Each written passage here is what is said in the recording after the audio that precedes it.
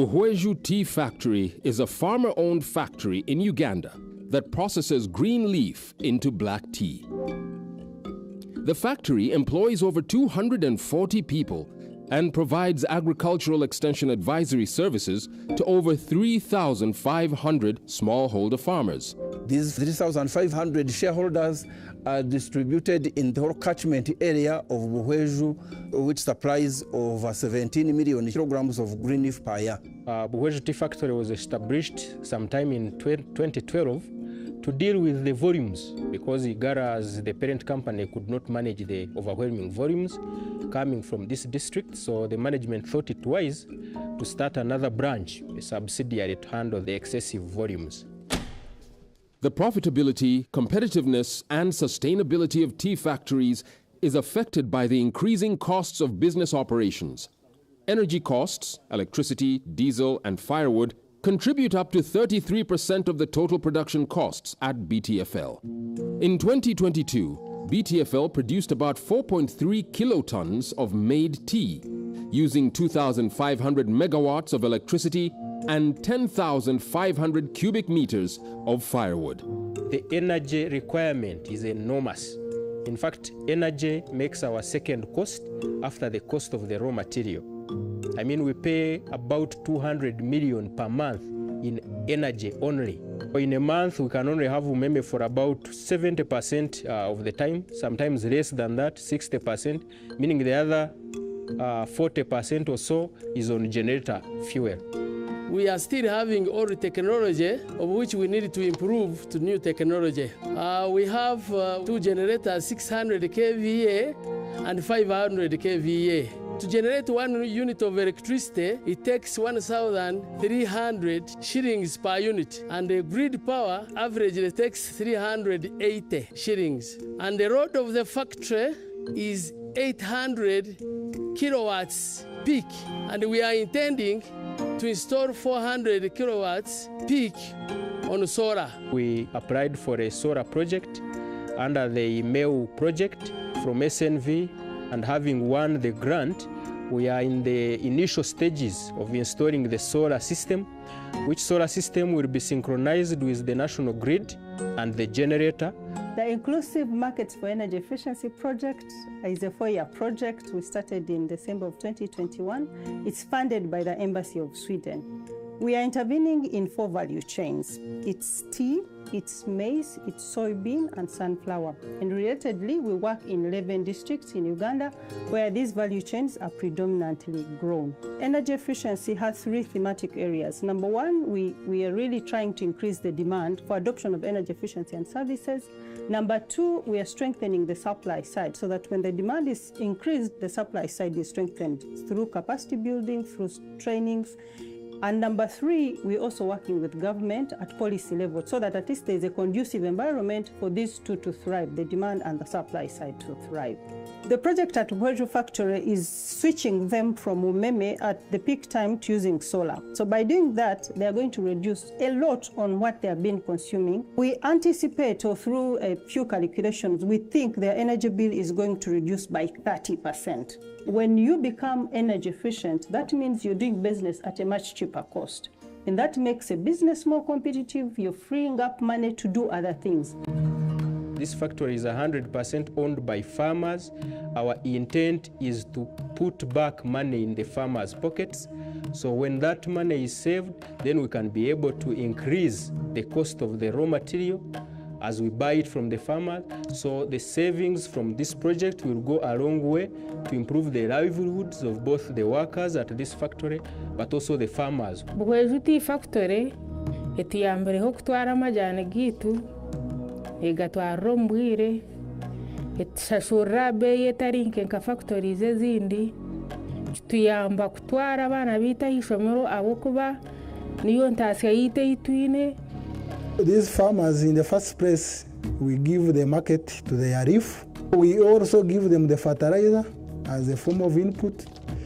Then when we work very well, we normally give them some dividends after have made some profit. The IMEU facility could help BTFL become more sustainable and competitive. This would benefit the factory, its farmers, and the local economy.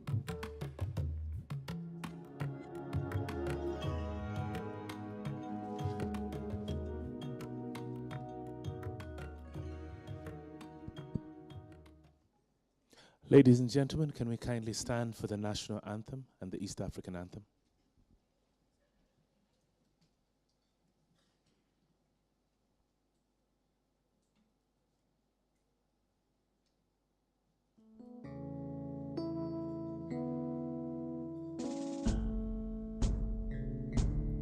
Oh, Uganda,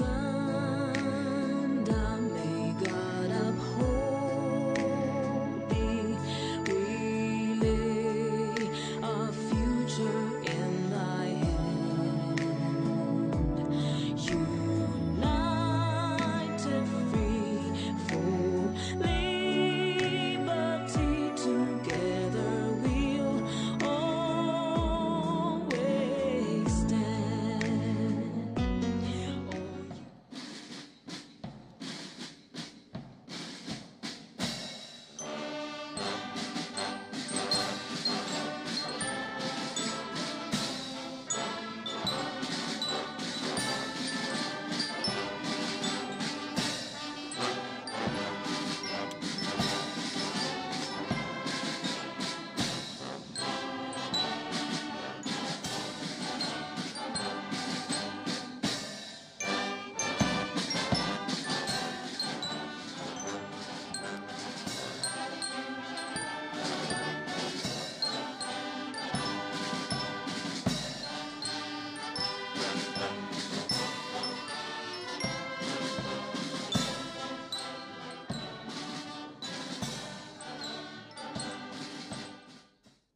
Ladies and gentlemen, kindly take your seats.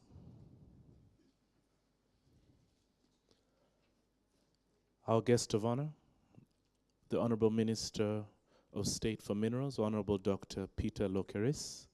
We'd like to welcome you. Let's give him a big round of applause.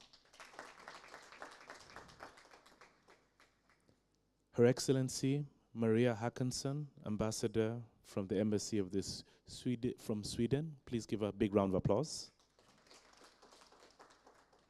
The Country Director, SNV, Netherlands, Ms. Pomolo Maposa. Big round of applause. Mr. David Otieno, Coordinator, Energy Climate Cluster, GIZ. The Permanent Secretary, Ministry of Energy and Mineral Development, Ms. Irene Pauline Batebe. Big round of applause.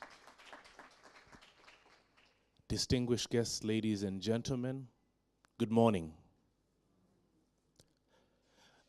I'm actually quite perturbed because I know that when we talk about energy efficiency, when somebody says good morning, you don't use too much energy. But in African culture, when somebody greets you with energy, you return with energy. So it's my great pleasure as Dr. Ronnie Michegwang, who's going to be your moderator for the next 2 days, that I'm going to ask you to do something very special. I'm going to ask you not to conserve energy, but I'd like you to use energy and get to meet people. Because this is going to be a platform for engagement. And one of the things that I was always told when I was growing up, that it's important for you to know the people that you're going to be engaging with. Now, this platform here has been created to be able to ensure that multiple stakeholders can share ideas. But how do you share ideas with people you don't know? So, we're going to do something very special, out of the ordinary. Most times when you come, you'll sit with people you are used to. But I'm going to ask us to break that norm and to take 2 to 3 minutes and meet 2 people whom you have no idea about. I want you to turn to them, say, hi, this is my name. I work here. I'm from the ministry. No, not that easily. We're going to stand up, and we're going to do it in 3, 2, 1. Ben, make it happen.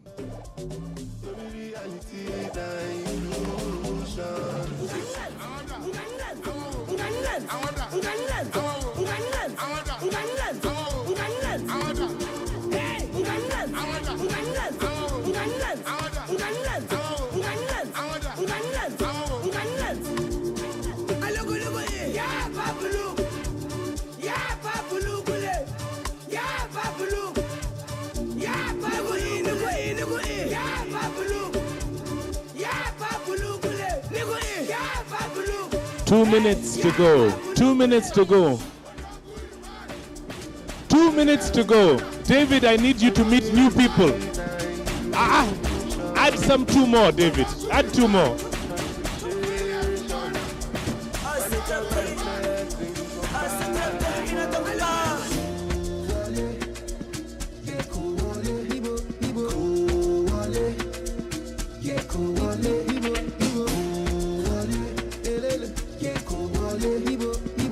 One minute to go. 1 minute to go. Oh, I'm so city.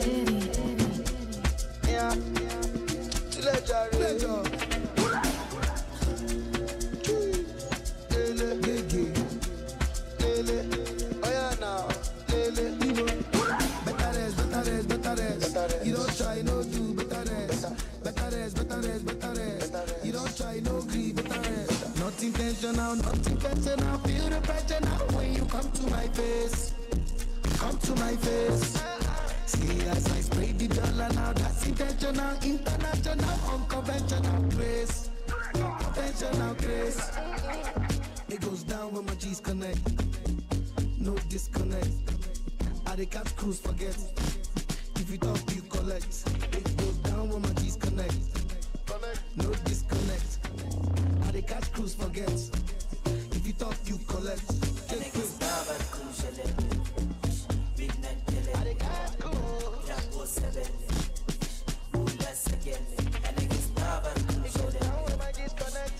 All right, 30 seconds. 30 seconds.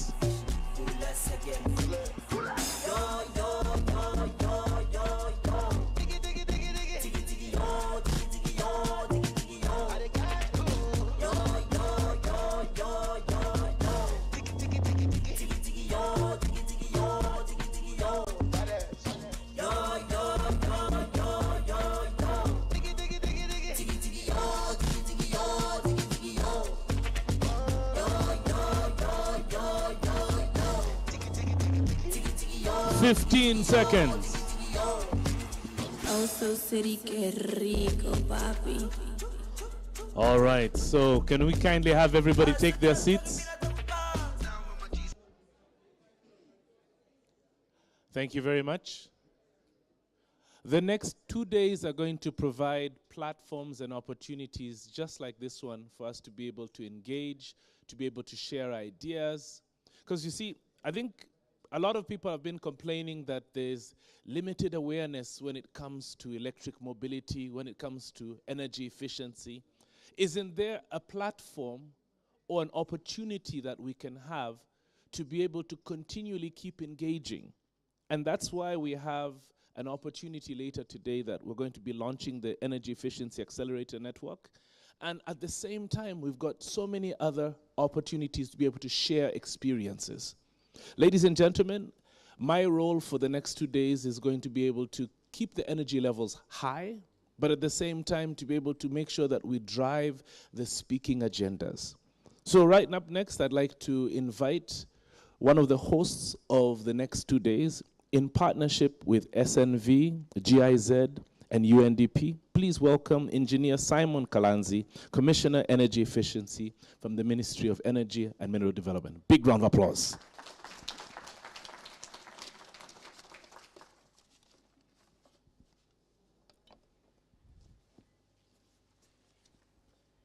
Thank you very much, Dr. Mitch.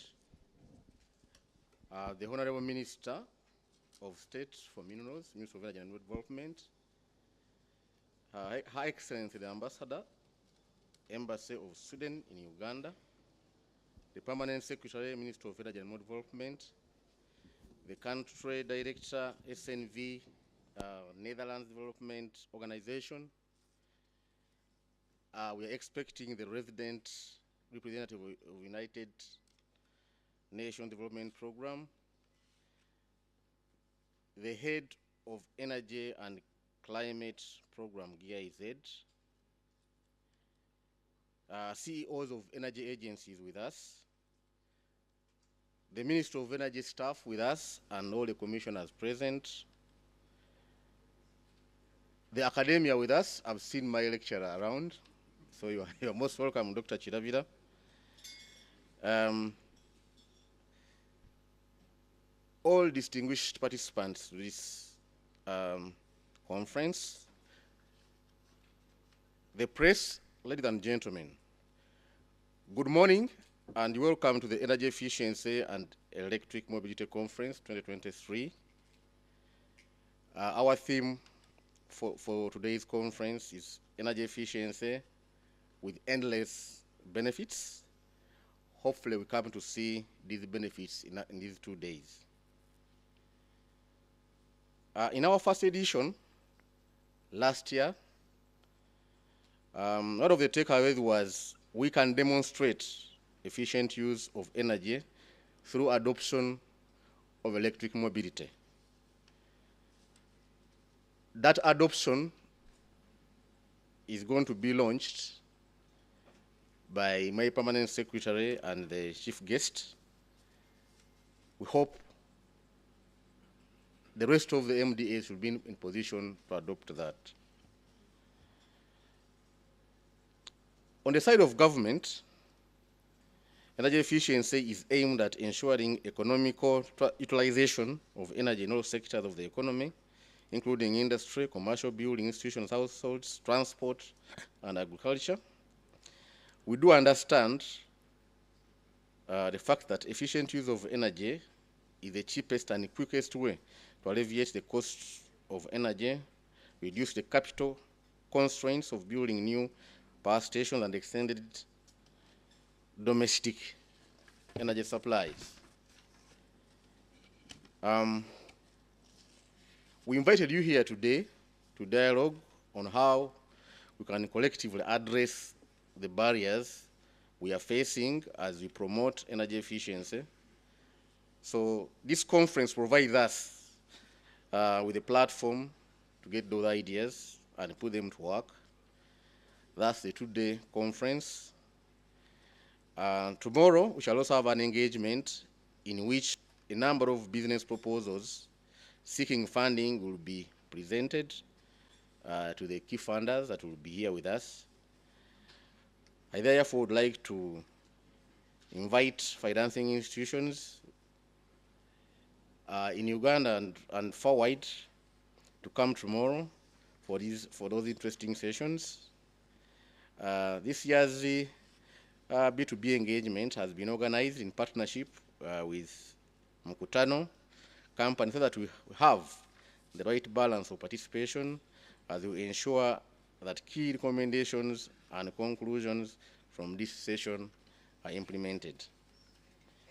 With those few remarks, I wish to call upon all the participants to be active during the different sessions and to support us in attaining at least the following takeaways: strategies to facilitate transformation of organization fleet to electric vehicles, minimum energy performance standards as a policy measure to enhance energy efficiency in all our environs, strategies to stimulate investments in industry energy efficiency for good and my country.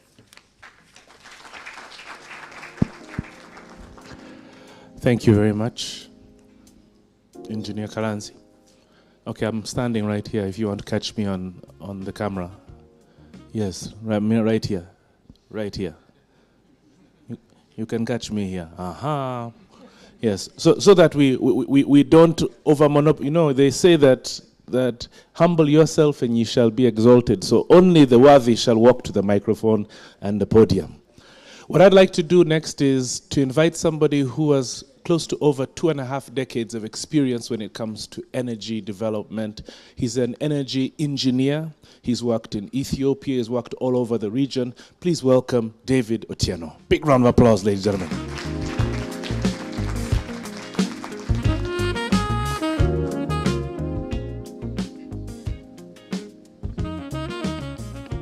So I'm not so sure, the moderator, whether I have exalted myself by coming here. You are worthy. But I guess you allow me to do that. Thank you so much. Honorable Peter Lokeris, our State Minister of Minerals. I have to say this, His Excellency, Honorable Lokeris has always been with us. in the energy sector. And it doesn't matter the topic that we are addressing, he's always been there. I remember you very well speaking vividly during the launch of ABC, the biogas program, and many other activities. So we are so happy, Your Excellency, that you always are standing with us.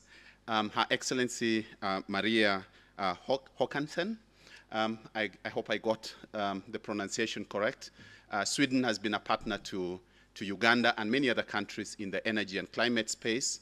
And I know we're working in different sectors here, but also, just to let you know, Sweden also works with a lot of our global programs. So welcome, Her Excellency. We have our own permanent secretary, Irene Batebe, who has provided all the leadership that we are seeing here. The extent that we are here has been always the leadership that our permanent secretary has always offered here. I'm also happy to be joined by my sister, Fomolo Mafosa, the country director, SNV. GIZ works very closely with SNV in different projects, so we always find ourselves meeting in these occasions with Fomolo Mafosa. So thank you so much also for joining us here. Distinguished guests, ladies and gentlemen, we're so happy, personally I'm so happy to be here. Yesterday was the launch of the Energy and Minerals Week. Today, now we get into the energy efficiency and e-mobility. So the Energy and Minerals Week is the 19th edition. That tells you how far the ministry has gone. And Commissioner Kalanzi was just reminding us that today's conference is the second edition of such kind of a forum. So I'm so happy to join here, and it is a great pleasure to today discuss milestones that we've achieved or we've reached so far in how collaborative we've been to advance energy efficiency and e-mobility sector. This is one of the avenues to reduce, as you all know, greenhouse gas emissions. Actually, the event is coming so timely because I know most of you here will be taking part at the COP28, and again, the same topics will be discussed.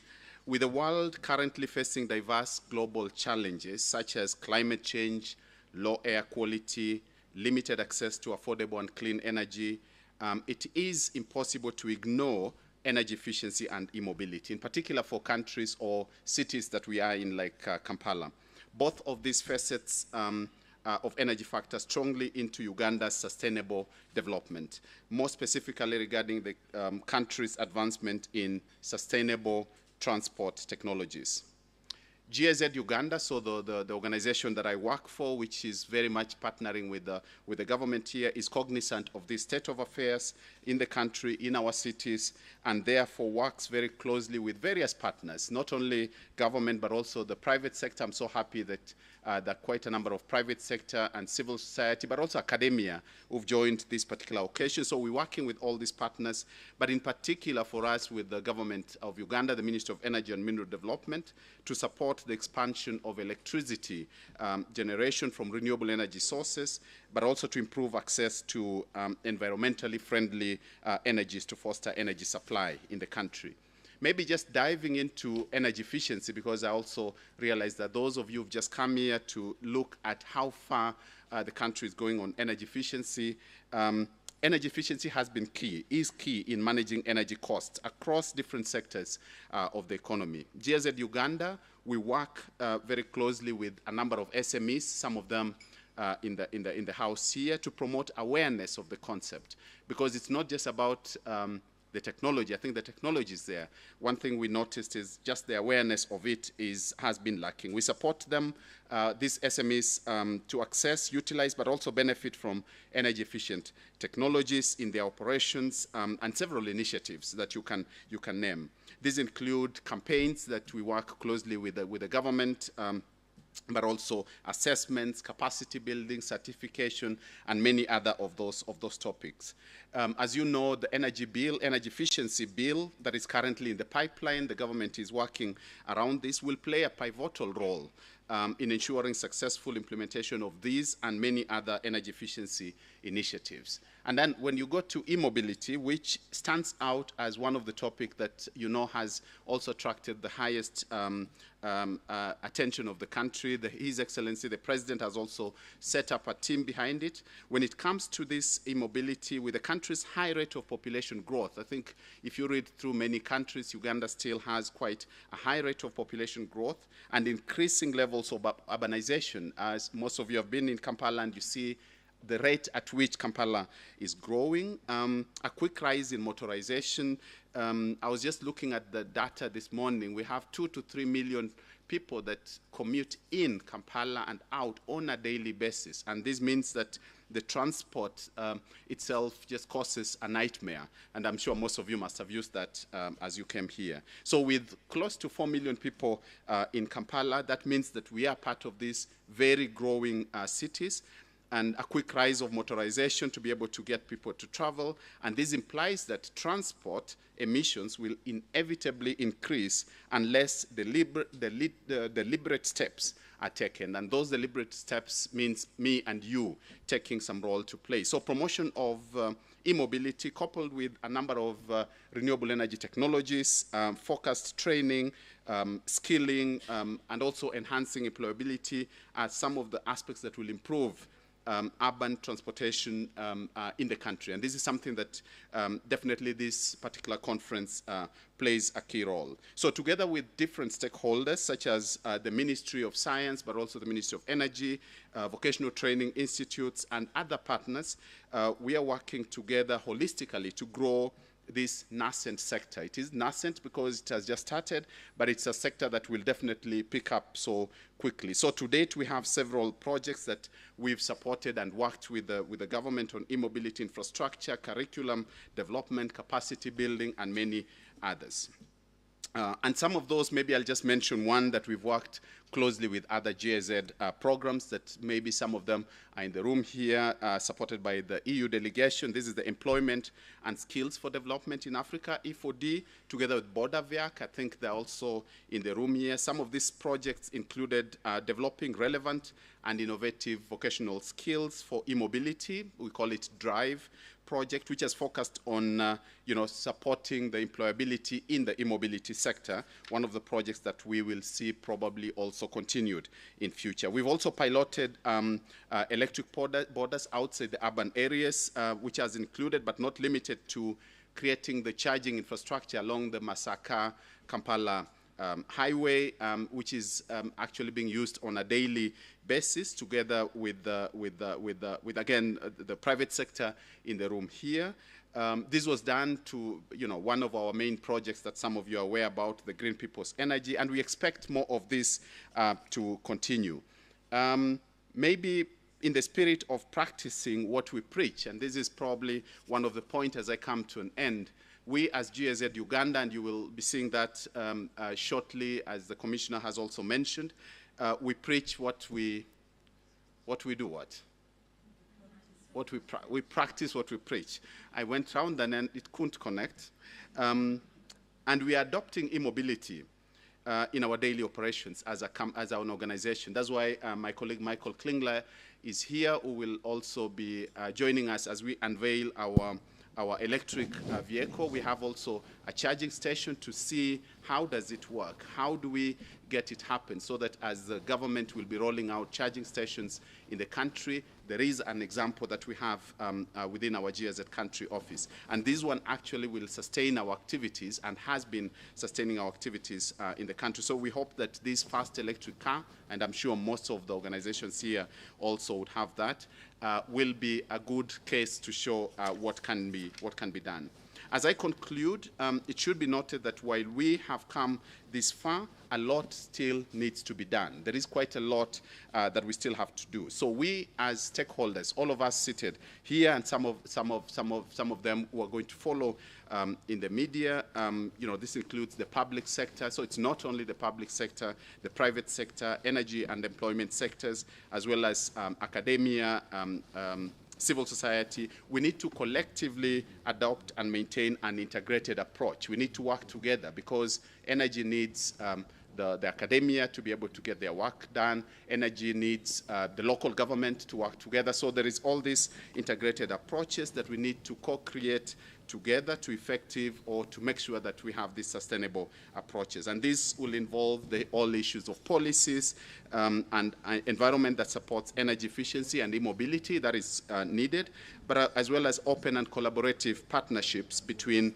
the three sectors, public, private, but also the research, and availability of technical and financial support. The only thing, my last statement is from the German government, which owns GIZ, so we representing here the German government, we reaffirm our commitment. And this one has been mentioned a number of times also to the Ministry of Energy and Mineral Development, but largely to the government of Uganda, and will continue to work hand in hand with the different stakeholders in the energy and climate sector towards the targets that are mentioned in the energy policy of Uganda 2023, which was recently launched. Thank you so much. I'm looking forward to discussions. I'm looking forward to what the moderator, Dr. Mitch, mentioned, that we get to know each other. And thank you so much also for the invitation, the ministry. Ladies and gentlemen, Mr. David Otieno, Coordinator, Energy and Climate Cluster from GIZ. Let's give him a round of applause. In the same breath, since we'd like to appreciate people who have taken time to come and share experiences with us, I'd like to signal the arrival of the resident rep from the UNDP, Ms. Elsie Atafua. Let's give a big round of applause. Welcome. We'd also like to signal the arrival of another one of our special guests, Honorable Dr. Monica Musenero, Minister for Science, Technology and Innovation. Big round of applause. So as I was sitting here in the background, I realized that having discussions like this and you're all alone sometimes is a bit lonely. So I bumped into a gentleman called Richard. Richard, stand up here and so let's have a quick conversation. And I understand, so what are your expectations for the next 2 days? What would you like to take away from this particular 2 days of discussion, of engagement, and what are some of the challenges which you see in the sector, and how do you think they can be addressed here? Thank you, Mitch. My name is Richard from PRK Communications, and I would like to say I'm excited to be in this room. One of the key things that I'm expecting to get to know or understand is the opportunities in this energy transition story. Where are we? As a private sector, what are the opportunities in finance, in innovations, technology transfer, and all that? So we are here.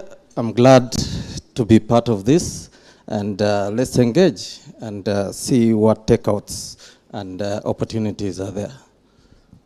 All right. So people are looking for connections. For those who don't like complex words, I want a hookup. I want to create a nexus whereby I can be able to plug in. So, ladies and gentlemen, it's my great pleasure now to introduce somebody who has close to 20 years of experience in SNV. She's done a lot of work in the development sector. She worked in Cameroon, all over the African continent. Please welcome, ladies and gentlemen, the head of SNV here in Uganda, the country director, Ms. Pomolo Maposa. Big round of applause.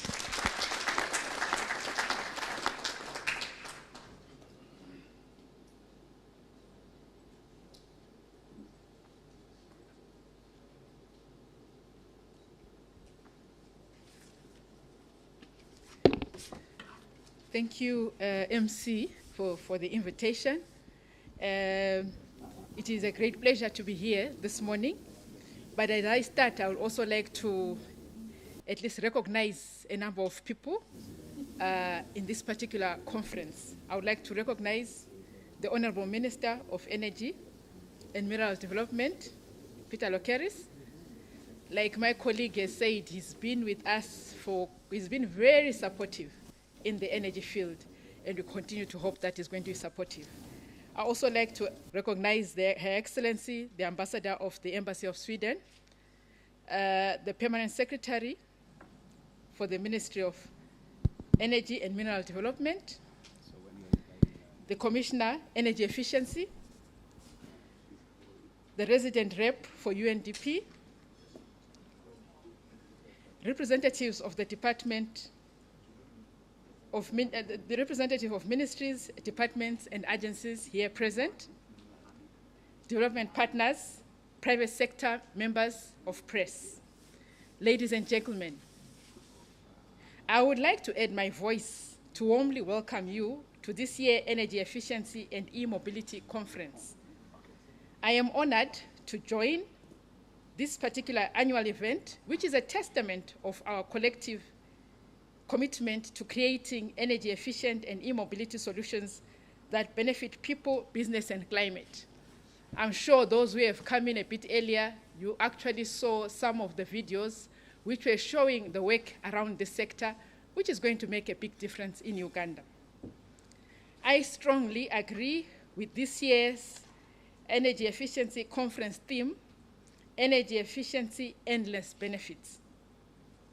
Indeed, embracing energy efficiency at all levels contributes to transforming lives, business profitability, and competitiveness. It also builds resilience and reduces greenhouse gas emissions and environmental degradation. I am sure during the week you'll be able to witness all these things that are coming through. There was a gentleman who came from private sector who said they would like to see how they can benefit from this conference. I hope after this conference you can actually see how you can actually improve your competitiveness as a business through adopting many practices of energy efficiency. This theme of energy efficiency, endless benefits, resonates deeply with SNV's mission of fostering sustainable markets for energy efficiency and renewable energy solutions alongside the sustainable development initiatives in the agri-food sector and water sectors that we're working. Honorable Minister, with Uganda's national electricity access at 57%, of which 19% is on-grid and 38% is off-grid, we need to promote energy efficiency as an approach to sustain and enhance access to electricity. The recently launched energy policy of Uganda by the Ministry of Energy and Mineral Development underscores the importance of enhancing energy-efficient practices and technologies, promoting sustainable biomass utilization. However, there are still known barriers to scaled adoption of energy efficiency solutions that need to still be addressed collectively, and I trust this conference is going to do that. These include limited awareness, limited reach to the rural underserved people. For instance, you find that most companies are within Kampala, but then when you look at going outside Kampala, there are very few. How can we ensure that they also go beyond Kampala? Perceived high upfront costs of energy efficiency technologies, poor quality products, weak coordination among actors, and limited knowledge and skills, but to mention a few. If you look, for instance, at this particular building, we are in Africa, the Pearl of Africa. The sun is shining continuously, but we hardly have windows. We could have very, very large windows which are giving us what? Natural light. You should just look at the lighting that we are using. So these are just but a few examples of how we can improve energy efficiency, reduce cost, and become also environmentally friendly.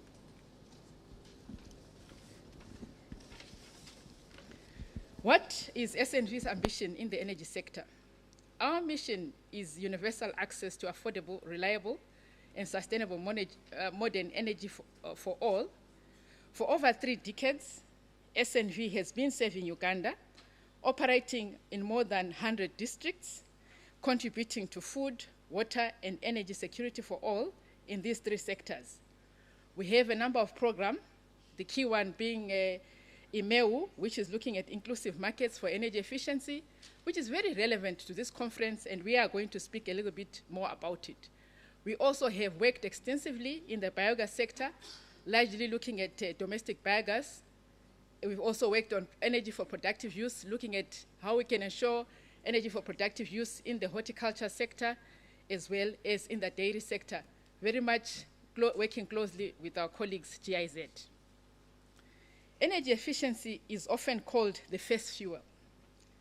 It is the first fuel because it is a cost-effective strategy to increase access to reliable power, reduce energy costs, and mitigate climate impacts.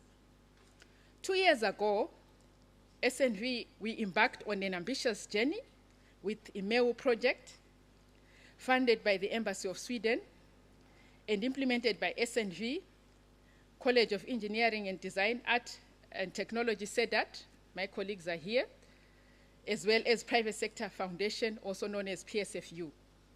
IMEU aims to develop a sustainable and inclusive market for energy efficiency products and services in Uganda, and will be directly impacting 150,000 people and 450,000 people indirectly, so a little bit over 500,000.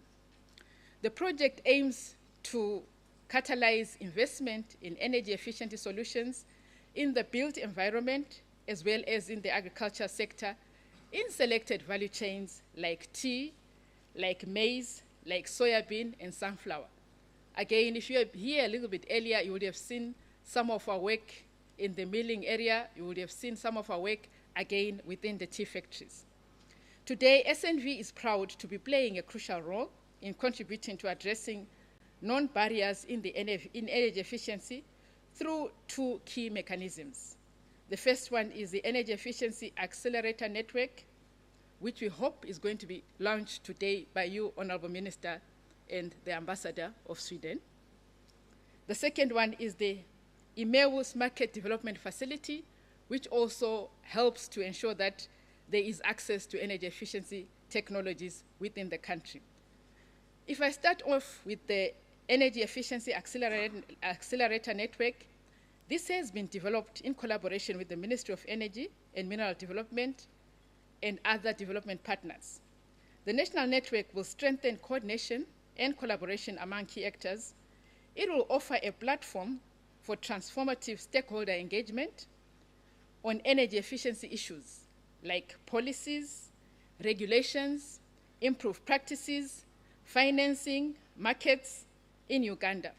We also hope that it will also touch on issues related to quality, standards, research and innovations.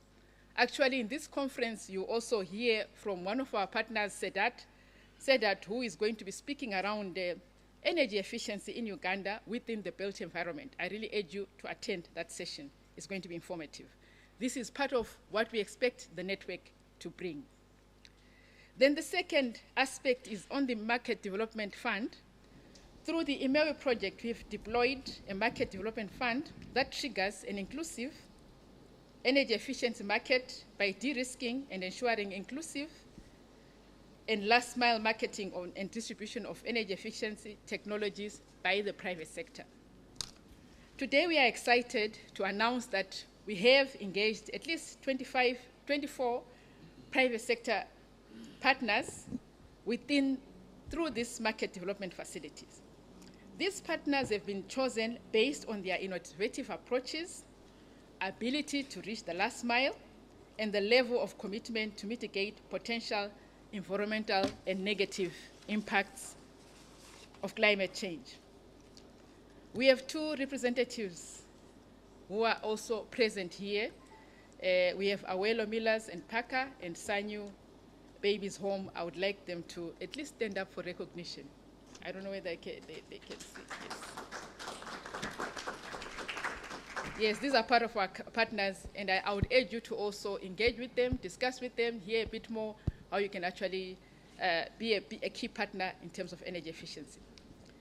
Their efforts will serve various customer segments that include households, social institutions, businesses, and industries. The total investment of this Market Development Fund so far has been 11 billion Uganda shillings, of which 5.8 billion, which is about 52%, has been leveraged from third-party financing, including commercial banks. Our data from the energy audits show that business costs savings of between 30 to 50% if they implement energy efficiency recommendations from our energy audits. A case in point is our interventions in the tea factories. The tea factories are a significant consumer of electrical as well as thermal energy. Their over-reliance of firewood for tea processing and diesel power for generation results in a substantial environmental impact. Energy-efficient interventions supporting these factories could lead to an annual cost saving of about 600 million and prevent up to 480 tons of CO2 emissions, demonstrating the tangible benefits of energy efficiency. So as you drink your tea, you should also be cognizant of the amount of energy that goes into what? Producing this tea. I love tea myself. I take a cup of tea several times a day. But we are saying, how can we enjoy our tea and also ensure that we don't have a negative effect on the environment? And we are saying it is possible if you actually adopt energy efficiency practices. Now, looking ahead, we envision a future where energy efficient is the norm, not the exception, contributing to a cleaner and healthier environment. However, achieving this requires the collective effort of all stakeholders, government, private sector, academia, civil society, and every energy user. We must work together, learn from one another, and support each other on this journey towards energy efficiency. As I conclude, I would like to express my deepest gratitude to our partners, including the Ministry of Energy and Mineral Development, the Embassy of Sweden, and all other development partners present, especially GIZ, whom we've been working the journey for a long time. Your unwavering support and collaboration has been instrumental in our progress. I encourage you all to visit our exhibition stalls to explore the energy efficiency technologies available. I really urge you to take the first step to making a difference. Together, we can create a sustainable energy future for Uganda. Thank you. Ladies and gentlemen, let's give a big round of applause to the Country Director, SNV, Pomolo Mafosa. You know, in one of the discussions, everybody is saying, the reason why we need to actually underline energy efficiency is that not only are we going to reduce greenhouse gases and all their emissions, but we're also going to reduce the demand for energy imports.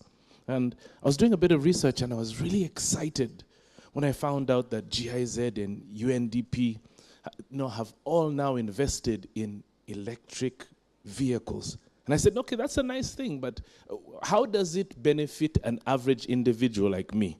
Because like me, I come from the USA, the United States of Apache. Huh? So that's in northern Uganda. It's close to like 350 kilometers from the city. Now, an electric vehicle, like the type which hopefully is going to be unveiled later today, with one charge can go close to 550 kilometers. That means I can get from here to my Chalo and halfway back with just one charge. So those are the very interesting discussions that I'd like us to have over the next 2 days here.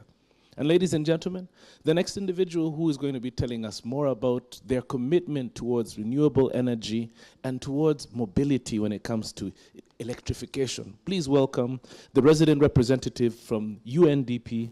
Please welcome Elsie Atafua.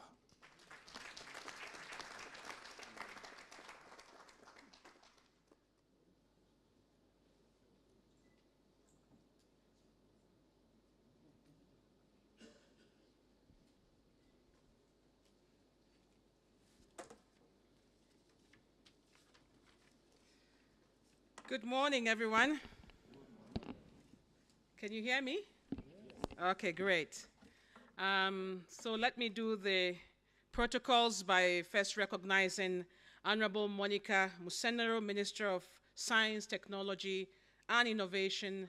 Let me also recognize Honorable Peter Lukeris, Minister of State for Minerals in the Ministry of Energy and Mineral Development. Her Excellency, Maria Hackinson, Ambassador of Sweden to Uganda, also our core donor, and thank you very much for your support.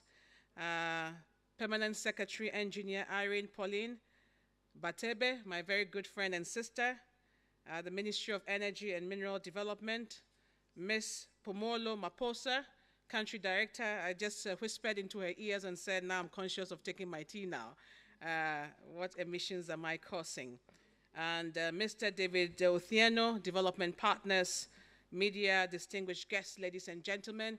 And in a special way, I also wanted to introduce my colleague, Wane Vede Obaho, who is joining us from Senegal as Director of Programs of our Sahel Program, United Nations Integrated Strategy on Sahel. But also in a special way, I'll be handing over the baton to her in 2024, as she's been appointed as the new resident representative of UNDP.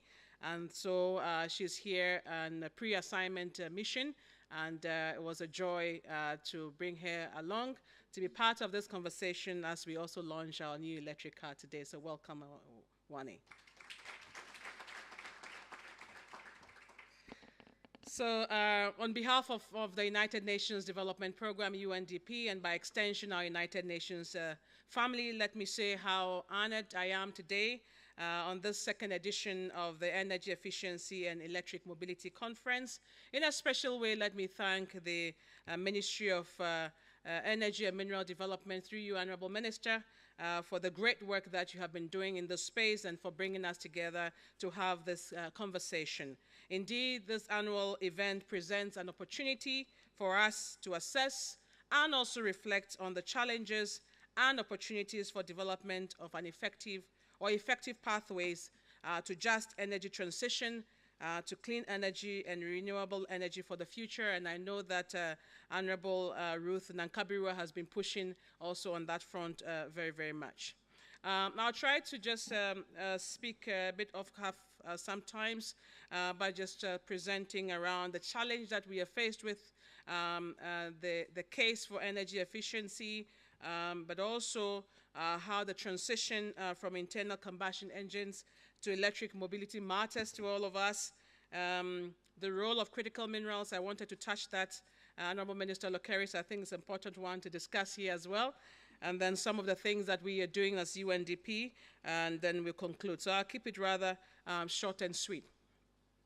But friends, one of the most compelling development challenges of all times is climate change. And I think we know about it, and I'll not belabor it. But I think what is also important that we can no longer say it's an either-or thing. Either we just release much emissions into the atmosphere and think it's okay, or that we do it and couple it with development. It's not an either-or thing. I think the evidence is very clear, and therefore the need for us to take this business very seriously. And so when the MC says, what is in the interest, what is in it for me, there's a lot in it for all of us. And in fact, as we speak now, and I want to establish the connection between what we are talking about today and even the connections in the health sector. As we speak this morning, we have a group of parliamentarians that UNDP is supporting who are in Entebbe, reflecting on a number of things. And some of the things that they are reflecting on is the fact that the government is putting a lot of emphasis and now pushing, spending a lot of money as well on non-communicable diseases. And where do non-communicable diseases come from? Some of them come from climate emissions. And because we are inhaling a lot of carbon dioxide, whether through the charcoal that you're cooking with, we have respiratory disease as a result of that. And therefore, our health budget is also going up. And we are spending a lot of money on now non-communicable diseases. So when we begin to talk about energy efficiency, it's not only about the fact that it's about transport. It is not only about emission reduction. It's also about our health and our health burden and what we can do with it. And so I want us to establish the interconnection between what we are talking about and the broader development agenda, including providing green jobs for people. And so that's the kind of connection that I want to establish. And therefore, it is an integral part of national development processes that we need to pay attention to. But unfortunately, still the uptake in this area of energy efficient technologies is still very low. And so there is more that we can do together. So that's one of the things that I wanted to establish very quickly. And of course, I want to thank partners, including those who have spoken this morning, for advancing the work that we are doing in the e-mobility space. Now, the other thing that I wanted to talk about very quickly in terms of our conversation is the transition from internal combustion engines to electric mobility. Why does it matter? It matters, amongst other things, because the transport sector, as you know, contributes approximately a quarter of all energy-related greenhouse emissions owing to the combustion of fossil fuels, making it one of the largest sources of both urban and regional air pollution. So we also know that according to the Tracking Clean Energy Progress 2023, which the International Energy Agency, IEA, the global transport sector emissions grew at an average of about 1.7 from 1990 to 2022. So again, very huge emissions coming from that area. And therefore, the rapid shift to electric mobility, efficient transport, improvement in transport, and amongst many others, is one that is critical. And again, I don't want to give the point. I think I've already spoken about that. So again, this is an important space for us to watch and for us to put our energies around. Honorable Ministers, I thought I would also speak very quickly around the role of critical minerals. This is very important as we talk about energy transition, energy efficiency.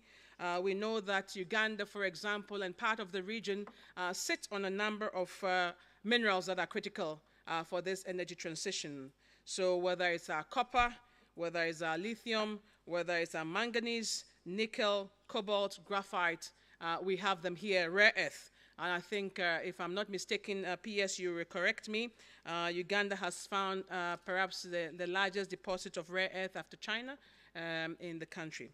Now, so why am I speaking about this? And I'm very passionate about this, and Honorable Musenero, we should do some more reflections on technology, that as we talk energy transition and just transition, we need to be very careful that we don't hemorrhage, yet again, the resources that African countries have. In other words, the lithium will go out and come back for us to purchase. The graphite will go out and come back for us to purchase. Hemorrhaging resources, and therefore the question is, how do we help develop a value chain on critical minerals that helps us to support the energy transition, not only of Uganda, of Africa, and the world. And I think this is a clear area that we need to pay attention to. So it's not going to be enough for us to import new cars. What will be very exciting is how many batteries we have produced and how many cars we have produced ultimately, or our global contribution when it comes to the value chain to be able to export, but also be able to support Uganda's transition. And so this becomes very, very important. What are we doing as UNDP? And I think I'll mention a few things as I try to conclude in the interest of time. What are we doing? This is a very important conversation for our administrator, Ahim Steiner, who has put his energies around some of the things that we are talking about. And one of those is for UNDP, working with partners to provide 500 million additional people with access to clean and affordable energy by 2025, which means that all our country programs globally and in Africa and in Uganda, we need to be able to contribute to that 500 million target that the administrator has set for all of us. But importantly also to support governments to develop the nationally determined contributions, NDCs. And these NDCs, we do know that 95% of the countries that have submitted their NDCs, and we as UNDP supported 120 countries to prepare their NDCs or revised NDCs, have in them standalone or detailed sections on energy targets or policies. And that is our commitment. That is our commitment to climate. That is our commitment to energy. But also, as an organization itself, we have also set targets for ourselves. We've set the goal of reducing our own greenhouse gas emissions by 25% by 2025 and 50% by 2030, meaning that we are also reducing from 3 sources: our air travel. If it doesn't require us to travel, we don't travel, and our facility management and our vehicle use as well. Again, we have targets in this area of work. The other thing that we are doing, which is also very important, and I'm very excited that today we are proud to be part of the transition by procuring our first electric car, which we will be launching today with the honorable ministers. I thought I would get a clap for that.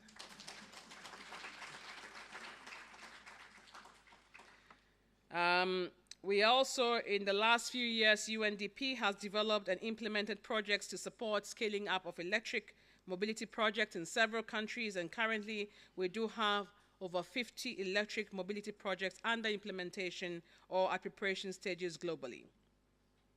We also want to reduce, like I said, our fuel use globally. We are pursuing several measures in parallel. Our fleet management tool supports efficient use of vehicles.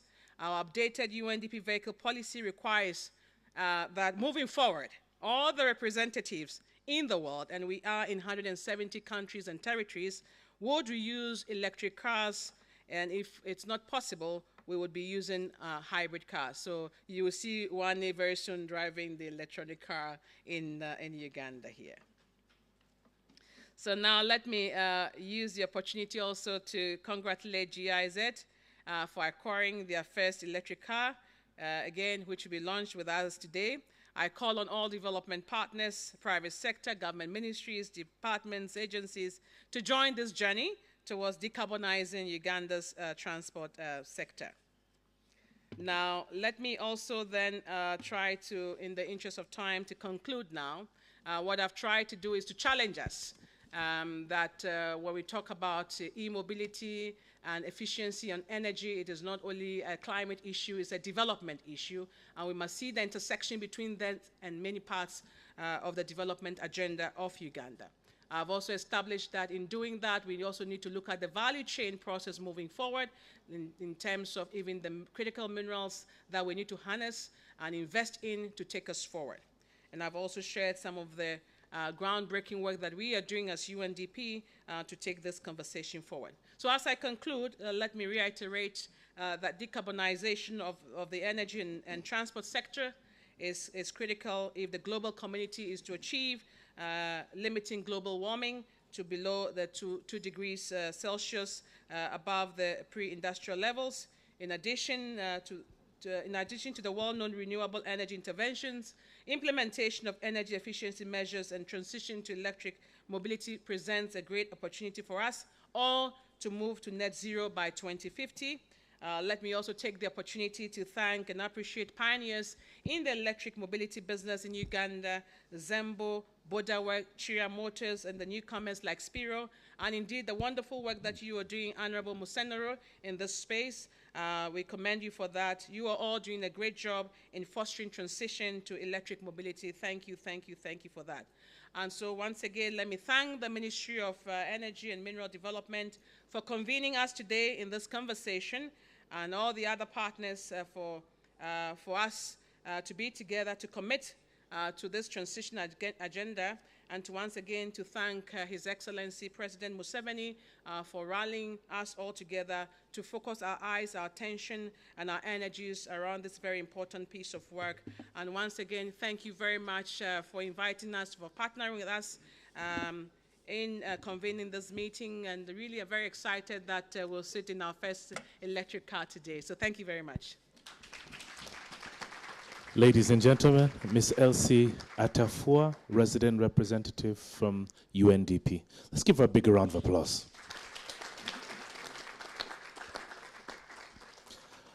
Well, I'm very sorry. I'd just like to put it on record. Madame Elsie Atafua, I'm going to disappoint you.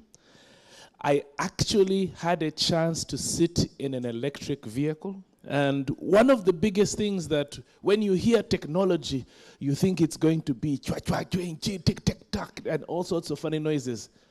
The moment you get into an electric vehicle and you think you're going to get it and hear total disappointment. The moment you get into an electric vehicle, all you hear is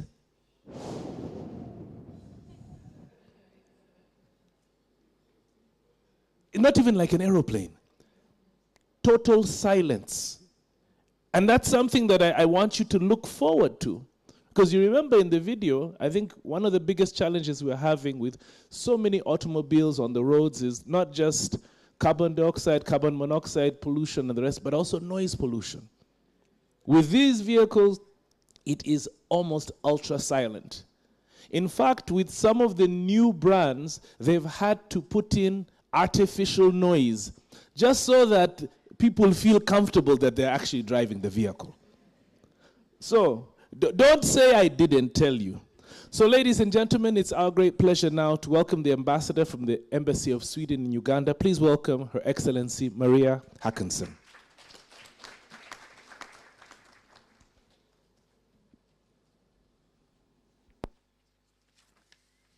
Thank you.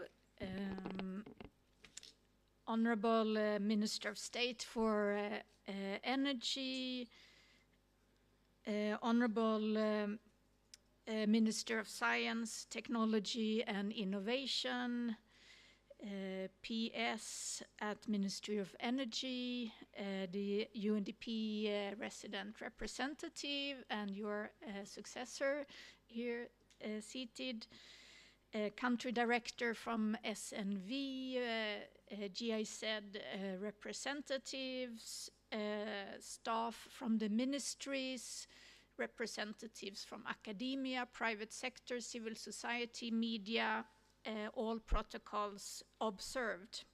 It's a great pleasure for me to be again taking part in the Energy and Mineral Weeks, and more specifically today here giving opening remarks at the second edition of the Energy Efficiency and Electric Mobility Conference. Energy is required in almost all conceivable development processes. Industry, agriculture, business are engines of economic growth, and access to appropriate energy services is a prerequisite for increased productivity. Such access contributes to overall economic growth and also promotes pro-poor growth. Modern energy is also an integral part of almost all social and public services, and also critical for the achievement of the Millennium Development Goals. Healthcare, maternity clinics, schools, public institutions with access to modern energy services are fundamental to the fulfillment of economic, social rights and for enhancing welfare at the household level. At the same time, we know the challenges linked to energy generation, and we know the challenge and situation we are facing climate change, as has already been addressed by previous speakers. It's therefore perhaps no surprise that from a Swedish perspective, we have identified energy efficiency as one of our main priorities, and we see it as a central or key instrument in achieving higher levels of sustainability. Investing in energy efficiency, it's not only more cost-effective than investing in increased supply, it's also, as we heard, referred to as the first fuel in clean energy transition. So it's an important measure to reach the global goal for Sustainable Development 7, which is sustainable energy for all. And focusing on energy efficiency action should be the first and best response to simultaneously meet affordability, supply security, and climate goals. To mention a little of the work that we are doing from Sweden, we launched in 2019 the Energy Efficient Lighting and Appliances Program, and the goal was to promote pilot businesses models that can pave the way for energy efficiency service companies and to establish them throughout sub-Saharan Africa, and Uganda is one of the beneficiary countries. But today's second theme is e-mobility, and transforming the transport sector is another cornerstone in our efforts to achieve a sustainable development. And smart technologies from Sweden are increasingly being introduced worldwide to accelerate electrification of transport, with a focus on battery applications, charging infrastructure, biofuels, and hydrogen fuels. We work to promote, innovate, and fast-track the shift to green transport. And these interventions are in line with Sweden's long-term climate targets to have no net emissions or zero emissions of greenhouse gases into the atmosphere by 2045. I think it's also very exciting that this is an area where Sweden has not worked so closely yet with the government of Uganda and the partners here, but I think there is a lot of potential for us to expanding into these areas. And looking at the embassy as such, I know that Swedish Foreign Services have new guidelines for replacing traditional vehicles to electric or hybrid vehicles. Uganda is still exempted from these guidelines due to non-sufficient infrastructure, but I hope that this, and by judging from what I'm hearing here today, this exception will not last for long, and I hope we can join UNDP and others in sort of showing our commitment in this way as well. But let me say just a few words about the Inclusive Markets for Energy Efficiency program that the embassy is funding in Uganda and in partnership with SNV. It's for us a cornerstone energy initiative that we started in 2021. And one thing that I think is especially exciting about this is that it's merging academic innovation through Makerere with business solution. We're also partnering with Private Sector Federation and to engage energy efficiency ecosystem. And boosting energy efficiency is critical to improve power supply, reliability, minimizing downtime and costs, and reducing greenhouse gas emissions. It also leads to decreased agricultural waste, lower energy consumption, and increased productivity across sectors. And efficiency opportunities benefit businesses, particularly SMEs, engaged in low carbon emission practices. And improved energy efficiency within communities spurs productivity by fostering new business and creating job opportunities for women and youth. It encourages growth of energy efficient businesses in agriculture, in transport, and in green building sectors. And we heard, of course, already from the country director, but I think for those of you who were here to see the short film from the tea factory, I think it very clearly illustrated what this is all about.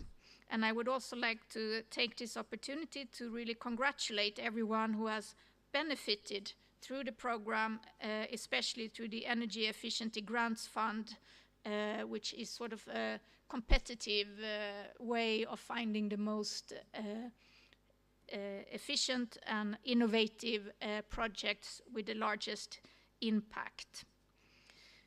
I would also really like to express our gratitude to the Ministry of Energy, close partners to the Embassy, for organizing the Energy Week and for giving us this platform for networking and for learning from each other, from addressing challenges, and for finding new opportunities to work together in this regard. I know Uganda is really already in the forefront when it comes to renewable energies and also e-mobility, and there is a lot of interesting projects already ongoing, but of course we need to scale and we need to do more, and I'm sure together we can achieve this. And I think in that regard, it's also very positive, of course, to see the development of the Energy Efficiency Accelerator Network that is to be launched here today, because I think through this collaboration, we all can reinforce the impact of our individual programs. And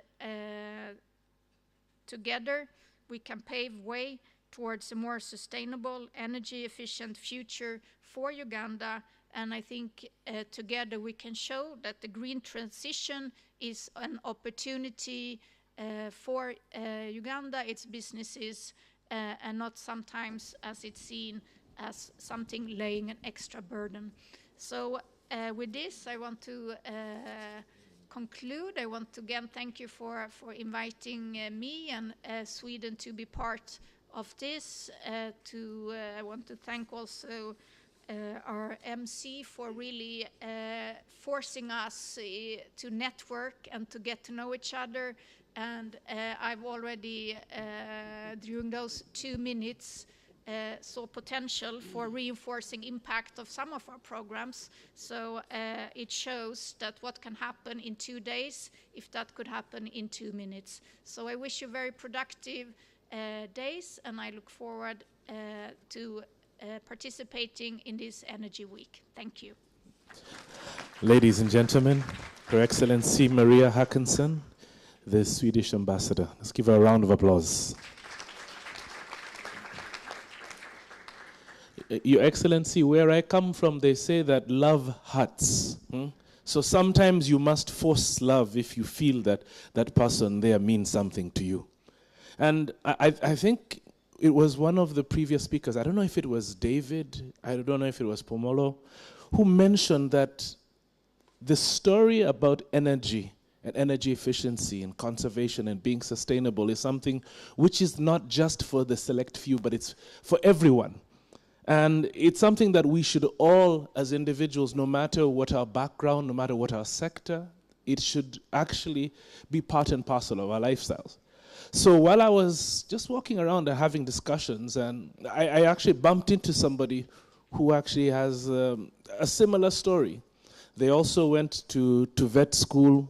Okay, they went to vet school many years after me, I think 10 years after me, and she now works with Mercy Corps. And I asked her, so Mercy Corps, how, I don't understand, what are you guys doing and why are you here attending an energy conference? And in fact, instead of just telling a story, please stand up, Dr. Maureen. Dr. Maureen, I just want to find out, so why are you here today and what is Mercy Corps doing and what's the relevance of attending an energy conference? Thank you, Mitch. Mercy Corps Uganda works in the most difficult contexts. That's the refugee space and Karamoja. So we are trying to provide economic opportunities to the populations. However, without clean energy, there will not be production and productivity in the various enterprises. So that's why we are here, to see the opportunities on how we promote that within the marginalized contexts. Please clap louder. She's a vet doctor like me. Yes. So when you are giving out, advice to your children on which degrees to do, please put vet doctor at the top there. Very important. So ladies and gentlemen, so what are these opportunities and how can we be able to create this nexus where we can work together? It's my great pleasure now to welcome the Permanent Secretary from the Ministry of Energy and Mineral Development. Please welcome Ms. Irene Batebe. Round of applause to her.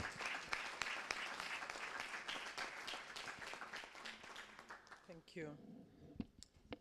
The Honorable Dr. Monica Musenero, the Minister of Science, Technology and Innovation, the Honorable Dr. Peter Lokeris, the Minister of State for Energy, Her Excellency Maria Håkansson, the Ambassador of Sweden to Uganda, Ms. Elsie Atafua, the Resident Representative of UNDP and our good partner, Mr. David Otieno, the Coordinator, Energy and Climate Cluster, GIZ, Ms. Pomolo Mafosa, the Country Director, SNV Netherlands Development Organization, the entire team from the Ministry of Energy and Mineral Development, led by the commissioners, the private sector here, academia, but also the Fourth Estate distinguished guests. Good morning. I hope it's still morning. As the Minister of Energy and Mineral Development, we are delighted that you have joined us for this very important conference. And the conference is part of our Energy and Mineral Week that commenced yesterday with the launch at Akamwesi Shopping Mall, where we'll be exhibiting throughout the entire week. But this particular conference is focused on energy efficiency and e-mobility. And as the ministry, energy efficiency is viewed as our low-hanging fruit when it comes to our clean energy transition. We believe that energy efficiency provides the quickest and most cost-effective carbon dioxide mitigation option while lowering energy bills and strengthening energy security through cutting down on consumption. But as we do that, we are also cognizant of the global changes. Those who have been following the occurrences in the Middle East and the impact on our security of supply, we do note that the need is even more urgent today, that we continue to support our citizens to lower their consumer bills, because we are seeing escalating prices of different energy options. So what we can save through energy efficiency, we can then deploy to support another area of our economy. It is therefore urgent, and there is a significant incentive, more than ever before, that we lower our consumer bills and secure reliable access to supply, which remains the imperative of the government. So focusing on energy efficiency is therefore the best approach to simultaneously meet affordability, but also security of supply and our climate goals. And I liked the UNDP resident representative's linkage of the climate goals to our health and other aspects of our economy. So with that backdrop, this energy efficiency conference selected a very good theme, and I want to thank the team. Energy efficiency, endless benefits. And without a doubt, energy efficiency is a critical low-hanging fruit in meeting our energy access targets and providing affordable energy. As a ministry, we have just set new targets for our generation. But we believe if we are to strengthen, as we are already planning our energy efficiency approaches, we can even reduce on some of this demand by ensuring end-user conservation of this energy. And this year's conference has been supported by a number of our sponsors whom would really want to appreciate. We want to thank the UNDP for the support you've extended to us, but also SNV Netherlands for that support, and significantly the GIZ, who is our formidable partner for many years in organizing the Energy and Minerals Week. So this conference will largely provide a platform for issue-based dialogue and engagement as we pave way for improved strategies and plans for the promotion of energy efficiency and electric mobility. And my role is very simple. It is largely to invite the minister to make his speech. But before I do that, I'll just elaborate a little bit on the legal and regulatory framework that the ministry has put in place to underpin the development of our energy efficiency interventions. So as the Minister of Energy, we have just finalized our energy policy of 2023, and in that policy, we do provide a basis for energy efficiency and conservation. But in addition to the policy, we are in the final stages of developing our energy efficiency and conservation bill, which will give a legal foundation to really catapult all our efforts in energy efficiency. This bill should be in cabinet by the end of this year to enable us progress to Parliament for consideration. But in addition to the bill, we continue to implement our roadmap, our energy efficiency roadmap that we've been applying in our different interventions. And in preparation for COP28, we've just concluded our energy transition plan with the support of the International Energy Agency. And in this plan, we are emphasizing the need to deploy all renewable energy technologies, but also extract our natural resources to be able to support this transition. But what has come out significantly in the plan is once again the role of energy efficiency. In this plan, we have confirmed that energy efficiency is the single largest measure to lower demand to enable us meet our net zero targets. And along with measures such as electrification, behavioral change, digitization, and others, that goes to underpin the fact that we must pay attention to aspects of energy efficiency. These are least cost and compared to other interventions, and it's important that we continue to deploy all measures in terms of energy efficiency. On the transport and e-mobility, as we discuss the different e-mobility interventions, we have over the years done some work, even before the strategies were finalized. We've done quite some work with UNEP, the United Nations Environment Programme, where over the years we've worked with them on ensuring improved efficiency in transport. And from 2015, we were reporting utilization in terms of your diesel consumption or petrol of about 13.9 liters per 100 kilometers. And we've seen a significant reduction today to about 9 to 10 liters per 100 kilometers. And this was largely achieved through improved quality of fuels. We have moved on from Euro 3 to Euro 4. We are now importing Euro 5 standard of our petroleum products. We've also seen improvement in technology over the years. At some point, we were importing very old vehicles. The age limit has continued to reduce. Today, we are in the region of 15 years, but there is a plan to lower that further to about 8 years. And now with e-mobility, that will completely change. So introduction of e-mobility interventions will really support that earlier endeavor to support the country to leapfrog by greening the transport industry. And away from the motor vehicles, what the evidence is also showing is that the two-wheelers have a very high emission intensity, and we must pay attention to them. So border borders, etc., and we are working with a number of partners, Zembo, BorderVac, and others, and also Kira on the e-vehicle side. So all these will go a long way to support our strategies as government in deploying energy efficient interventions. But as we do that, of course, there are a number of challenges that together, or bottlenecks that we will continue working on with yourselves as partners.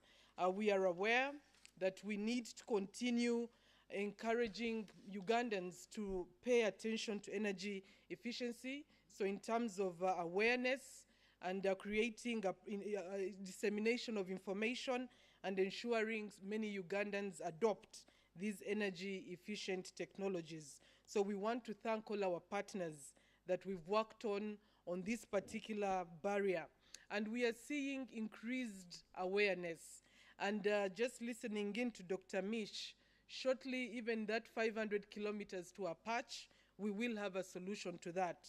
Because one of the other barriers we've identified is the need to deploy charging infrastructure, and we are working with our partners, but also within the ministry, we have put in place a clean energy access project where we will be piloting a number of charging infrastructure, and then supported with GIZ, because we've already done some work with them, we'll be rolling out to many other parts of the country. So that barrier will soon be overcome. And then there are other challenges of perceived high upfront costs of energy efficient technologies, but also limited technology availability and appropriateness. And for large investments, we encourage a phased approach to ensuring that we are investing in these energy efficient technologies. We are aware of the financing challenges, and it is good that the MC asked that we at least identify 3 new people we've never met. And the role of such engagements is for us to create a network where we are able to interface with potential financiers. I was delighted when I interfaced with from Centenary Foundation. And I didn't know Centenary had a foundation. So today, beyond the conference, we'll engage her further to see how we can best support these endeavors. So meaning that there is immense opportunity, even in this conference room, to network and create those linkages. And we continue to deal with other aspects of capacity and setting targets for energy consumers and indicators to monitor performance. So as a ministry, therefore, as I prepare to close, today's conference is very critical because we believe in partnerships. And today, the minister will be launching the Energy Efficiency Accelerator Network, where I believe all of you will be members in one way or the other. This network will provide a platform for stakeholder engagement on energy efficiency policies, regulations, and practices. And therefore, as a ministry, we are committed to continue strengthening our legal, regulatory, and institutional frameworks to support energy efficiency deployment, but also the e-mobility drive, given its immense benefits. With those remarks, I therefore wish to now take the pleasure to invite the Honorable Minister of Energy and Mineral Development, represented by the Minister of State for Mineral Development, the Honorable Peter Lokeris. Doctor, thank you very much.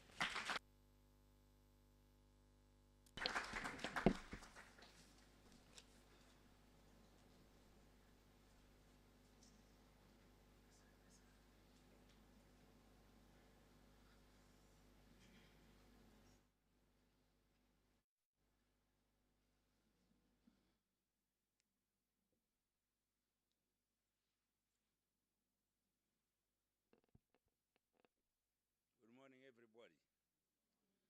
I'm sure when the PS was running at a high speed, all of you decided to sleep. I think you can now wake up because we are going to put this low one. The other one very, very, very fast. And for me, I was awake. Because when things are very fast, you take a lot of precautions. But good enough, he was talking to ensure that everything we do is smooth. Thank you. The Honorable Minister of Science, Technology and Innovation, the Ambassador of the Embassy of Sweden in Uganda. You know, for me, I'm not very good at memorizing names. So we also expected the Ambassador of Germany. I don't know whether that one is around, because these are critical people who are our partners in this area.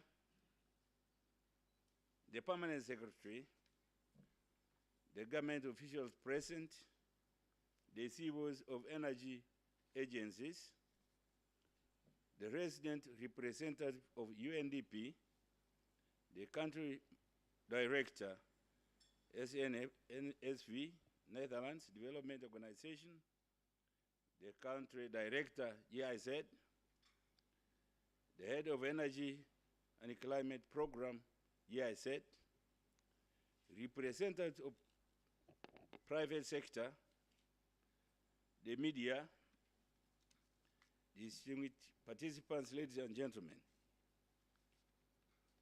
I am delighted to be here today to deliver this keynote speech in this year's Energy Efficiency and Electric Mobility Conference.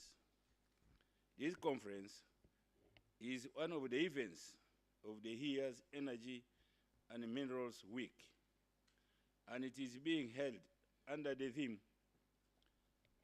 Energy Efficiency, Endless Benefits. During this conference, we have a platform to dialogue and exchange ideas on how we can improve on the framework conditions for the promotion of efficient utilization of energy as well as electric mobility uptake in the country. So for 3 days, you will just rush your minds to delve into the issues which are very critical for efficient delivery of energy in the country. The Energy Efficiency and Electric Mobility Conference 2023 presents a two-themed for reaching transformation discussions on policy and market development strategies on energy efficiency and electric mobility, technologies, and markets. The outcomes of our discussions, therefore, should be practical and implementable, as government of Uganda is committed to improving the framework conditions to the efficient utilization of energy. So we have been really trying since this idea came of saying there is a threat in the utilization of fossil energy to drive our livelihoods. We thought that was the best at that time. But humanity is scared when it discovers that it is going to perish and disappear from the planet if we continue with this pursuit. And therefore, because of being given a natural instinct and knowledge, is changing to cope with what is happening now. So for our own human existence and the existence of other living beings in the world. In relation to the theme for the conference, indeed, the benefits of energy efficiency are endless, ranging from the reduction of overall energy operational costs, reduction of our dependence on imported energy, meeting of people's energy needs us, and also at a low cost, as well as preservation of the environment, and that's very crucial, our environment. On the other hand, we need to double the efforts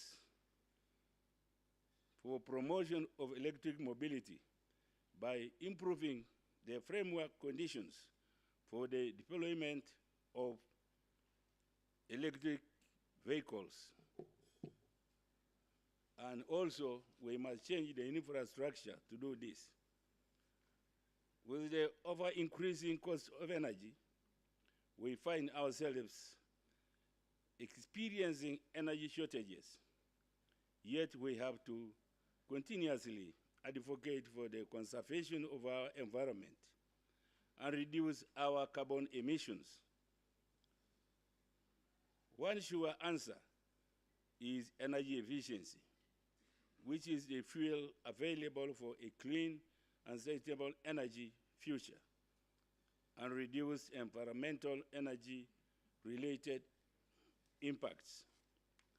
Energy efficiency measures present a strong business case to save the costs, improve competitiveness, and increase overall productivity. Indeed, it is more economical to incorporate improved energy efficiency measures at initial development stages of any facility. That is, to retract at a later stage, investing in energy efficiency has the potential to meet growing energy demands. It should be noted that our current electricity demand stands at about 850 megawatts against an installed capacity of 1,678.2 megawatts. Electric vehicles charging is one of the ways for us to create demand for excess electricity. As we say, we have no electricity. We have a lot of electricity now, but we are not using it. and yet we are paying for its production. So it is a loss. So when we see this kind of demand coming up, we are indeed very happy that this will be utilized. And also we are still trying to generate more because we think our population is increasing.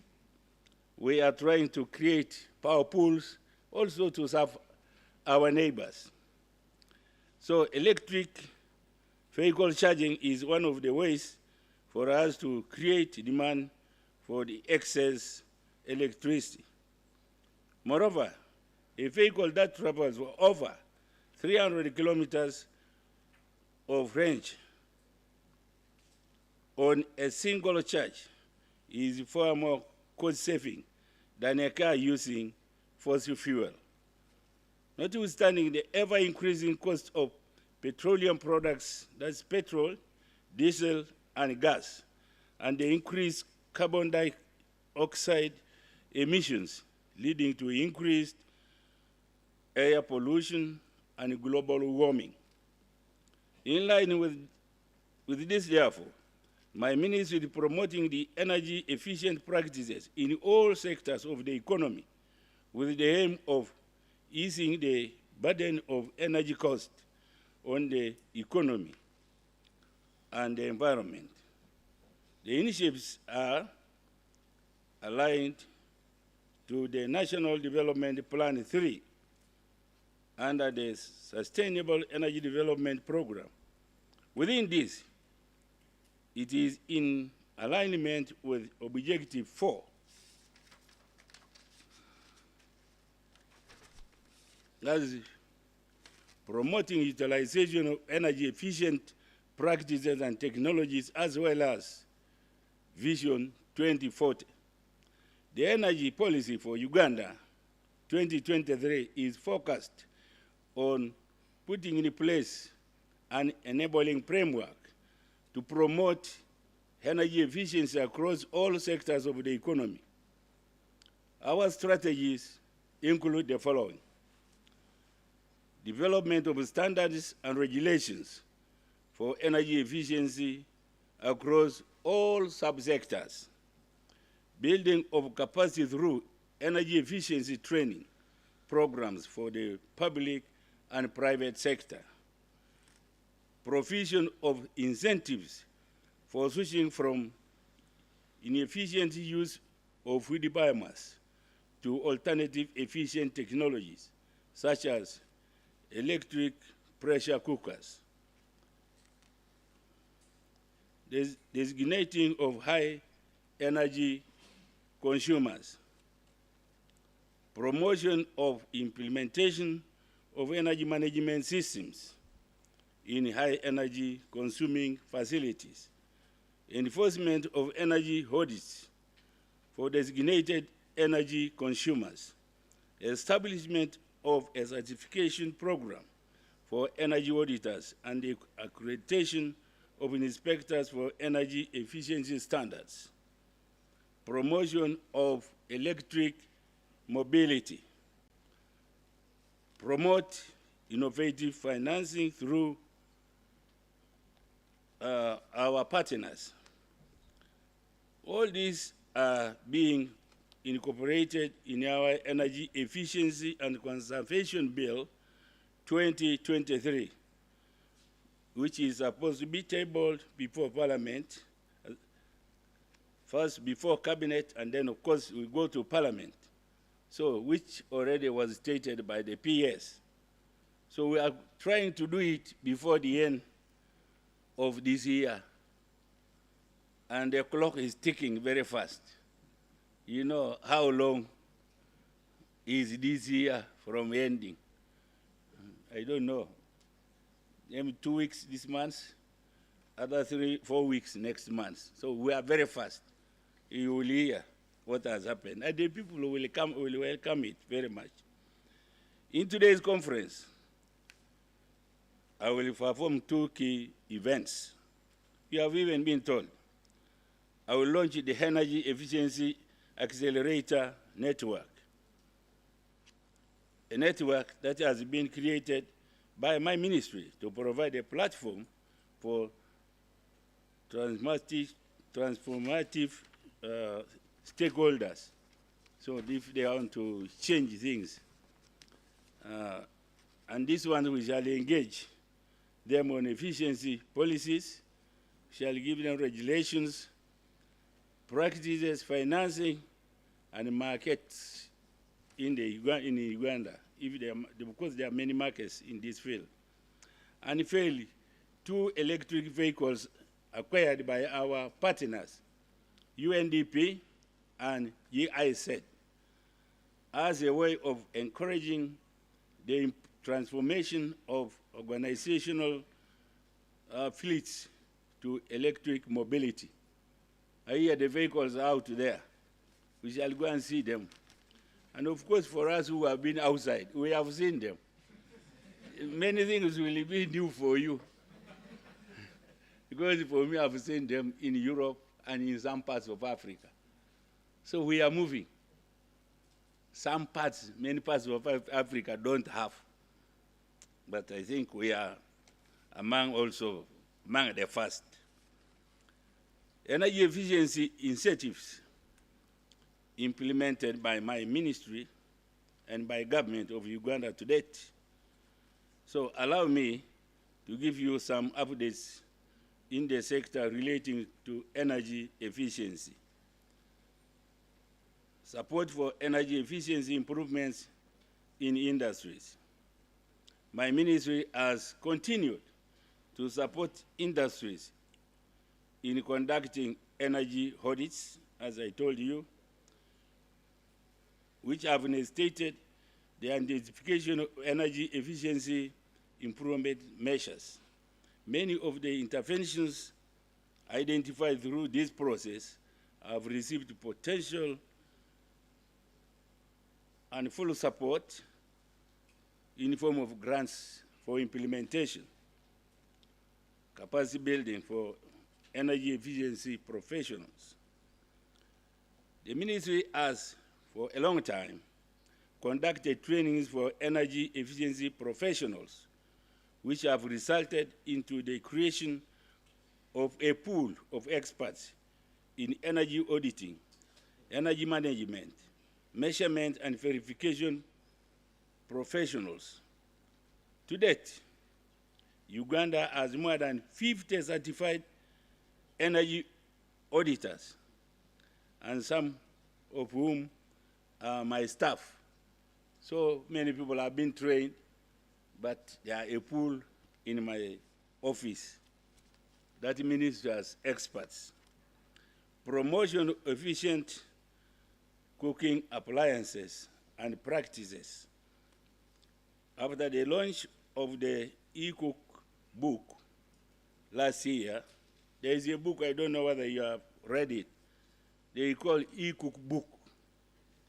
My ministry has continued to promote the adoption of the electric pressure cooker that presents a cost-effective way to save on cooking energy. I implore all of you with access to electricity in your homes to adopt the electric pressure cooker. So, there are things there. Just get the cooker. You don't go to the bush to look for firewood or for charcoal. I'm told you that the charcoal is bad. It blinds people. But the African lady will say, when has it happened? Because we have been doing this thing for a long time. We are now telling you, you forget the past. Things are changing. So we go for these clean energy cookers. Minimum energy performance standards. Using the data that was collected on energy using products sold on the Ugandan market, the development of minimum energy performance standards started in 2009 when my ministry realized that lighting, motors, air conditioners, refrigeration, equipment, and freezers were the 5 highest electricity consuming appliances. I am happy to see that UNBS considered the implementation of these developments under the PFOC program. Energy management systems in line with the ISO 5001 standards series. The ministry launched the use of the energy management systems that is in accordance with the ISO 50001 standards among industrials in 2017. This standard specifies the requirements for energy management, focusing on improving energy performance. In 2018, 18 lead experts were trained to support industrialists in the implementation and setting up of energy management systems among industrial facilities. Providing for improved energy efficiency in the transport sector is reflected in our policies, plans, and legislative framework. In order to provide for electric vehicles charging, my ministry has embarked on developing a framework for setting up electric vehicles charging stations through the Clean Energy Access Project that is being implemented by ministry. We planned to set up 10 pilot electric vehicle charging stations within Kampala Metropolitan. We are cognizant of the fact that access to electricity and affordability of electric vehicles, charging infrastructure are the two major barriers to electric vehicle adoption. There are challenges in the initial phase of infrastructure development for electric vehicles. The absence of electric vehicles on the market creates a delay in investment for electric vehicles charging infrastructure and vice versa, making us drop into a chicken and egg dilemma. So you think I should get then which one starts first, which one? Then that's the problem. Is it the vehicle or the charge? Which one should come first? Or both? And if it is both, then we need your assistance, especially the people are traditional people who assist as partners. I am saying all of them here. EIZ is here, SNV is here, the Norwegians are here, the Swedish are here, everybody is here. So instead of for us getting one egg, which will not help the other one, whether it's chicken or an egg, which comes first. If we have the resources, all of them will come at the same time. And they need each other. So there is no one, if the other one comes and the other one is not there, then the whole thing is cancelled.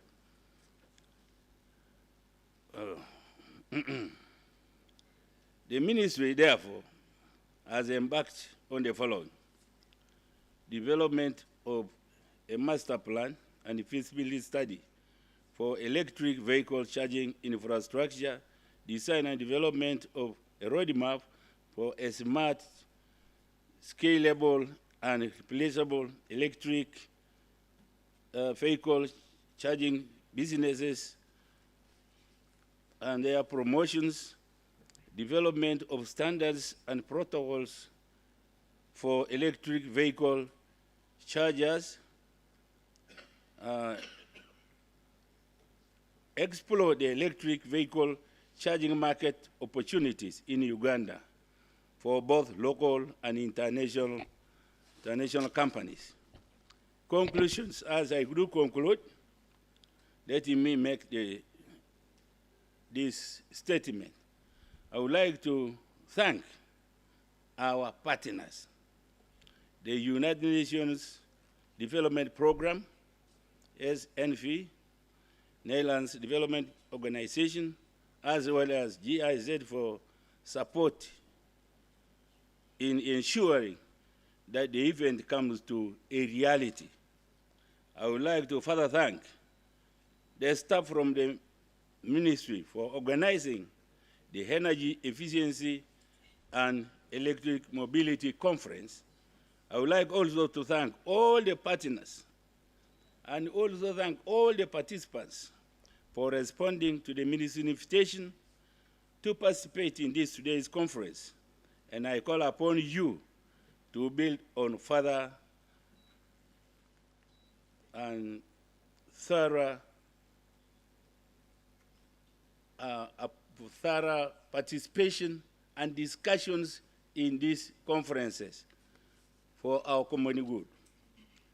It is now my pleasure to launch the Energy Efficiency Accelerator Network, a network that has been created by my ministry to provide a platform for transformative stakeholder engagement and energy efficiency policies, regulations, practices, financing and markets in Uganda.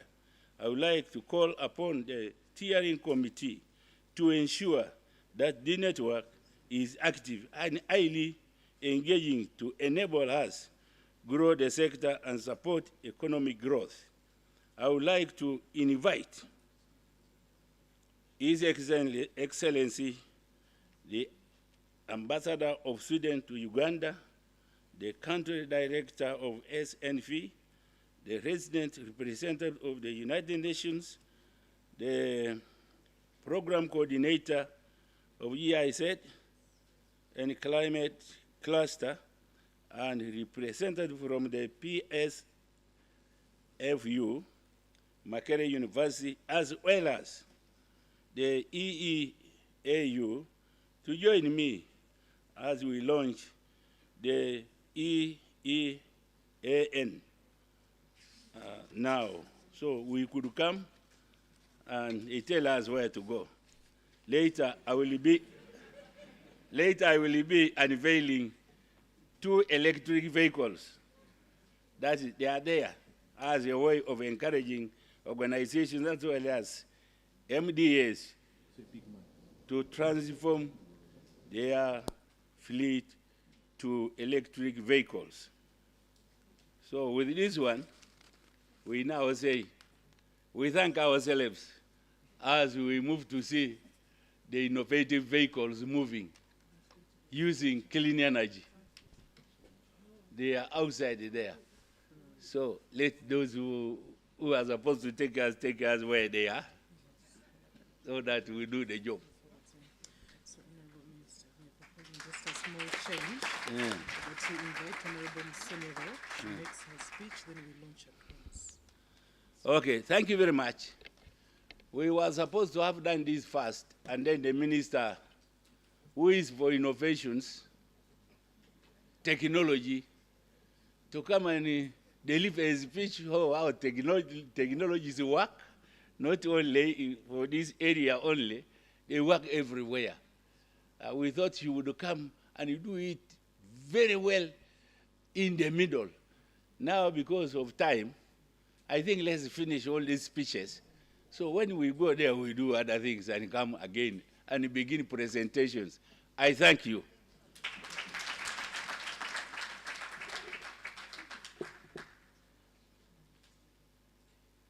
Karibu. So as a matter of waking up, you can clap for her.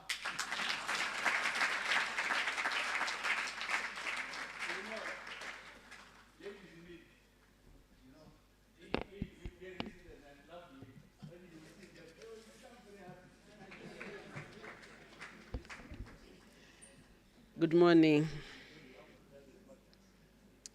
Honorable Dr. Peter Lokeris, the Minister of State for Mineral Development,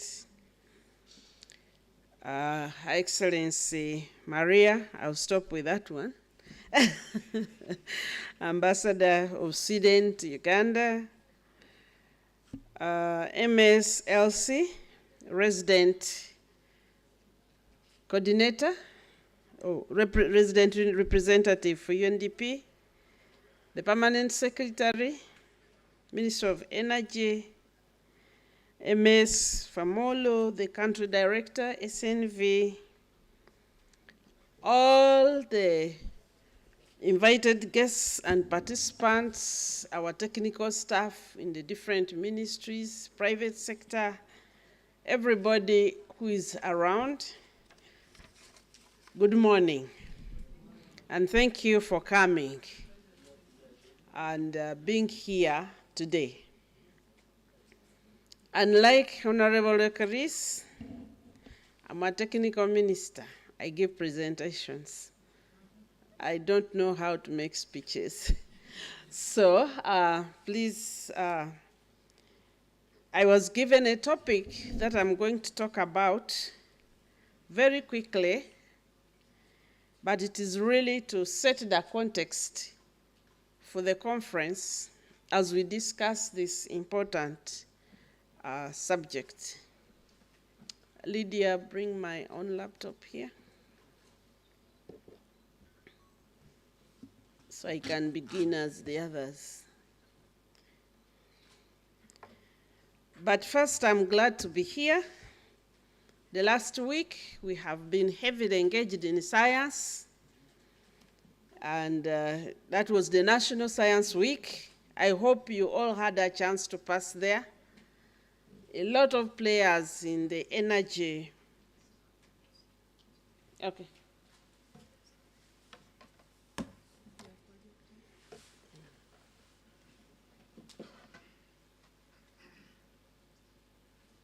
This working?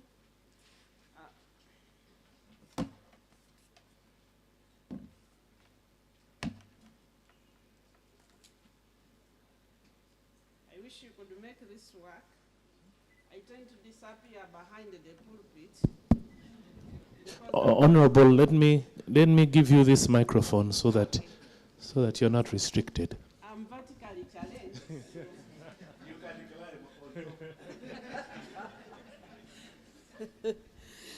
I also want to report that Mitch is my student. I wonder that I've been around that long. But this will give me opportunity to stand here. Like Mitch and the other doctor, I'm a veterinary doctor. So vets, well, I was given a topic to come and talk about, and that's the current trends in e-mobility and their implications to Uganda. And the reason I'm making it a presentation, because it was a subject that is going to kind of anchor some of the discussions that we are going to be talking about. And when we start with implications for Uganda, it's very, very important that the first and most important step in contextualizing any new change and development, and this has kind of been not very apparent to us as developing countries, that when there is a movement, global movement coming, we tend not to stop, think about where we are, and contextualize and make this part of our system of change and growth. So when we get e-mobility and the disruption that it is doing, it is very, very important that we are able to contextualize it in our development goals. Technology should never be separated from development. Projects should never be isolated from development. So it is very, very important that we come and we start from the beginning and practically, not just rhetorically, but practically contextualize. So our development goal is to attain a transformed society from a peasant to a modern and prosperous country by 2040, if not earlier. That last statement is added by His Excellency the President. He's very, very adamant that we should drive towards this goal much earlier than 2040. And in science and technology, we want to achieve, this goal.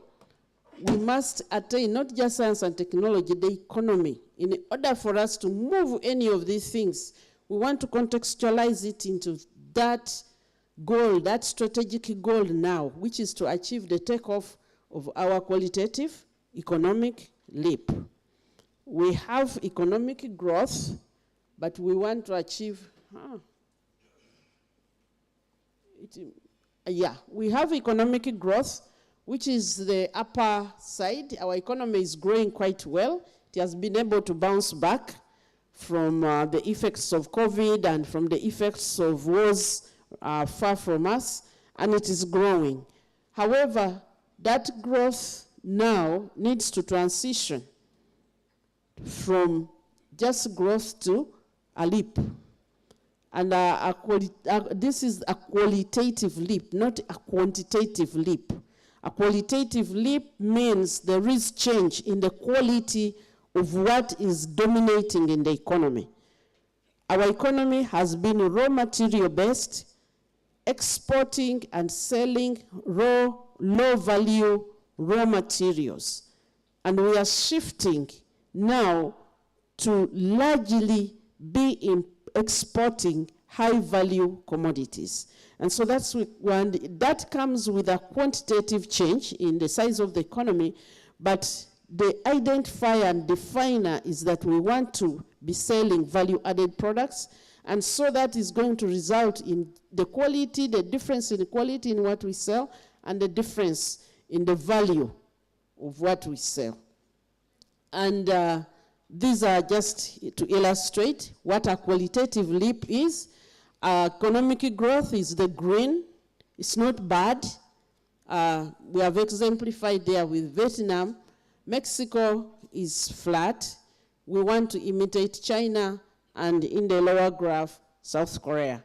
And we have come up with a very, very robust system. So we want to follow the qualitative, the leap model is that of China and that of South Korea. That's what the country is going. So when we are talking about energy, we have tended to be afraid of change, afraid of greater movements which seem to be leaving us. So whenever you hear anything that's a big change in the world, everybody is worried about Africa. COVID is coming, or COVID is really going to devastate Africa. Energy change, climate change is coming, it's going to devastate Africa. We appreciate that, but then how do we handle it? We want to handle it from the economy. Behind every storm, there is great opportunity. And so we are focusing on harnessing the opportunities which are embedded in this change of green energy. And you note that Uganda contributes very minimally to emissions globally. We contribute a lot to polluting Kampala and our waters, but we contribute minimally. So we are concerned about climate change, but our response is how can we harness the growth opportunities that are embedded, that have been opened up globally. So this is going to be science-led, and this is a ministry which is science-based. And our work as science, technology, and innovation is just to make sure that we coordinate all the science and make sure it is focused. So science is no longer treated as just a sector. That's why we are Secretariat coordinating, but it is an approach to the economy. It's an approach to the economy. So how does science move to the economy? How science translates into the economy? We have science in the first panel, generally generated in our research institutions, in universities, by innovators, or by knowledge which is generated. That must be converted into technologies. Oftentimes when we think about innovation, when we think about new moves. We have been talking about the digital transition in education, and all we are thinking about is how can we gain access to technologies elsewhere. We are changing that. Can we generate technology so that it impacts positively on our economy? So even for e-mobility, that is the focus. We have science. We have a lot of universities now teaching technology, teaching computer science, and these people have a lot of knowledge. Can we convert that knowledge into tools? And we have already demonstrated, and if you had the opportunity to pass a science week, you saw a collection of these. Then can we turn them into solutions which are addressing our problems? We have technologies, like we have a lot of cooking technologies. What we are talking here about energy efficiency. And Honorable Lokeris and PS, I want to inform you that this Sunday I installed my first eco stove at home. And since then I've only eaten food cooked by the eco stove. And I've been using gas. I won't tell you gas is expensive even for me. I'm telling you gas is expensive given African cooking. But the eco stove has so far over the past 2 days demonstrated that it can work. This one which uses the stones and the solar, it's fantastic so far. I'll give you data about how it has impacted on my costs for cooking within a month, so that I have tested over a piece of time. So now we have converted that energy into a solution. It's a little expensive to acquire, and I would like us to really, and I know they are our partners here, how can we find a sustainable funding model to enable people to acquire? There's sunshine everywhere. If people can acquire this stove, it can really, really change and stop cutting down on trees, because just a little charcoal dust, which we can encourage people to grow some plants, trees which are fast growing. So there we have now innovated. But when we innovate, then we must industrialize, because the ability to produce is still low. Should this entire country want that, how can we how can we turn it in an industry? How can we export? How can we, because until it does that, it has very limited impact on the economy. Even the company itself is usually dependent, but if we can industrialize and then support the business, make sure there is trade globally. The way vehicles made in Japan are here. The way vehicles made in China are here. Can we have eco-stoves made in Uganda to be in Japan? So that is how science channels the economy. In our science, we have 8 industrial chains that we are prioritizing in NDP3. These are 8, and you can see that mobility, unfortunately this thing can't point here, but mobility is one of those priorities that we are working on, and we push to make sure that the mobility industry, the way we are taking it on is we are anchoring a lot on e-mobility, but we are anchoring it to build our economy too, not just to transition again, and again the economy is basically import-based, anchored. So we have to raise money, we have to do this, but as we transition, can we generate industries? Can we generate jobs? Can we enhance our economy? Can we contribute to that takeoff? So as I've mentioned, our role as the Secretariat is to make sure that we are mobilizing everybody. Please focus on this, focus on this, focus on this, and I'm here to mobilize you. Our development partners, I'm here. You're already on course, and we really appreciate, but if we can contextualize it into the bigger picture such that as we are transitioning e-mobility, we are developing the economy of Uganda.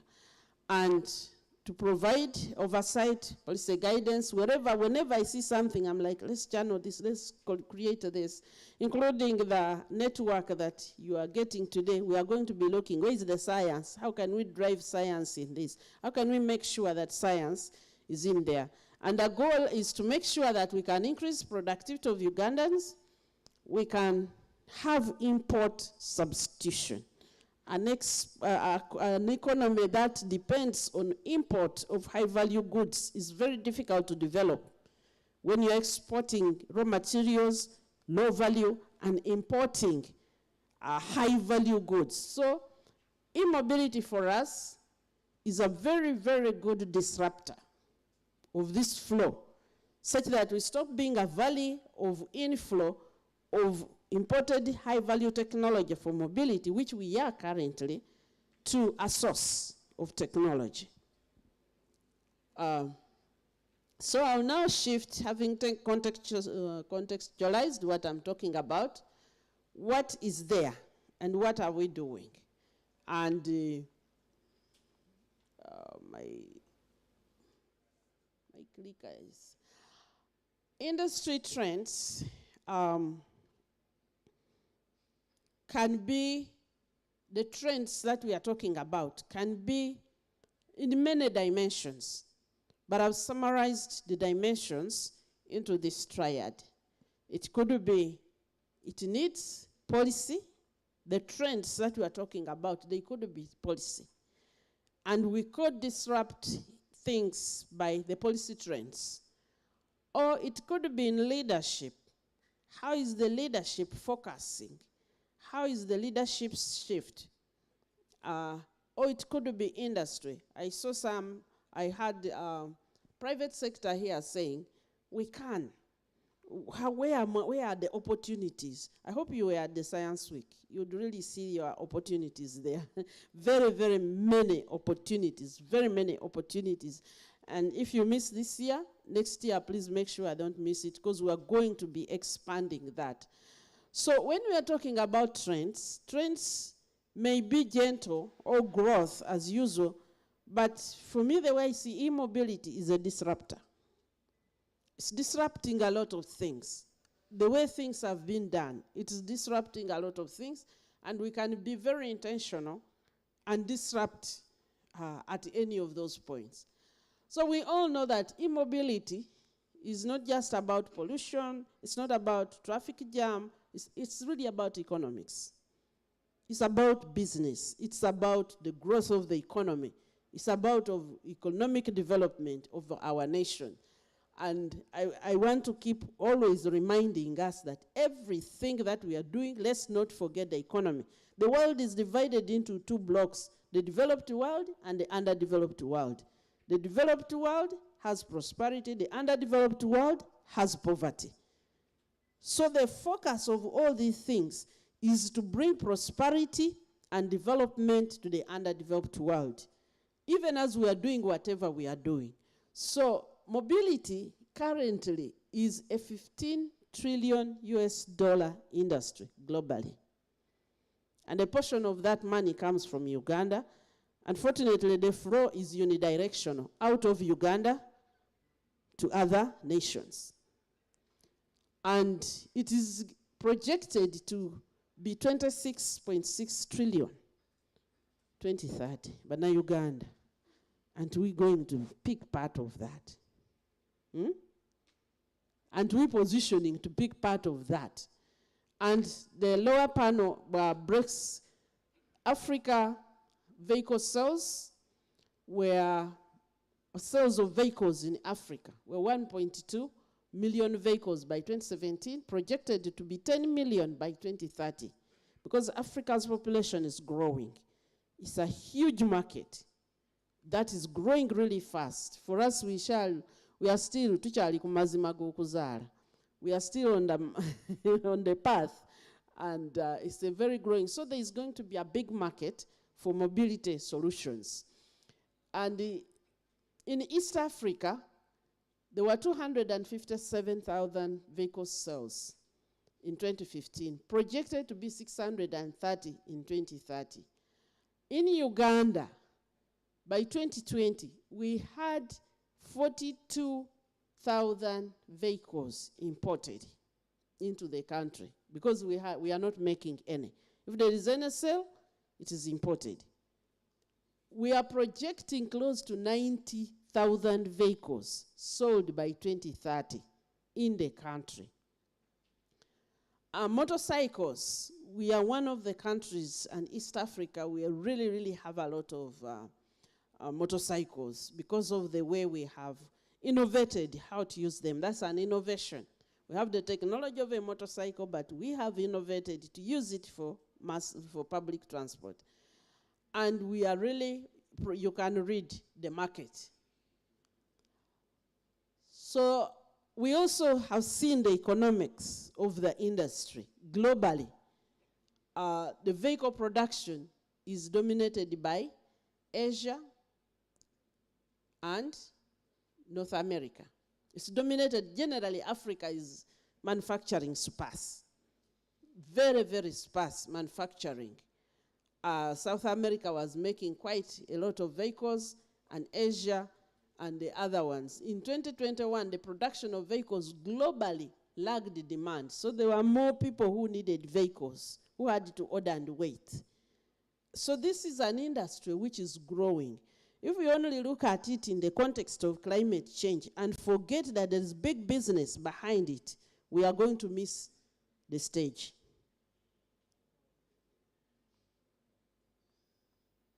So e-mobility now, the shift, of course, a few decades ago, people thought electric vehicles, really?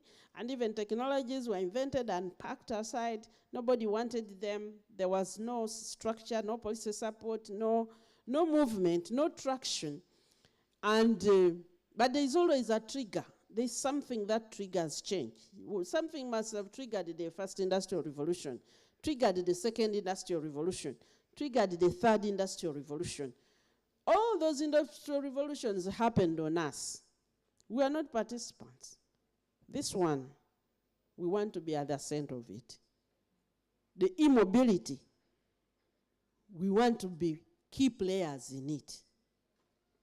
So this is global efforts to transition have seen this market grow in size. By 2028, we expect the trade in e-mobility solutions to reach 1.5 trillion. I hope it won't find us sleeping. And 1.2 billion cars will be on the road by 2030, with 200 million of these electric.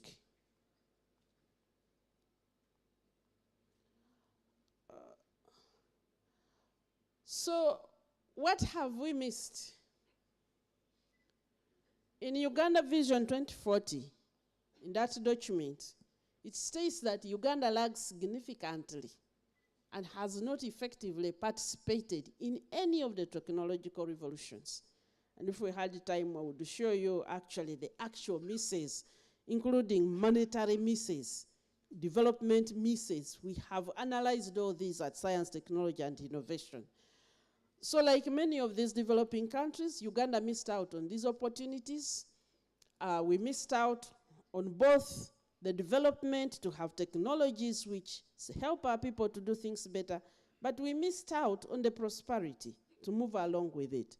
So this first, second, third, and it is important to note that the automobile was invented in 1886. And really the concept of the automobile is the same. It has not changed. It has not changed.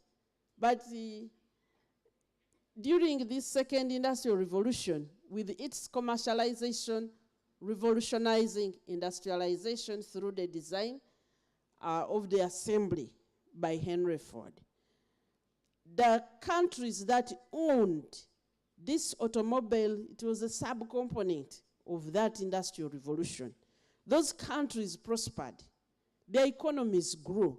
They didn't look at it as something nice to watch and talk about and have some conferences about, no. They looked to drive it as an industry. And that's what we should be taking. So you remember this? And our first vehicle came in the country in 1908. And the automotive industry has since grown post-independence. We had the knockdowns, but eventually even knockdown and local assembly, we retreated from it And we went to importing cars and eventually importing second-hand cars, used cars. That's the mass movement which has led to the very dirty air in Kampala. So this is the current, I hope we agree with the figures. We picked this from the statistics. This is the current cost to the nation. We import vehicles and we import pharmaceuticals, we import the petroleum products. When you add that with 25% of our GDP, our budget annually, goes to import of mobility-related solutions. So this current transition to e-mobility presents a fundamental opportunity. And if I can achieve something today, I really want to shift you from looking at e-mobility as some sympathetic transition to the climate to looking at e-mobility as an economic opportunity for the nation. It's an economic opportunity for the nation. It's not because, oh, Uganda must fulfill this standard, this. No, we should beat those standards because there is economy driving it. We should not be just trying to meet some standard. We should be beating that standard, but not because we are focusing on that standard, but because there are great opportunities that are available for us to harness, to grab at this time and run with. So this current transition presents fundamental opportunity to really disrupt the flow of trade, the flow of business, the flow of economic opportunities that are available. Just like COVID, COVID gave Africa a new lease to get science going. This green mobility is our lease to get ourselves into the energy industry and the mobility industry. We should not sleep too long. So in Uganda, we have taken a lot of, because of that, we have taken a lot of effort.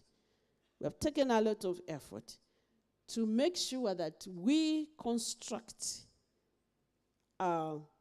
led by or coordinated by the Science, Technology, and Innovation Secretariat, all our ministries which have anything to do with energy and e-mobility have come together. All the private sector, everybody. So this is our will. This is the will, and this strategy is ready. It was presented to the subcommittee of ministers, cabinet subcommittee, to make sure that we have very, very organized, all development partners, all different industries have this consortium. They are part of this consortium. And the overall strategy is to position Uganda as a net source rather than a consumer of e-mobility tools and solutions. Would like this to be anchored throughout the country, private sector, what we are driving to be a net source. We got some space to insert ourselves there. Otherwise, we would not, it would be very, very difficult for our countries to insert themselves in this mobility industry. But e-mobility has opened a gap where we can position ourselves. So the vision is that Uganda should be fully transitioned to e-mobility for public transport and motorcycles by 2030. And remember, one of the goals is import substitution. And passenger vehicles sales by 2040. So vehicles sold in Uganda by 2040 should be all based on e-mobility. The mission is to have a very robust, self-sustaining, competitive e-mobility ecosystem in Uganda. And for that matter, we have worked to make sure that all key players are on the table, on one table, not just everybody speaking a different thing, but all of us in one go. We are sitting at the same table. So these are the key trends. Trend one, There is an increased adoption of electric vehicles, and I've heard they are going to launch one today. I hope the next one will be bought from made in Uganda, not imported. We will work to make sure that is possible, so that as other people are buying, you are buying from where? From Uganda. So we are developing capabilities for the local manufacturing of electric vehicles, associated parts, components and systems to deepen value addition along the mobility value chain. We are working so hard on this. And this will create jobs, enhance human capital development, reduce the country's reliance on imports, and create opportunity for export. We target a combined installed production capacity of 500,000 vehicles per year with 65% local content by 2030. And there are very detailed plans to work towards that. The second trend, these vehicles, as of now, the battery carries 40 to 60% of the value of the cost of the vehicle.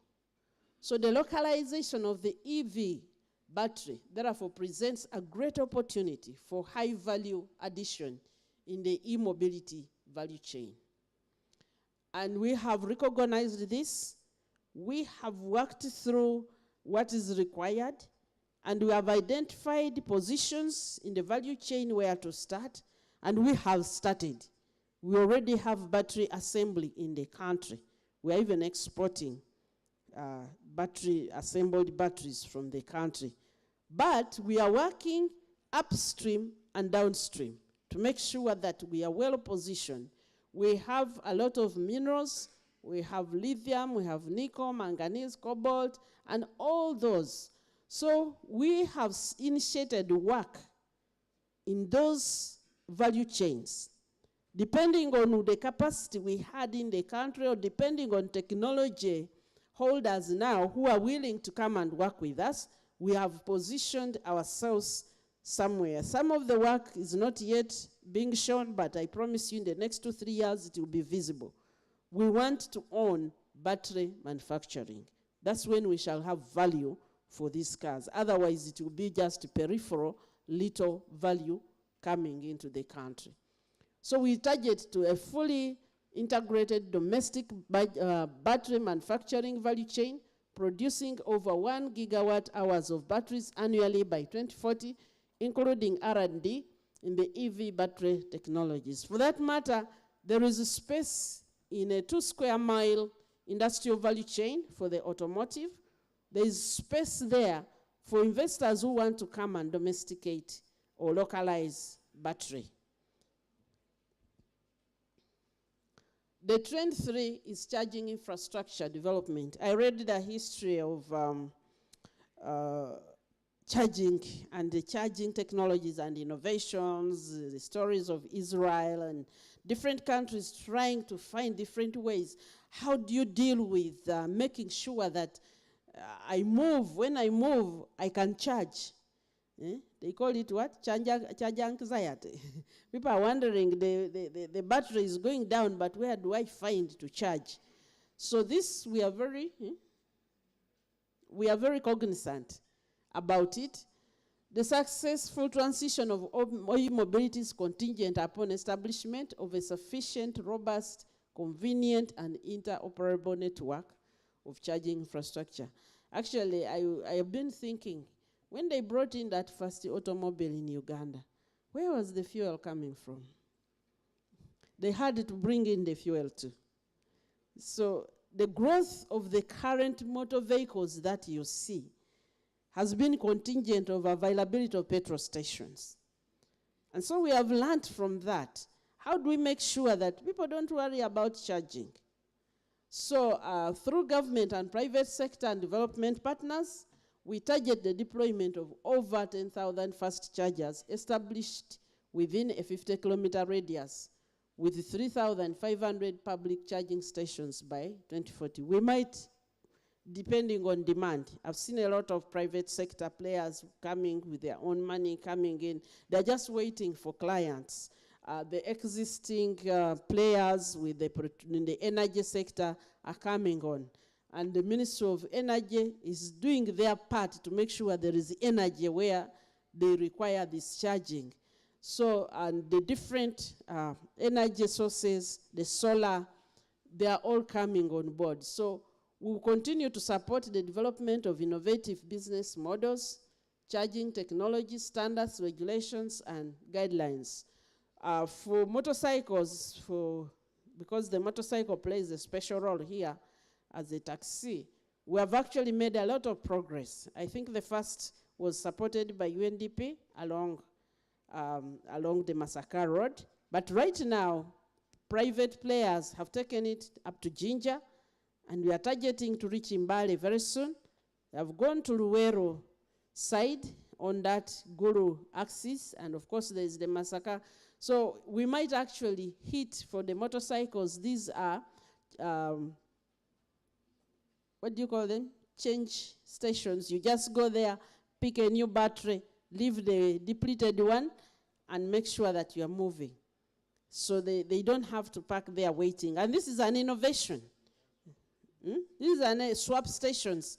So this is an innovation, and I'm taking one to my village so that I can build. The villagers will also want this. It's not only you highway people. The fourth trend is smart mobility solutions. The rise of smart mobility solutions, including connected and autonomous vehicles, optimized public transit networks, intelligent transport systems, is transforming the mobility industry. So the integration of the fourth industrial revolution with mobility is a new trend.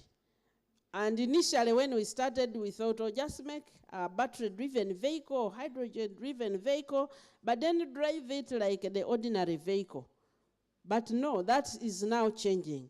And during the closure of the Science Week on Saturday, we launched our first very own Ugandan-made payment system. So you don't need to carry change. You just go tap. And we are hoping to transition mass transit based on this technology. So that it's not only the motor vehicle, but also this electronic technology which has come. So we have a Ugandan-based innovator called Kasaiba, and now we are going to, the next mass transit is going to have this technology installed. And we realize that actually as we move with this fourth industrial revolution, that's where the money is. The money is hidden, but it is in there. And if you don't own those technology platforms in e-mobility, you are not going to benefit.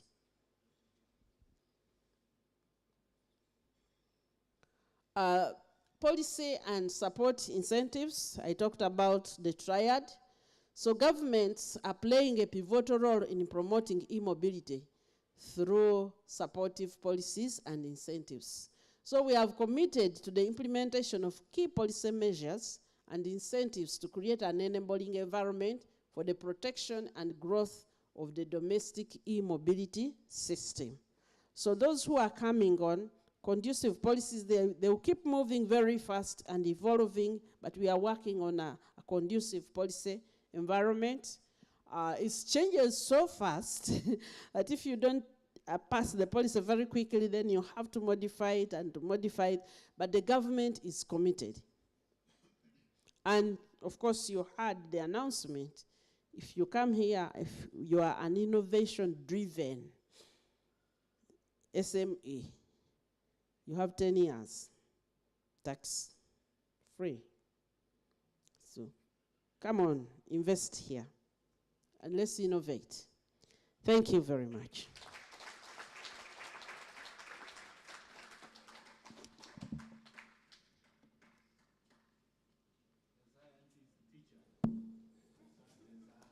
Ladies and gentlemen, let's give a big round of applause to our keynote speaker, our Honorable Minister.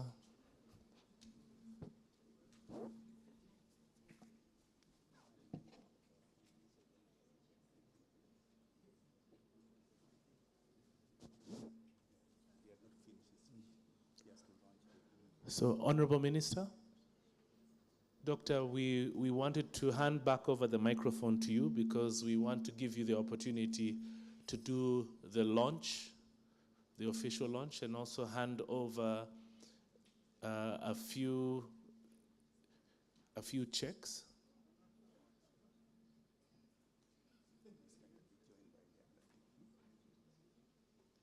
Could I have the team from UNDP, the team from SNV, from GIZ?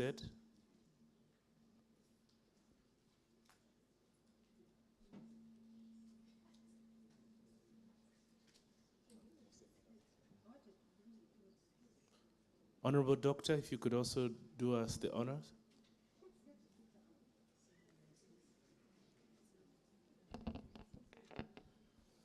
Thank you very much. I think we have been stimulated by the presentation of the Minister of Science, Technology, and Innovation. He says, as you develop all this, your end is marketing to get the money using these smart technologies.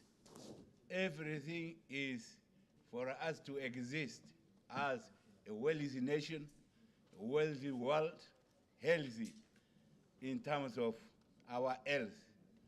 I thank you. I am now going to launch this perfect, at this perfect time, the presence that depicts innovations which we are geared to follow as a way of existence in the future.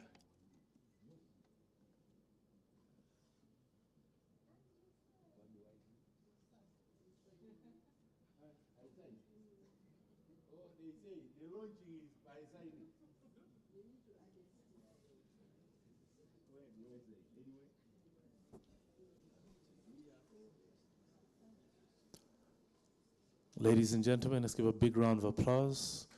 Officially launching the Energy Efficiency Accelerator Network, we have the Honorable Minister.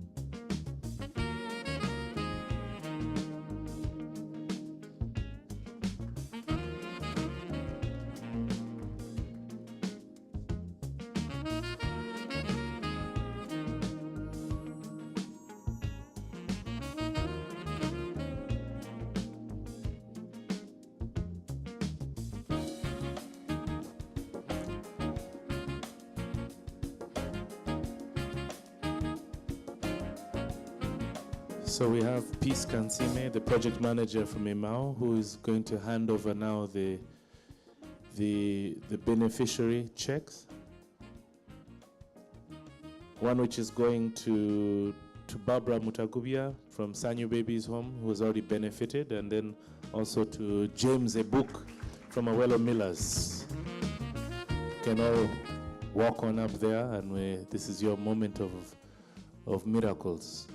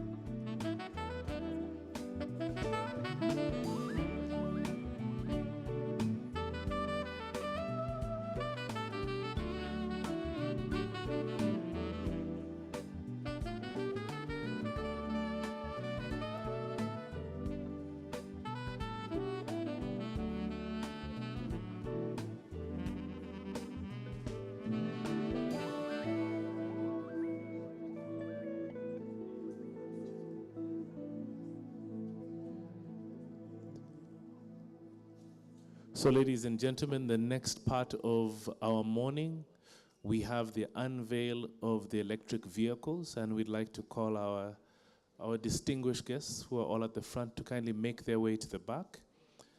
As most of us will continue with deliberations, I'd like to call to the front Engineer Simon T. Kalanzi, the Commissioner for Energy Efficiency and Conservation from the Ministry of Energy and Mineral Development, to take us through into the next panel discussion, Policy and Financing for Energy Efficiency. And he's going to introduce his panelists. So let's give him a big round of applause.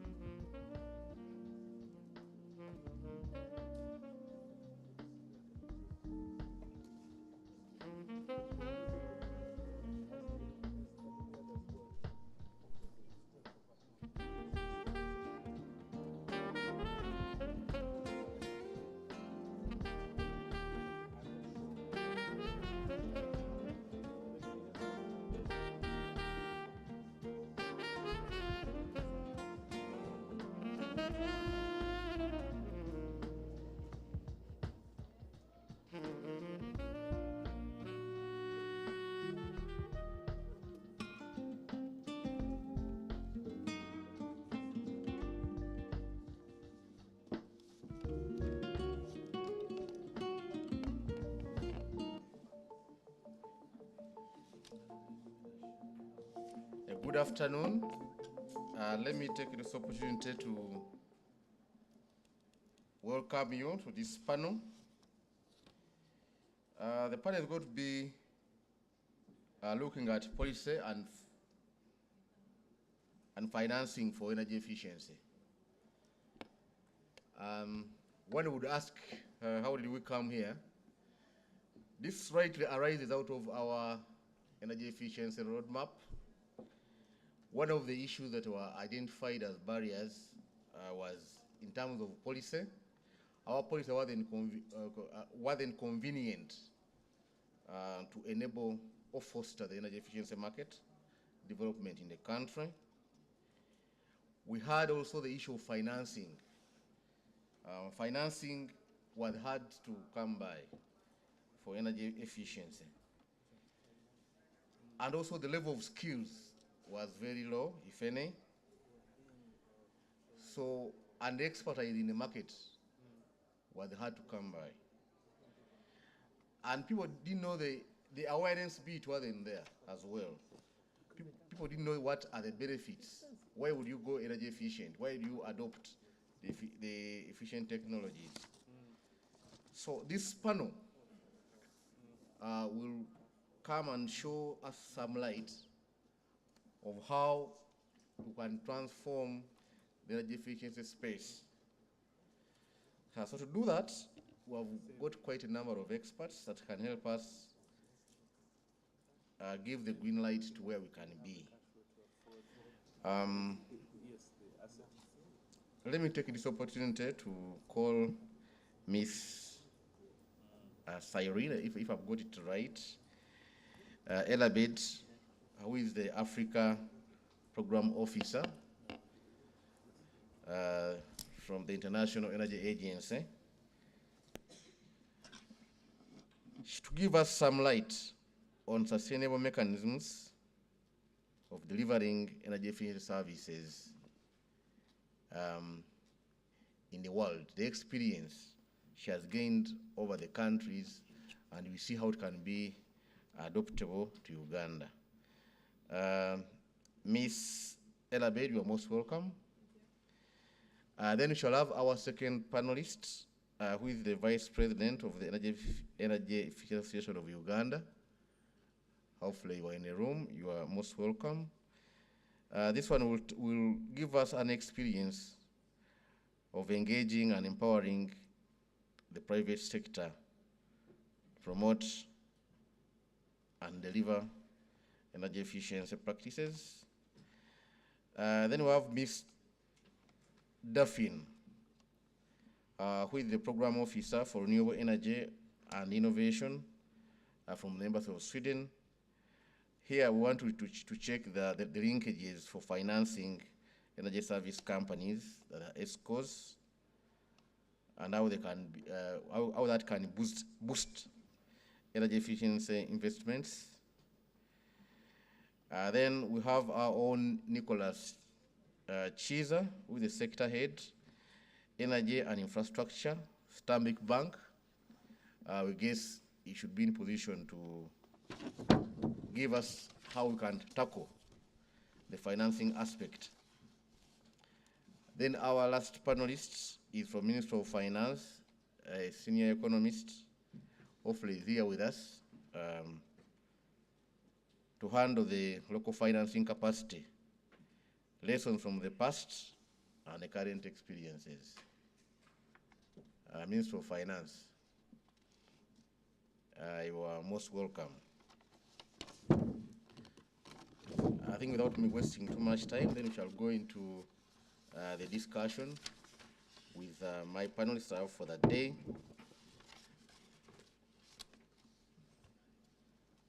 As I said earlier, Elabed, please take us through, because Uganda have been having a really big challenge to ensure that energy efficiency services are adopted by all the sectors of the economy.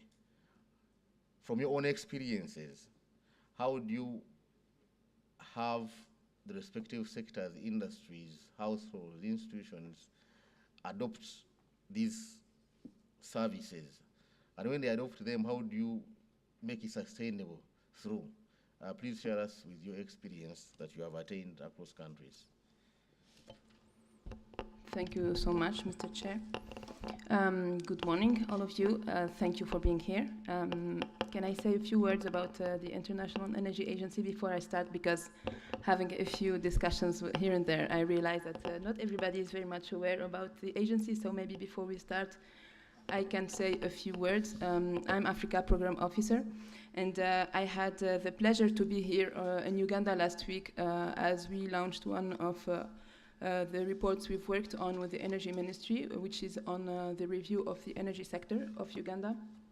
And this has started almost a year ago, 9 months.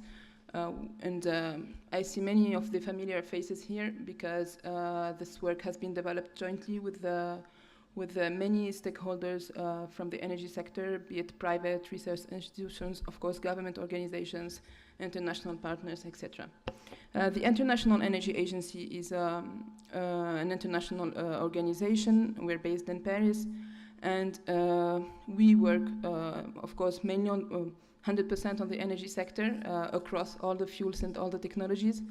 And we were created in 1973 to really initially focus on ensuring security of oil supply. This was right after the first oil shock for member countries, but then we've started to really engage across the whole sector and also with all countries around the world.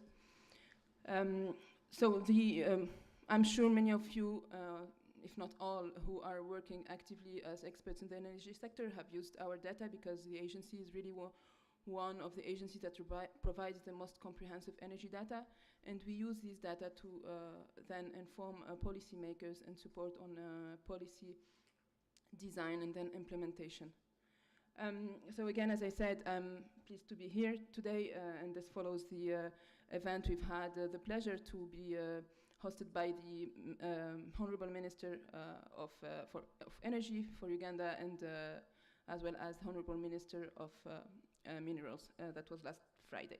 And we are also continuing the collaboration with Uganda and about to also launch at COP28 the Energy Transition Plan that was mentioned by Madame P.S. Irene Batebe, which looks at the different pathways Uganda can have to ensure a sustainable future and to achieve its energy and development goals.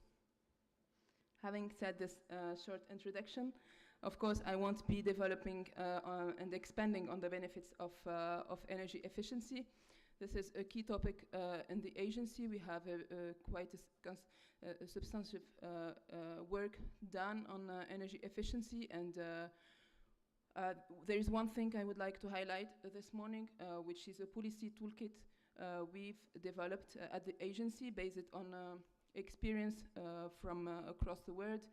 And to give a bit of context, this policy toolkit was developed last year, as the IEA also organizes once a year a global energy efficiency conference that convenes really policymakers from the whole world.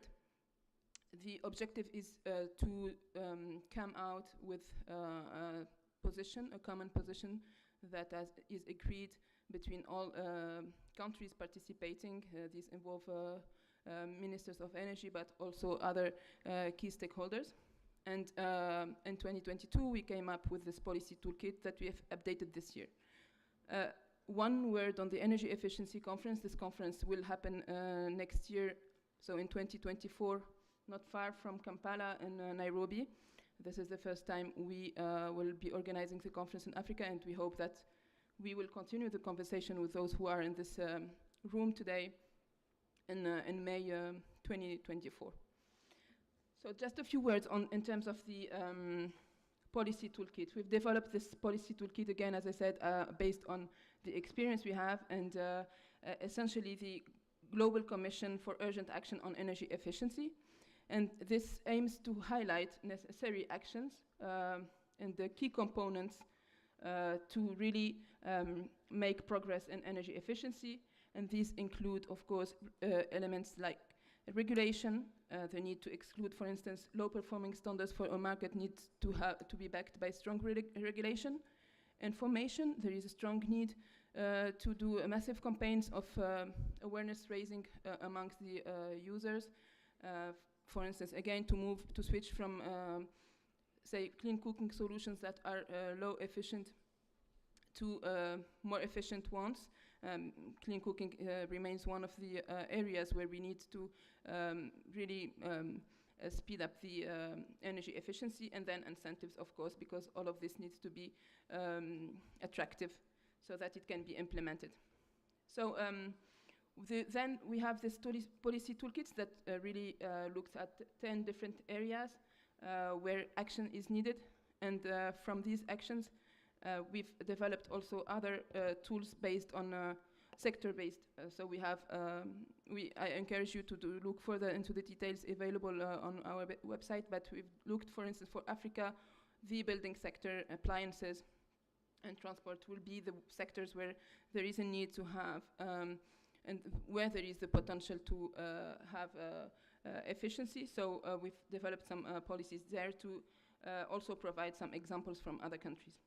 So the first one in this policy toolkit, and this has been raised by the Minister of Innovation, is really to make a priority having a cross-cutting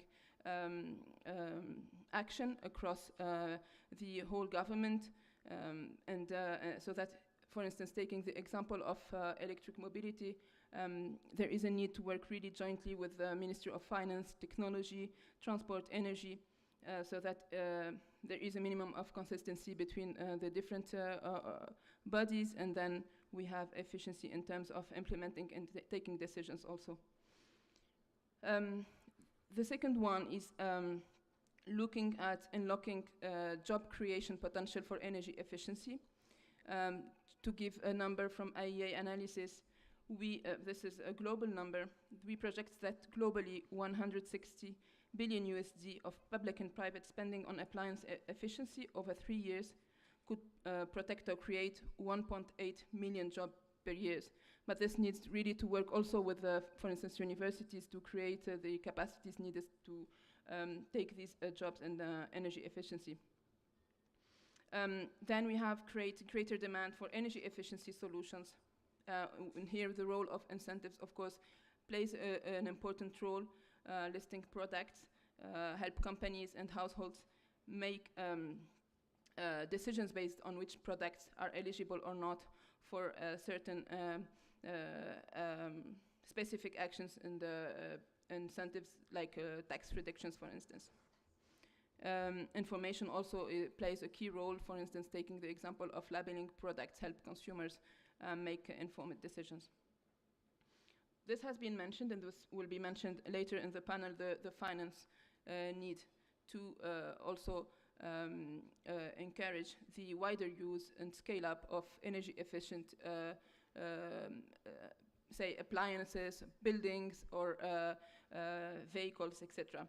And I won't give a lot of details on that, but this is another key area also, not only for efficiency, but for the clean energy development in general that we look at the IEA. And we, in a few words, we see that there is a big need here to work to lower the cost of capital, which is the biggest barrier. And in African countries, this cost of capital is sometimes 4 times higher than other countries, like in Europe, and this will need efforts from both public and private sector. Just to go quickly on the other areas, the role of digitalization, the public sector also that needs to lead by example by using itself efficient tools, and then leveraging behavioral insights. Also, this was mentioned before. Really, behavioral has been can be an accelerator, or at the opposite, can hinder the development of energy efficient policies. Here, just to take an example from India, the government has put in place Mission Life that aims to support India-led gold mass movement, and this is based on nudging really consumers to use to behave in a way that saves energy and be more mindful about the impact of their behavior on the use of resources. Finally, just strengthening the role of international collaboration. This has been mentioned also in the presentations before. And of course, raising the global energy efficiency ambition. In one of our scenarios looking at achieving net zero by 2050, we see that there is a need to doubling energy efficiency improvement before the end of this decade, meaning 4% per year globally. Plus, to achieve this, again, coming back to the question of mobilizing investment, tripling annual energy efficiency related investments by 2030 as well. Thank you. I'll stop here. Thank you very much. Now, as I mentioned earlier, what is that has been a challenge to the private sector to be in position to engage in energy efficiency services? What do you think government needs to be done? I think now I would like to bring in the Vice President for the Energy Efficiency Association of Uganda. Hopefully you've heard from IAEA. Maybe she'll tell us later whether anybody was adopted the toolkit yet. Is it could it be of any use if it was adopted in Uganda? And what do you see that is stopping you experts under the association to do business as regards to energy efficiency? Thank you very much. Good afternoon, ladies and gentlemen. My name is Isaac Ephraim Tumusime. I'm the Vice President of the Energy Efficiency Association of Uganda, which is also the Association of Energy Engineers Uganda chapter. First of all, I'll talk about the Association of Energy Engineers worldwide, whose mission is to promote the scientific and educational interests of those engaged in the energy industry and to foster action towards sustainable development.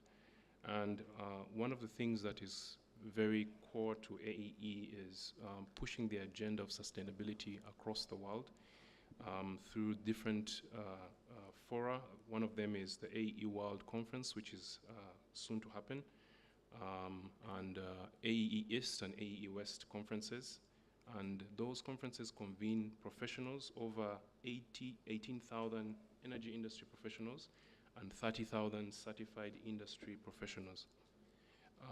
Uganda specifically, which I represent, is the local chapter for AEE, and our mission is the fact that we are not a non-profit organization whose focus is on energy efficiency and sustainability, And we are working hard to ensure that, first of all, we provide opportunities for professionals, especially engineers, who are interested in getting certifications, international certifications in energy management, renewable energy, measurement and verification, and so on and so forth, which you can find at the aee.org website.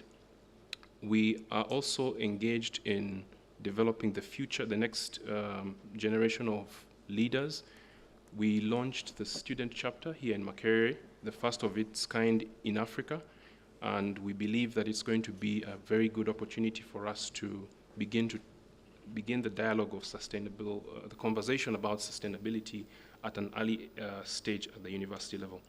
Now, to address the question that was presented to me, in the energy policy, the 2023 energy policy, it actually highlights some of the challenges that affect the ability for energy efficiency to be implemented in this country. One of them is low income levels, inadequate testing facilities, cultural resistance to mindset, adoption of energy efficiency technologies, availability of cheaper, inefficient alternative technologies, limited access to more affordable energy efficient technologies, underdevelopment of the market of energy efficient technologies, limited information on energy efficient equipment or the technologies that are involved in energy efficiency, limited capacity, and inadequate standards, guidelines, and regulations. For us as professionals in particularly this sector, a very nascent sector, one of the biggest challenges we've faced is the regulatory framework, because for me, who has been able to, and others may testify to this, who has been able to visit countries like Kenya, who has visited South Africa, who has visited the United States, one of the things that they say is key to the acceleration of energy efficiency implementation is that regulatory framework, because that brings all the other things into play. The financing, it accelerates the demand for training. That means dealing with with the issue of capacity. It also deals with the aspects of awareness. So that one for us is the biggest one. The second one, which we found a big challenge, is the aspect of awareness. And I'll just give an example of a project we did. I'll not mention the project or the funders of this project.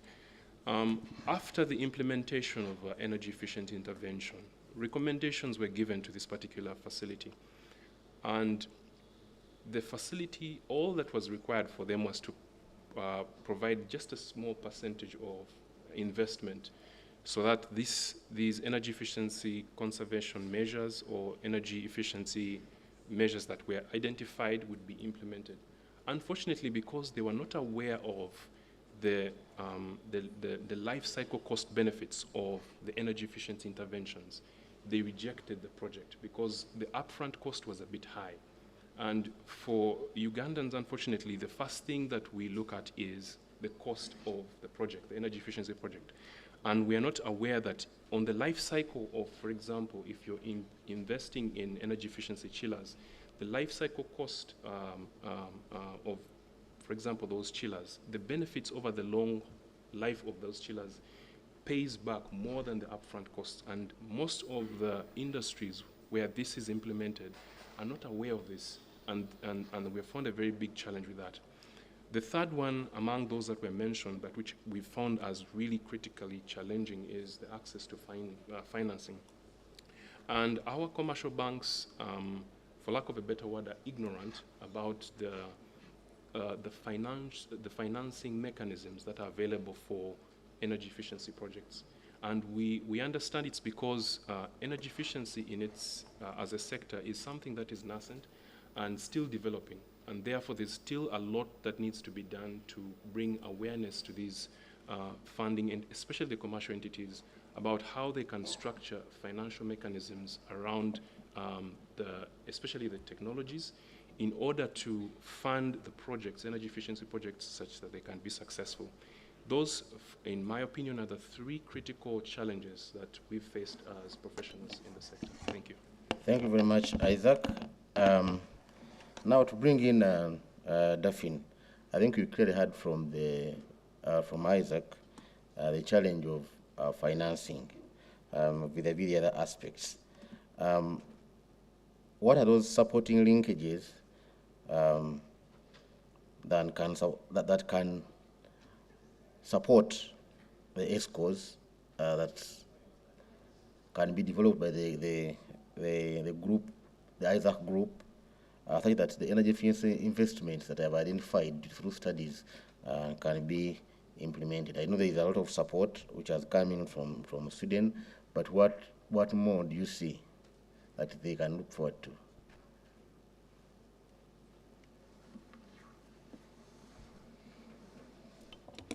Thank you. Yeah, I think like we've heard previously from my ambassador, Sweden is very committed to energy efficiency because we believe that energy efficiency and development is an integral part of the economic development of a country. And Sweden is in partnership with Uganda's energy sector is deeply rooted in its commitment to supporting Uganda's socio-economic transformation. And with that, there are a number of products, and maybe to this forum, it's Umeme that has come to light today with SNV. But we also have a facility with the Stanbic Bank, a guarantee, which covers both renewable energy and energy efficiency. And also within the different facilities, we deeply look at capacity building, and on different forums, Sweden has trained a number of Ugandans in energy efficiency. From our commitment to the government and our discussions, there is a lot that has been pushed where Uganda was not included in the capacity development program, and with the dialogue, Uganda was included along with Rwanda to be part of the capacity building countries. And also there are a number of other programs, energy efficiency for lighting and appliances, that comes from Sweden headquarters, that is funded to see that the standards in energy efficiency, these are all targeting energy service companies because they cannot work in isolation.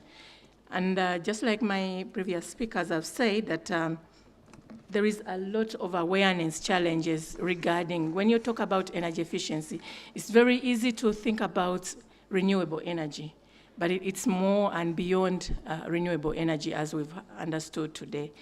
And it involves also mindset change and awareness, and within the email project, it was embedded that this awareness and dialogue, including the network today launched, brings together the partners to discuss and agree and chisel out these issues that affect the sector. And when you look at the design of the UMEO project, which SNV is implementing along with Makerere University, College of Engineering, and Private Sector Foundation, it has still a component of grant, just like you've witnessed, and it also has a component of research, because we believe there is a lot of research, and Sweden has been a long supporter in research with Makerere University and other universities, but this research had not yet come to good utilization in the sector. So it was intended that research which is usable for the industry comes out to support the financing, because financing alone, we may say finance, is not alone in its own way. There are different other aspects that are handled to cause finance to come out from the different donors. Thank you. Thank you very much. Definitely the academia has listened to you for a call for research that is usable, such that research can support the financing. Now, moving away from that, I would like to bring in Nicholas, the sector head, Energy and Infrastructure, Stanbic Bank. there was a direct attack on you that you don't seem to be aware of the benefits you can accrue out of investing in energy efficiency projects. Is it a failure on our part or a failure on the bank, or putting too much risks? You weigh too much risks for you to be in a position to invest in energy efficiency. What strategies do you have in place that maybe we can tap into? Or do you have any future allowances lowering your risk levels in regards to energy efficiency?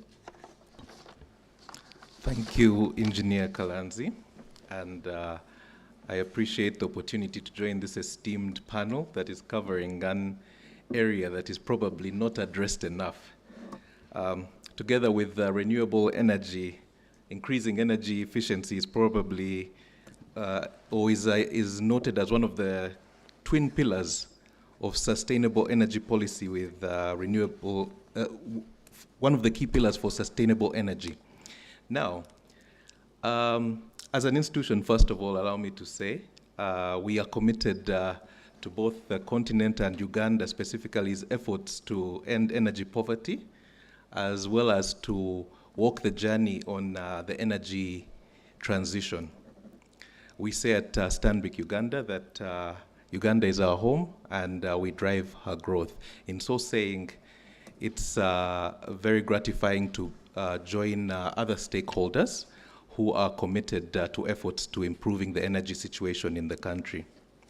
Now, in addressing your question around the strategies around attracting more investment in energy efficiency, I think I'll just start by saying the efforts of the bank currently are more complementary to those of other stakeholders like government and the other development partners who are committed to addressing the energy issues in the country. Naturally, as I sit here, many people would be interested in listening to our answer to the financing. And yes, I expected as much. For starters, what have we as an institution done? We recognize it's probably not a lot, but it's probably just the first steps in understanding the problems and tailoring solutions that can be spread across the continent. We have set up sustainability-linked facilities, which are available to our clients. And what are these? These are facilities that are designed to incentivize borrowers who have identified ESG targets, and we incentivize them through, of course, preferential pricing. So as an institution, we have a fully fledged sustainability unit, and we are building some in-house expertise. So working with our clients who have financing needs, what do? We sit down with them and go through their ESG targets. For instance, if I was looking at an industrial client, you'd start by saying that this is where you are today, and you've set up some ESG and sustainability targets about, say, renewing or reducing your emissions, substituting carbon-related fuels, or else even just increasing your efficiency. So once these targets are identified, we are able to craft a facility with the sustainability finance product team and offer you preferential pricing in that regard. So even in Uganda, that unit is available, and the typical products you'd find that are relevant would maybe be long-term financing and would help our clients to invest in more energy efficient technology or outright replacement of certain processes that they use with more energy efficient processes. In supporting their moves towards energy efficiency, we are equally supporting them on their energy transition journeys, and that's when, again, we follow the route of encouraging them to go for the renewables to the extent possible. I mentioned early on that we have built that in-house capacity. we're privileged to be part of a larger group, which is the Standard Bank Group. And in so saying, we're able to draw advantages from some of the journeys they have already undertaken as they build their in-house knowledge and expertise to address challenges around energy efficiency. So one of the things around building that in-house capacity is to say that within the group, not necessarily in Uganda alone, because we can draw on that expertise, we have set up energy teams, and it's comprised of certified energy managers, energy auditors, measurement and verification professionals who can be engaged should we find a client who is on the journey of increasing their energy efficiency and requires that expertise. So in terms of that technical capability, over time we are developing it. It might not be in Uganda today, but I can draw on it as and when required, to the extent required. Additionally, we have also developed in-house business case tools, and really these are to say what is our client trying to achieve, and by going through the tool, they work with the client to see that, first of all, that business case you spoke about makes sense. For us, if we gave our financing, that our capital and that of the shareholders would be protected. But it also gives benefit to the investor from a point of view of not putting their own investment at risk. Now, in terms of maybe the last strategy I can draw on, and quoting one of the panelists, yes, we do not profess to have all the knowledge in terms of the energy efficiency, but what we can do is form partnerships with organizations which are supporting energy efficiency to develop products that can be utilized by our clients. These could be development banks or other like-minded financial institutions, development partners such as GIZ or SIDA, or even public bodies like some of the government agencies. And the envisioned products in these cases would be things like credit enhancement guarantees or certain risk participation structures whereby the bank brings a certain percentage, they also play a role, and jointly they're able to deliver on the client's requirements. I like the fact that Daphne noted what we have done, I think, with SIDA on the renewable side, and this guarantee facility actually also covers energy efficiency. It's a starting point. It's a partnership we created with SIDA to scale up renewable-related investments, small at this point, but we're learning along the way, and we think it can be scaled if the uptake is good, but we can also pick from the learnings around those clients who have utilized it. So these may be baby steps in the larger scheme of things, but it's a starting point, and we are truly committed to helping scale this whole energy efficiency conversation. Thank you, Engineer.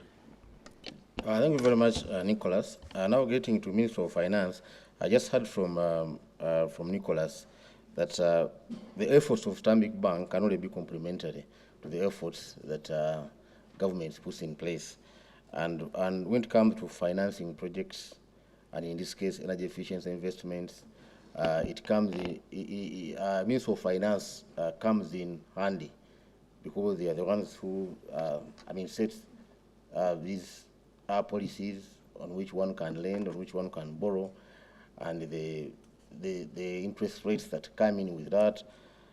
So looking at the local financing capacity that we have and what you've heard from your fellow panelists, also backing on your past experience, what do we have in place? What are those experiences we can embark on such that we can have policies or regulation that give us, let's say, interest rates or devalue risks or guarantees those risks that can allow investments in energy efficiency foster from Minister of Finance's perspective? Thank you very much, Engineer. My name is Darius Mugabe. I'm Mugabe of Uganda, not Zimbabwe. And I work as an economist in the Department of Project Analysis and Public Investment.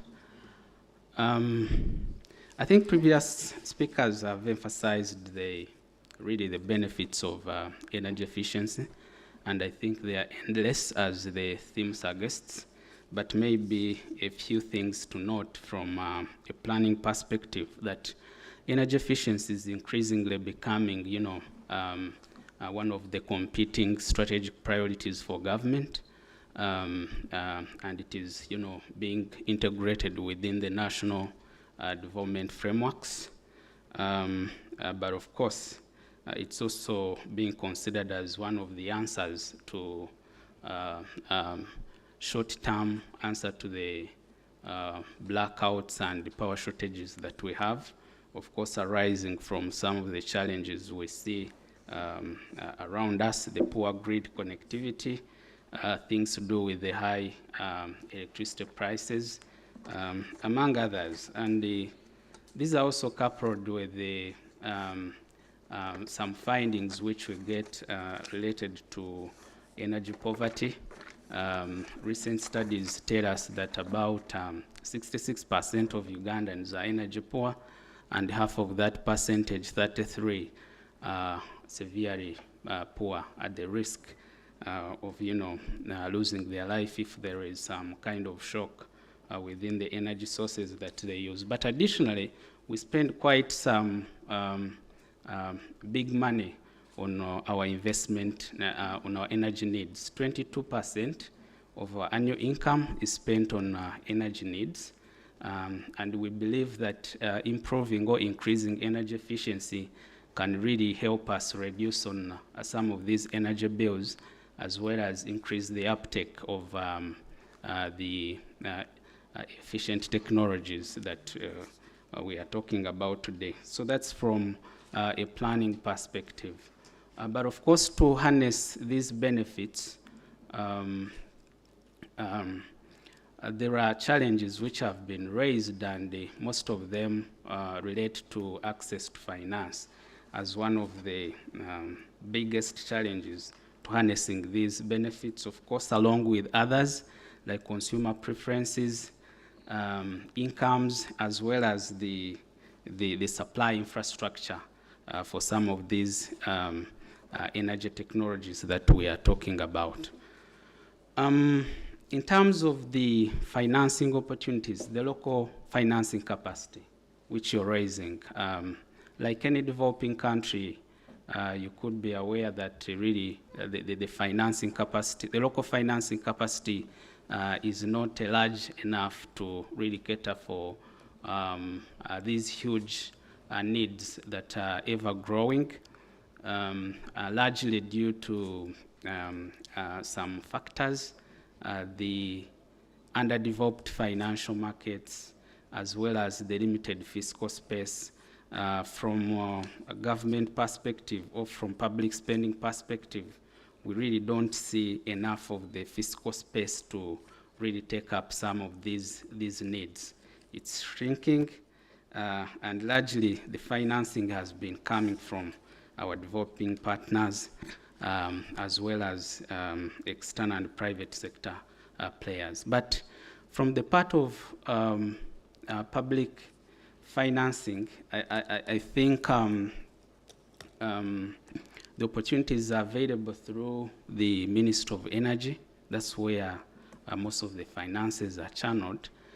Recently, we have undertaken a portfolio review of projects that we're having, and they tend to be much skewed towards financing energy along the three streams of electricity, from generation to transmission and distribution.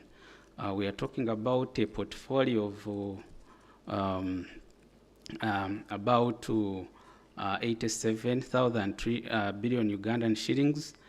Of course, that cannot be financed in a single financial year, so what we do is to spread through annual allocations. And as of last year, I think our total allocations were about 7.8 trillion Ugandan shillings, and I think about 20% was going towards energy.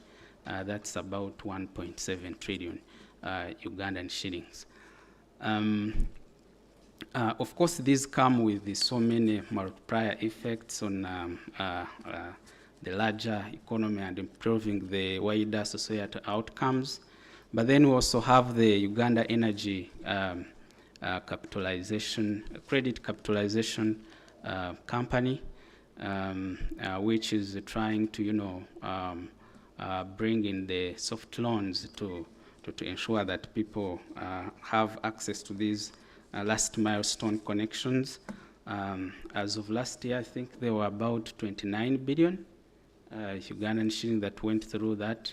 Of course, by providing a lower interest rate below the market interest, such that really people afford the accessibility. And the government, of course, is having conversations on whether we can complement that money that is coming from the private sector as well as the development partners, and probably introduce a revolving fund such that we scale up that magnitude of money that is available. Of course, there are still some challenges. There are emerging issues related to such kinds of interventions. Largely, that money is accessed through commercial banks. But as we could be aware, the spatial distribution of really these commercial banks is something that lacks. Beyond Kampala and the major towns, really accessing these financial commercial banks is still a challenge. And there are discussions on how we can also harness some of these interventions that are coming to ensure, some inclusive approach and see that all people access this finance. There are conversations on how we can, for example, channel this money through the parish development model, such that this money is accessed by what Mitch said. Someone who is in the US, the United States of Apache, can also access this kind of money. When it comes to the topic you're emphasizing today of e-mobility, of course, there are conversations which are, are coming across from a policy perspective, but also from a financing perspective. How do we finance these new technologies that are coming up? Of course, with the high adaptation effects that really they present. The previous presenters have, talked about the charging infrastructure, and I think through the Clean Access project, about 62 charging points have already been earmarked for financing, and I think 10 are going to be in the GMK, the Greater Kampala Metropolitan Area. Albeit, there are things we are still thinking about for consideration. The minister talked about the egg-chicken problem, which one should come first.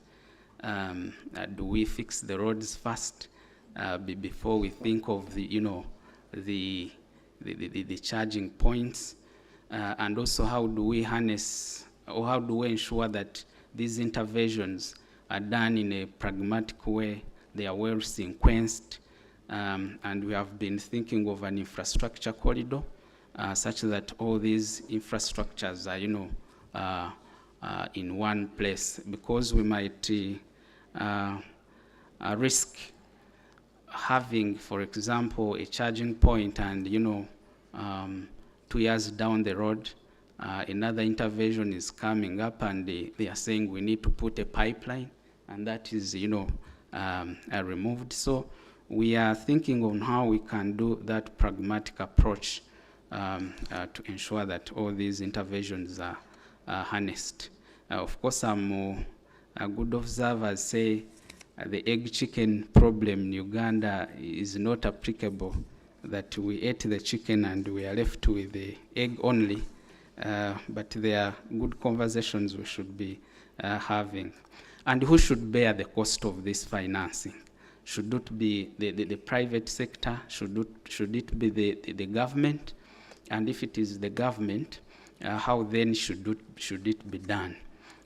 Should we think of tax exemptions?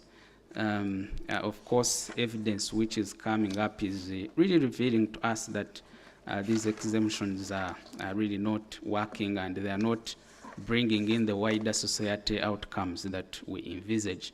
And there are plans for sure on how to rationalize some of these tax exemptions by introducing sunset clauses such that these reach an end where really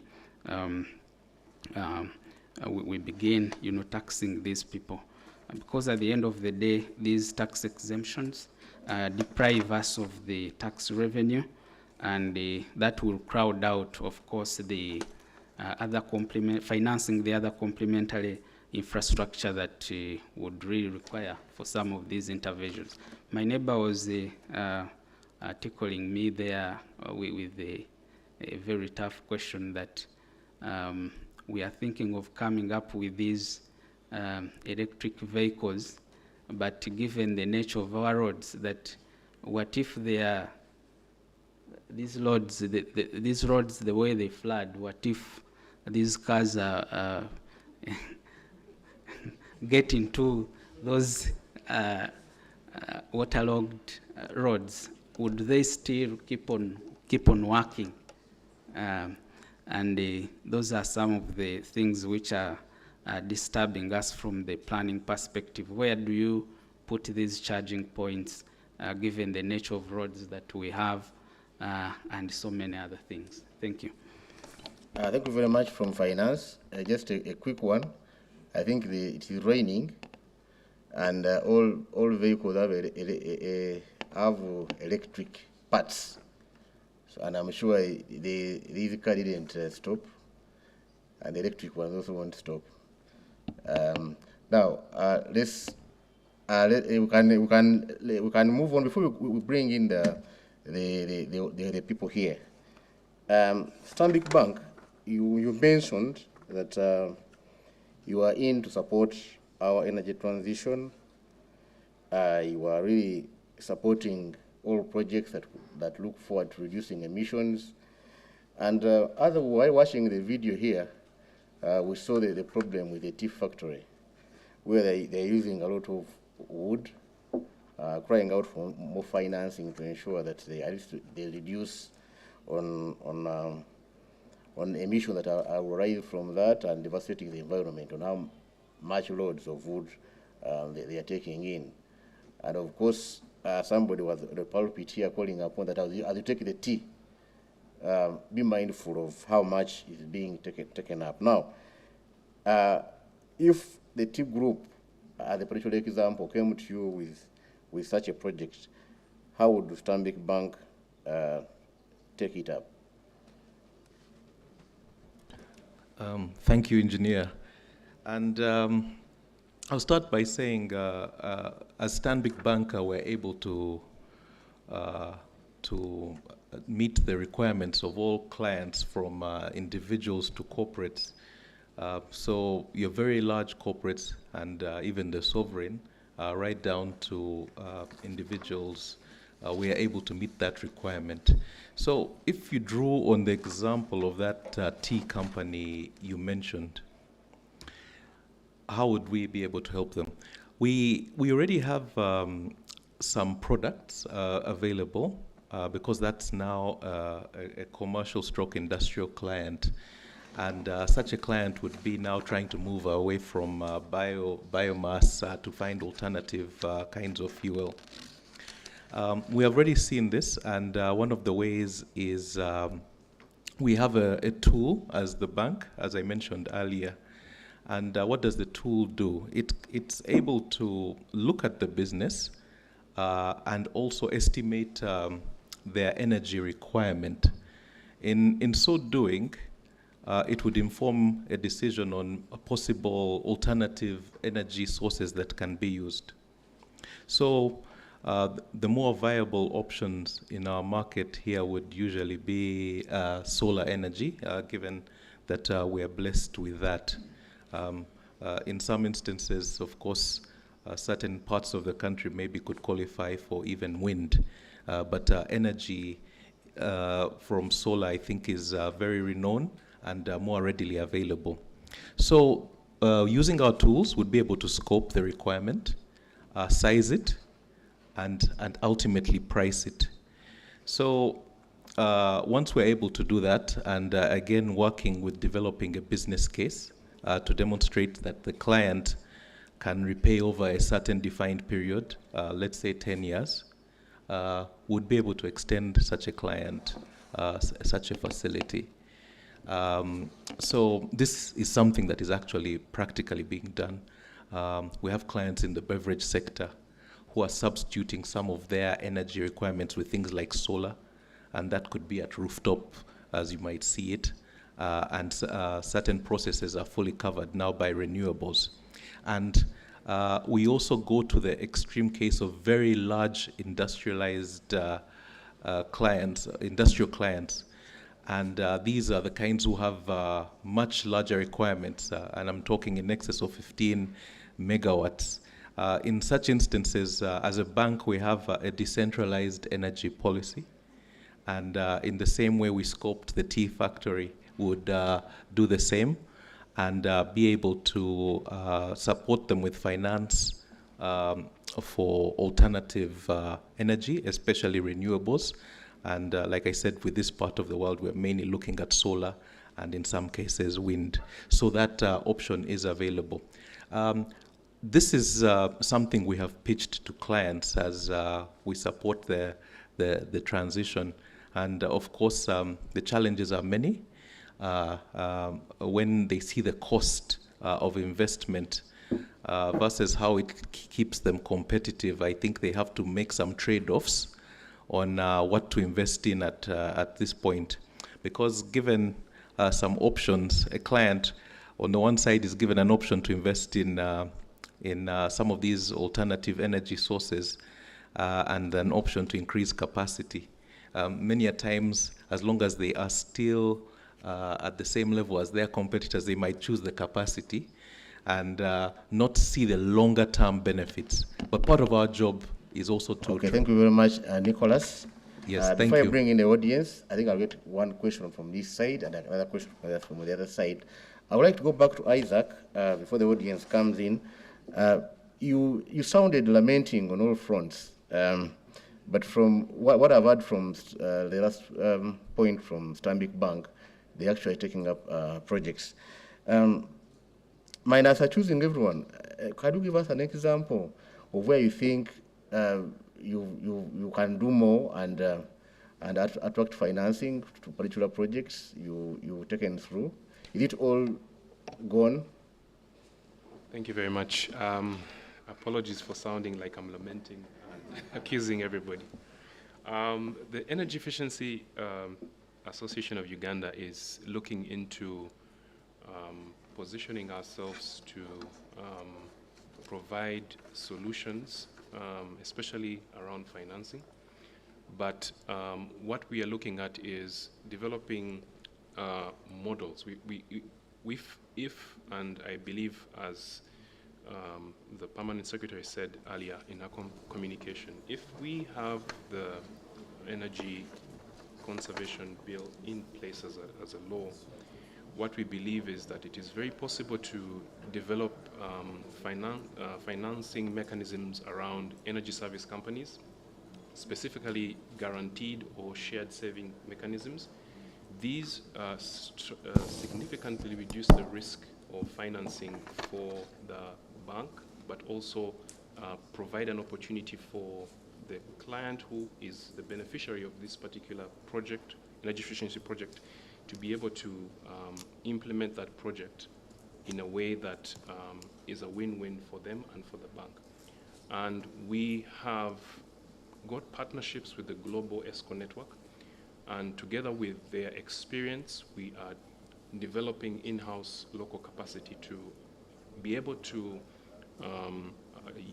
work with our member companies to be able to understand how these finance mechanisms work, and then have strategic partnerships with funders. We already have one of the funders on board who understands how this mechanism works, and we believe that if those partnerships are extended across even to commercial banks, I'm very glad that Stanbic is doing considerable work, very, very good work. I believe as well Centenary Bank is joining that, Diamond Trust Bank is joining the ball game.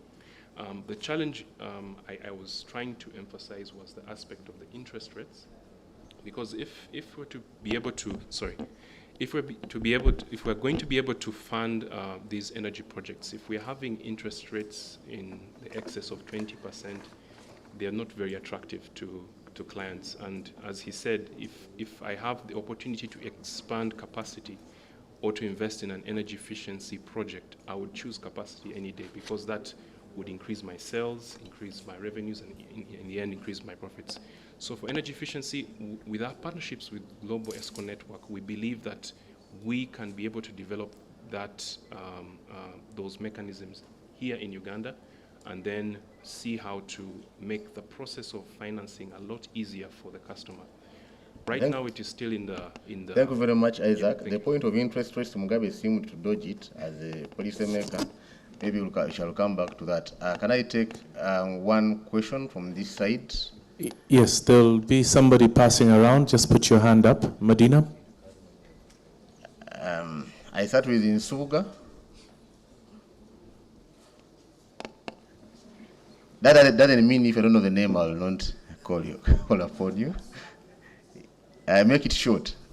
Yes, Chair, I would like to make it very short. And the person relating it to? First of all, I'm Engineer Emmanuel Sanden Nsubuga, with the Ministry of Energy and Mineral Development. I have a question for the bank. And I think the challenge is the impact. If I could package an energy efficiency project and show its cost-benefit assessment indicating that it's profitable, is the bank willing to consider funding such projects? Because I think the problem has been in how we package our projects. And we tended to say we cannot package them. We can actually do a proper packaging of an energy efficiency project and show the impact and do its cost-benefit assessment and be able to seek funding from the bank. Are there such facilities for cost-effective EE projects? Thank you. Thank you very much. Thank you for being snappy. Can we take the gentleman in the, can you please stand up? Your name and the question, and make it quick. Yeah, thank you. My name is Alex Matua. I work with Nile Microfinance, a tier 4 institution having a clean energy portfolio that is growing. Precisely two issues. One, as a practitioner, what are our challenges in the industry? Market distortion. Darius and the panelists up there will agree that the region I come from has a very big presence of refugees, and therefore the issue of donations and the issue of subsidies are very high. In that regard, you find that an investor in the private sector like us get a lot of challenges. I'm grateful that some donors are moving towards the issue of result-based financing. We would love to encourage that, otherwise it is really market distortion. Related to market distortion is also a lot of counterfeits in the market. These counterfeits are extremely cheap, and therefore a genuine practitioner promoting renewable energy and green financing has a very big problem in responding to this, because they are considered to be expensive when actually it is not true. Lastly, engineer, allow me to say this. When you talk of renewable energy and special, I would love to appeal to researchers, the academia, and practitioners to look into inclusiveness. The technologies appropriate in market, especially for cooking stoves, are out of reach of the common person. I operate in that industry. We have a lot of people who cannot be supported with the current technology. We need a lot of conversation in that. Thank you, engineer. Thank you very much. On the left, the gentleman, the hand is up.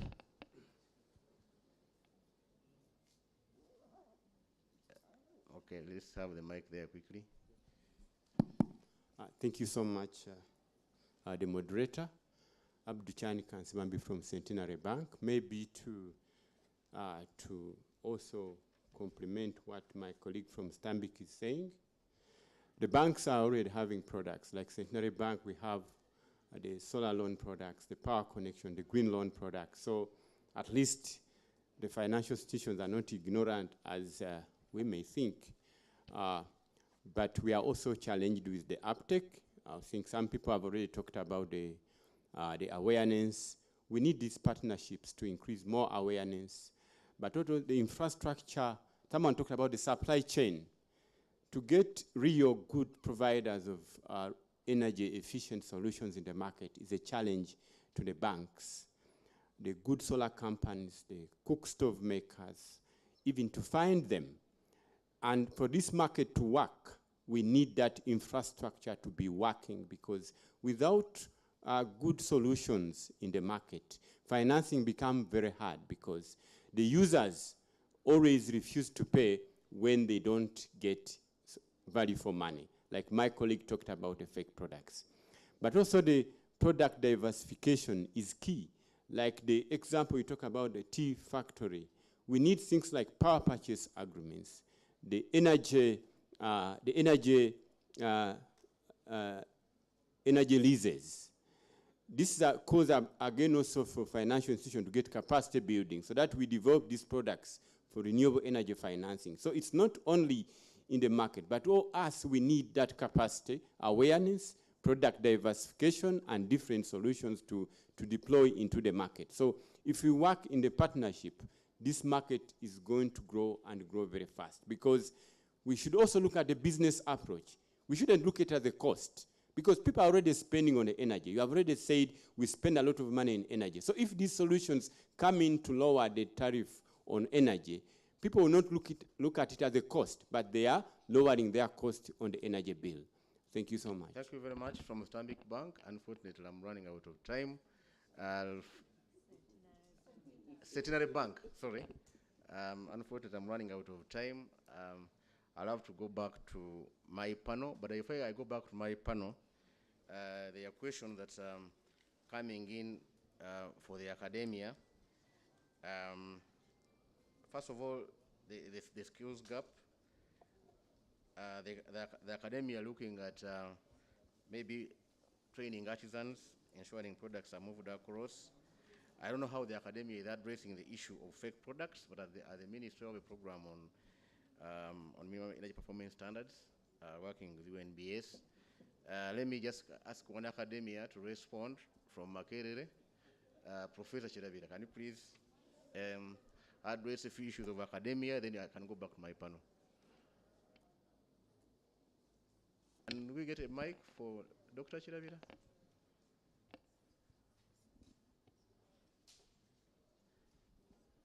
Thank you, moderator. As of Makerere and specifically said that academically we are participating in this, and we are in the consortium for the email project. So we are contributing that, and I'm going to present this afternoon. Then secondly, we are reviewing our curriculum, taking care of all these, and one of our new programs is a Master of Science in Renewable Energy, which is handled by the Department of Mechanical Engineering, and all these issues academically. Then we are also doing a lot of research, and we have a number of graduate students, PhDs, who have graduated of recently in this area. Thank you. Thank you very much, Doctor. Now back to my panel, the bank. Please respond to the project's packaging. And you have been supported by Centenary Bank, unfortunately.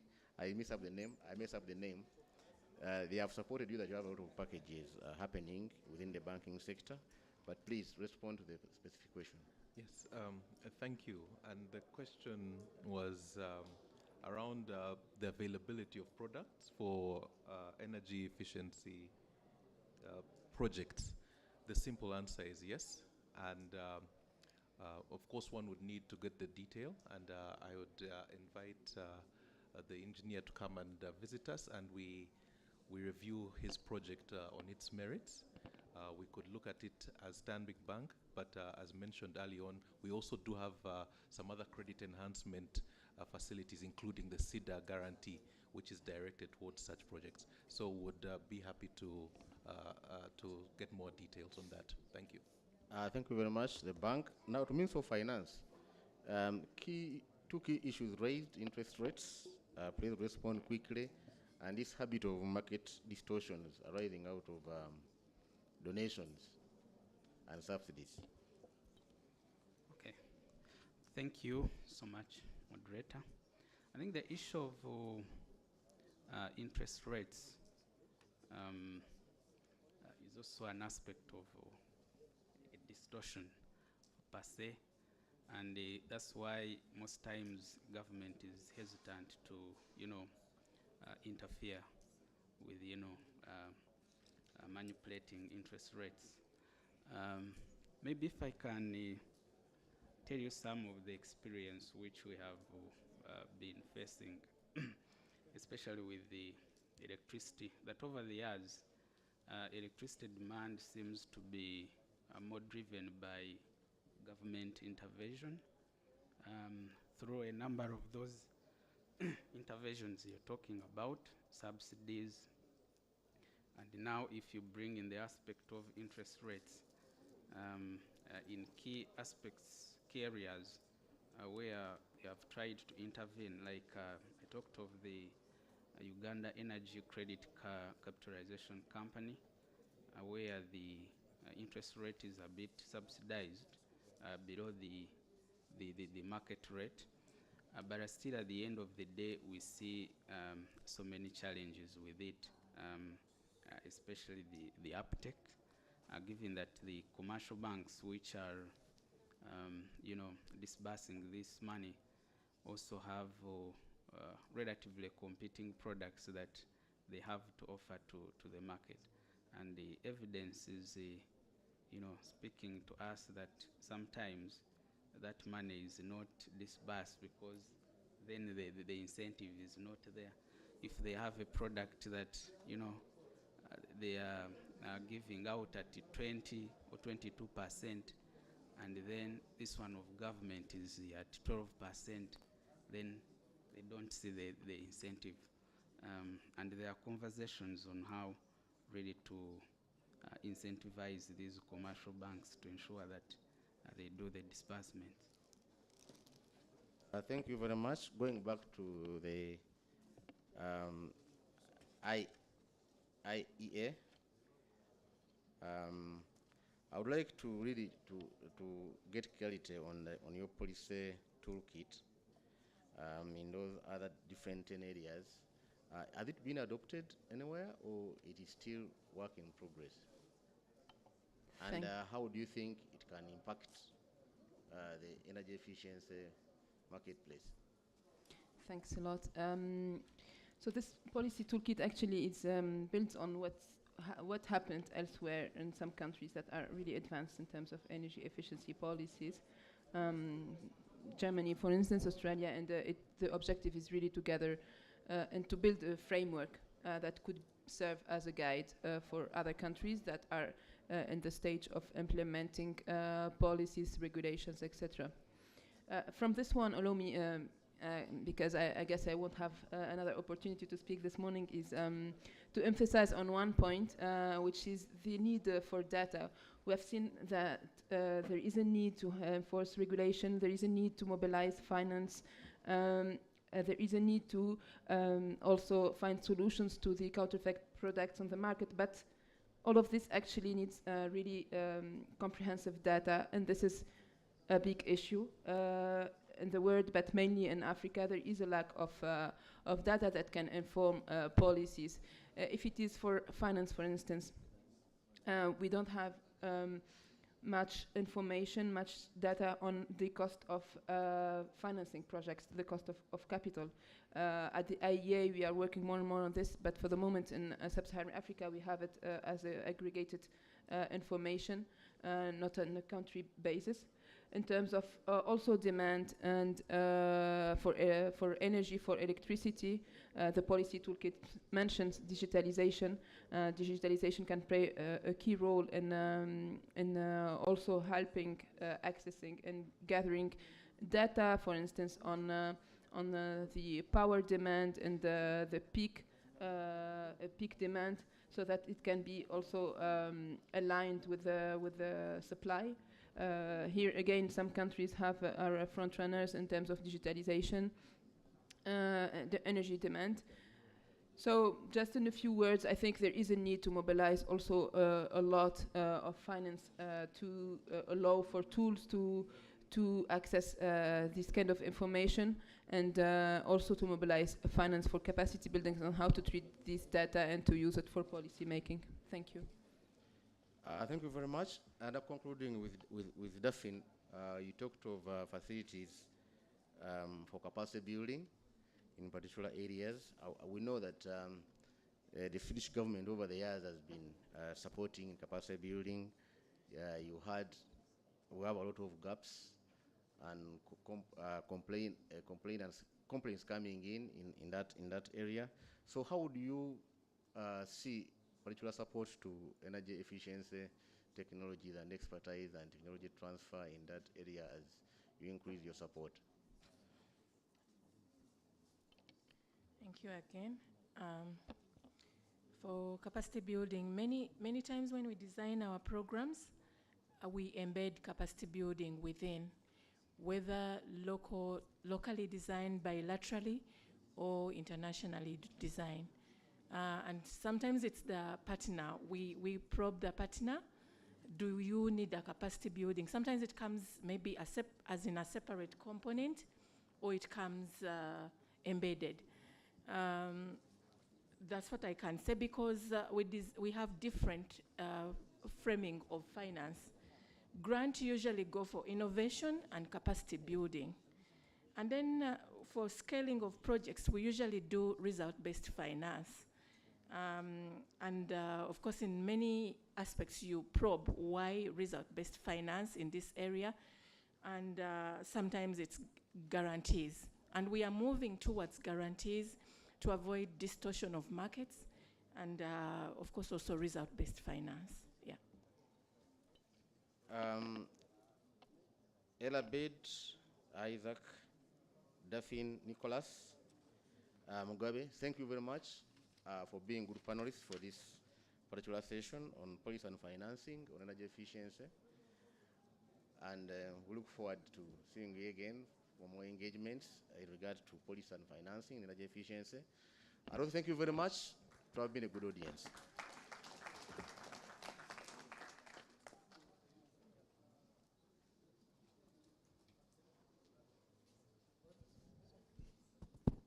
Thank you very much, Engineer. Let's give him a big round of applause. I think we've learned a lot from that session. We were supposed to have had one more session just before lunch, and that's not going to be possible because it is time to eat, and I'd like to probably say bon appetit to everybody. Each of you probably has received a food coupon. If you have not, you'll kindly receive one at the door before you exit. We'd like to ask that we take 1 hour for lunch and that we are back here in this room by 3 o'clock. Bon appetit, and we'll see you soon.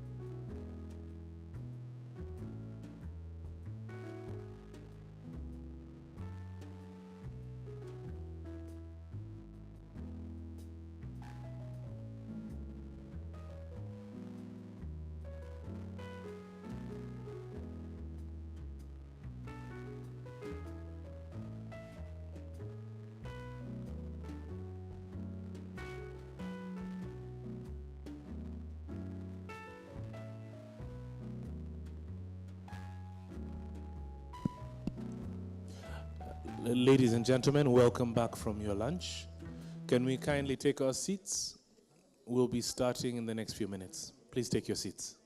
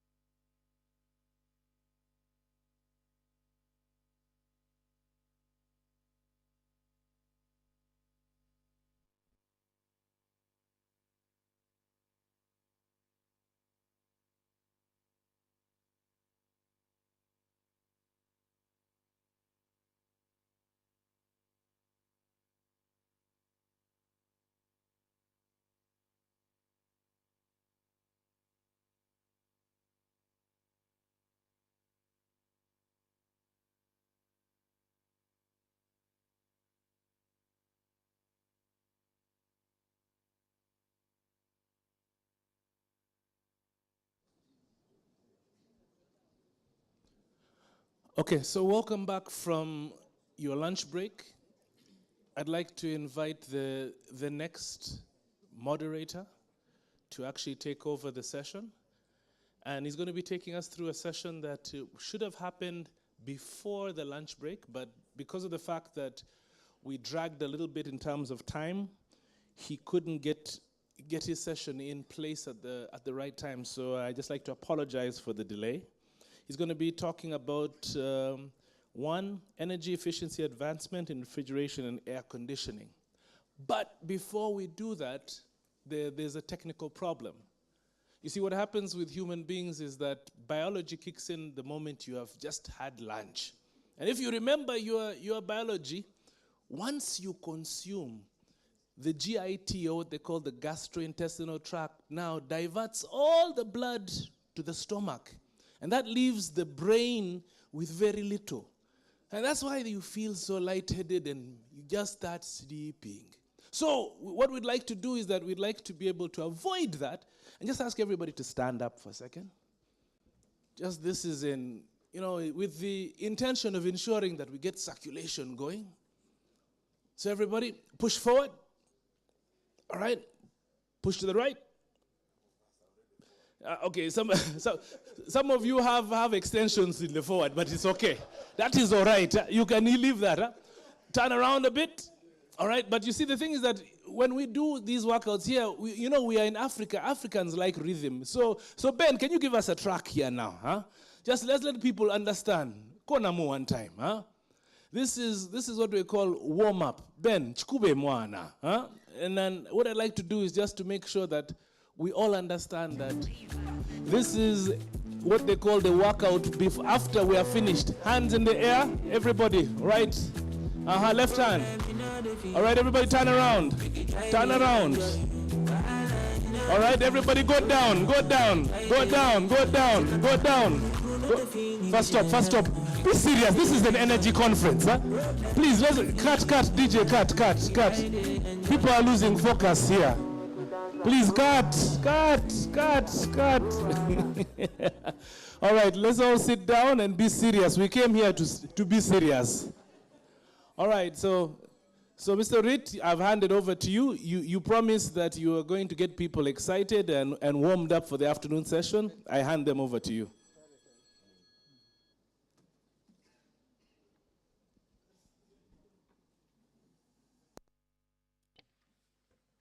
Good afternoon, ladies and gentlemen. All protocols observed. Welcome back from lunch. It's the perfect time to talk about some engineering and breaking it down in the simplest way possible that everyone can be able to understand. So, looking forward to a great discussion. Our side event, just like Mitch said, is going to focus mainly on advancements in refrigeration and air conditioning, especially from the energy efficiency perspective. And I think this is a very critical discussion because as we speak, there's an increase of temperature worldwide. Even the weather is changing, where there's a cold season, it's no longer cold season, it's no longer dry season, there's a change in patterns, and there's a lot of cooling going on within our communities. I'd like to take this opportunity to invite a very great team that we have of our panelists with a very wide array of experience, and also are going to share a lot of knowledge with us today. I'm happy that my colleague Osama is already at the panel. Osama is the acting assistant commissioner, energy efficiency and conservation at Ministry of Energy. Please let's give him a round of applause. Our next panelist is a very key person because he comes from the private sector and also represents the National Association for Refrigeration and Air Conditioning, where he's currently serving as the vice president. Mr. Mohamed Kanyike, you're welcome.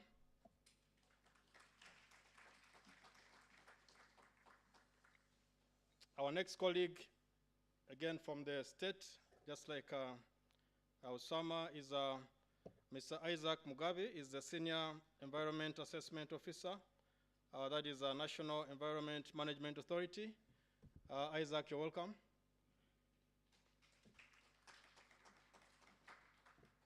And the last but not least is Mr. Patrick Ochan, is Assistant Lecturer of Refrigeration and Air Conditioning at Chambogo University. Round of applause, please.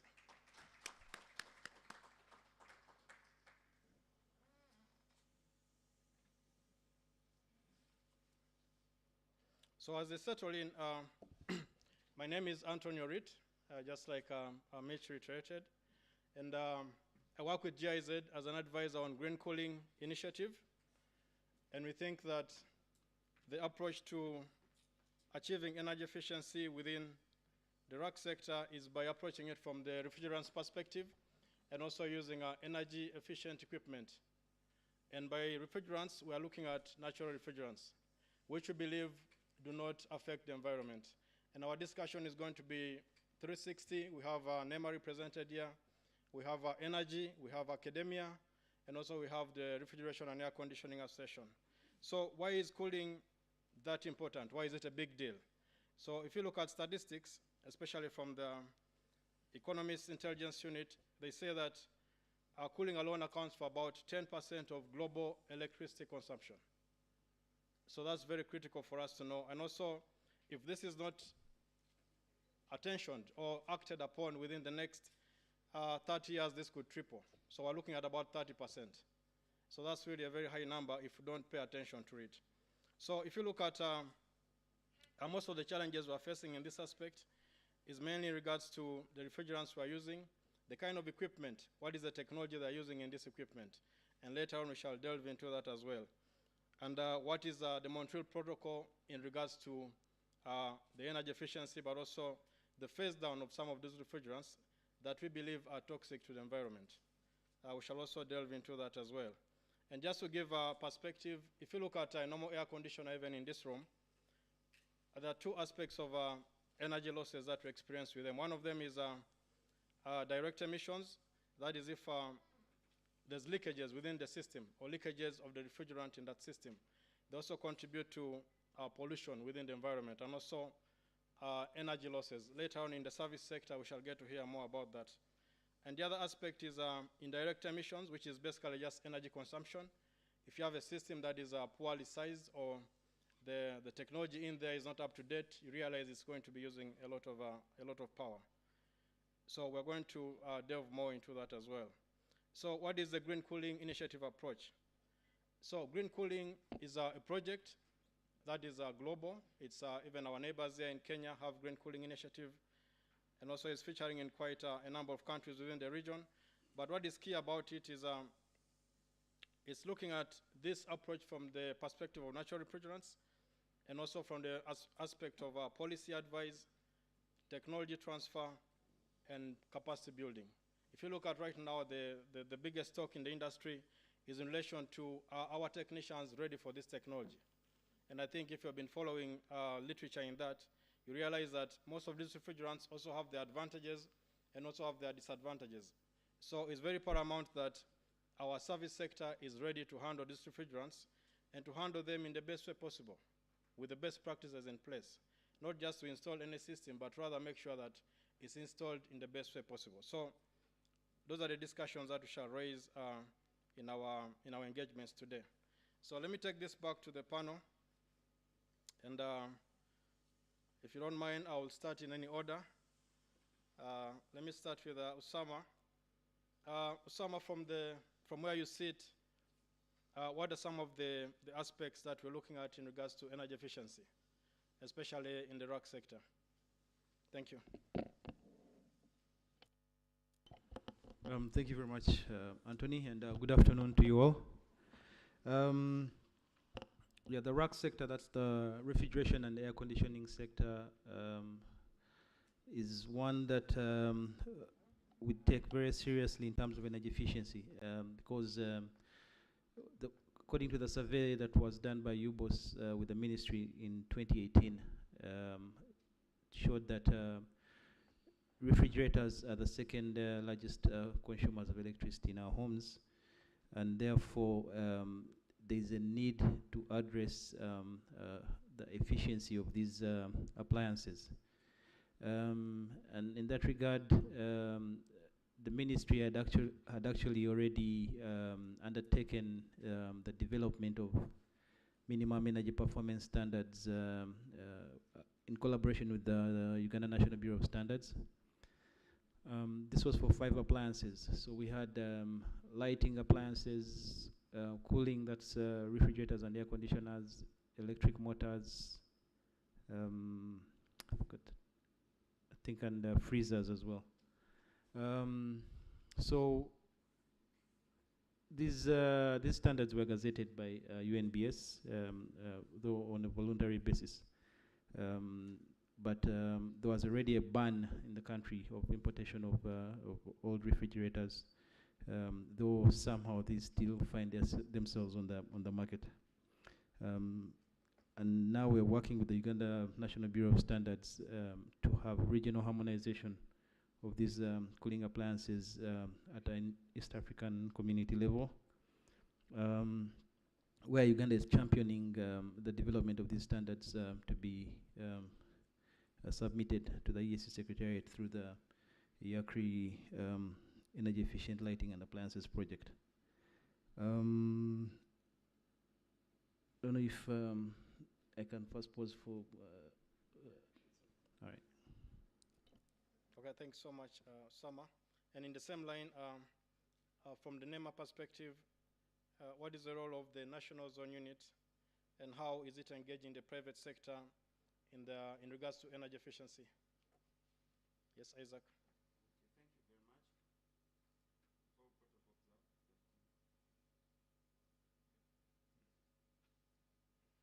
Thank you very much. Yeah, the role of NEMA. Okay, thank you. All protocol observed, good afternoon. Yeah, the role of NEMA, or the National Ozone Unit, as it is recognized by the international body outside there, the way they categorize the different governments that are fighting towards the protection of the ozone layer, we are called ozone units. So as the NOU, we have domesticated the international instrument on the protection of the ozone layer. That's the Montreal Protocol. It's enshrined in the National Environment Act of 2019, and it's also enshrined in the National Environment Management of Ozone Depleting Substances and Products Regulations. And in those laws I've mentioned, we have provisions for energy efficiency. And on top of that, we have engaged the national stakeholders. For instance, we have strengthened the institutions, starting from the private sector, that is the Uganda National Association of Refrigeration and Air Conditioning, which does the training of the refrigeration and air conditioning technicians. And in those trainings, we incorporate issues of energy efficiency. And for your own information, that association is the best association in Africa. So you can see how our institutional strengthening has worked. Then on top of that, we are strengthening training institutions. So far we are partnering with the 7 institutions, that's Kyambogo University. Through our initiative, a course in refrigeration and air conditioning was established at Kyambogo University in 2003. So we have been partnering with Kyambogo University from that time. And then we have other vocational training colleges that are distributed countrywide. In the east, we have Uganda Technical College, Elgon, and Ogolai Technical Institute. In the north, we have Uganda Technical College, Elgon. In West Nile, we have Amelo Technical Institute. In the west, we have Kasese Youth Polytechnic and Uganda Technical College, Bushenyi. And we do build their capacity. We start by training the trainers in those institutions. And then we go on and train the technicians.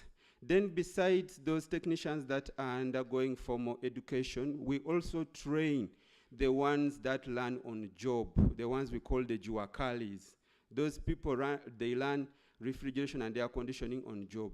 And they don't have the chemistry behind the equipment and the refrigerants they are handling. They don't know the energy efficiency associated with the equipment they are handling. So we train them. Yeah. Okay, thanks so much, Isaac, for that elaborate explanation.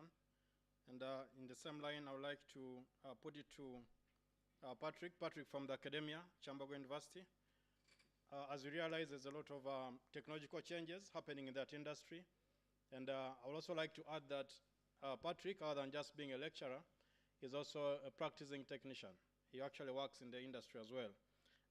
What are some of the technological advancements, and how are they helping in regards to improving energy efficiency in refrigeration and air conditioning? At least from your perspective, from the service technician, but also from the person who is teaching this technology within the university. Yeah, well, thank you so much, Anthony, and good afternoon, everyone. My name is Patrick Ochan. I'm a lecturer at Kyambogo University in refrigeration and air conditioning. Now, regarding your question, there are so much growth or advancement in refrigeration industry. There are so many technologies on the ground toward energy efficiency, like the introduction of inverter technology. Most of the ACs that are coming nowadays, it has inverter compressors installed inside, and there are non-inverter compressors. So when you compare the energy consumption of the two units, you'll find inverter technology can save energy up to around 30%. But based on the initial cost, of course, people always choose to go for non-inverter because of the initial price issue. Then another thing is the use of solar direct drive system. Now, solar system started way back, and initially, most of the system, the rack system, had solar that has to go through the batteries, the charge controller, all those things. But the latest system now, they are all SDD, solar direct drive. So from your solar, you run the system direct. And if you go to most of the health centers across the country, you'll find it's operating on SDDs. And that's I think it's a big applause to the Ministry of Health for considering the energy efficiency part of it. Then there's also integration of BMS, Building Management System, into the common HVAC system on the ground. So to the extent that there are systems that you can plan those building management system such that, when AC is working, you have to close the windows, you close the door. Now this system, if you integrate, the moment you open your door, the AC will stop. when we're looking at energy efficiency, it's not only about the equipment, even human behavior accounts so much to that. So by integrating BMS system, you will help people always forget to do some of these things. The system goes off by itself when you open the door, open the window, or you forget to close off your system. It can shut off by itself when the time comes. Then use of remote control system, remote control management system. Now you can manage your fridge from a distance using just your phone, or you can read what is happening with your refrigerators. This is mostly in health centers. If it is overcooling, cooling below the set temperature, you can just tell from your phone because of having a remote temperature monitoring device just as a software. Then there are smart, of course, there are smart ACs, smart refrigerators. The challenge is not only to the technicians, even for us, the academia. Just some small experience. A friend called me to check on the cooling, this ice water cooler, water dispenser.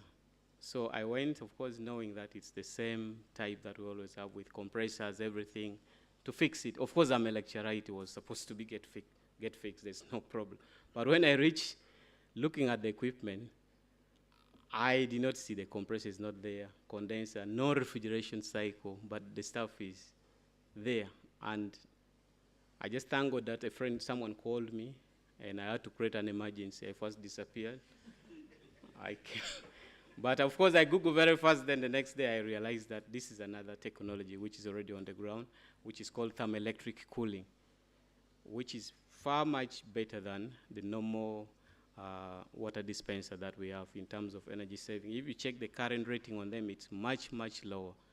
It uses just a thermocouple to do this. So there are so many technology, Anthony, that you cannot describe all at this time because of the time.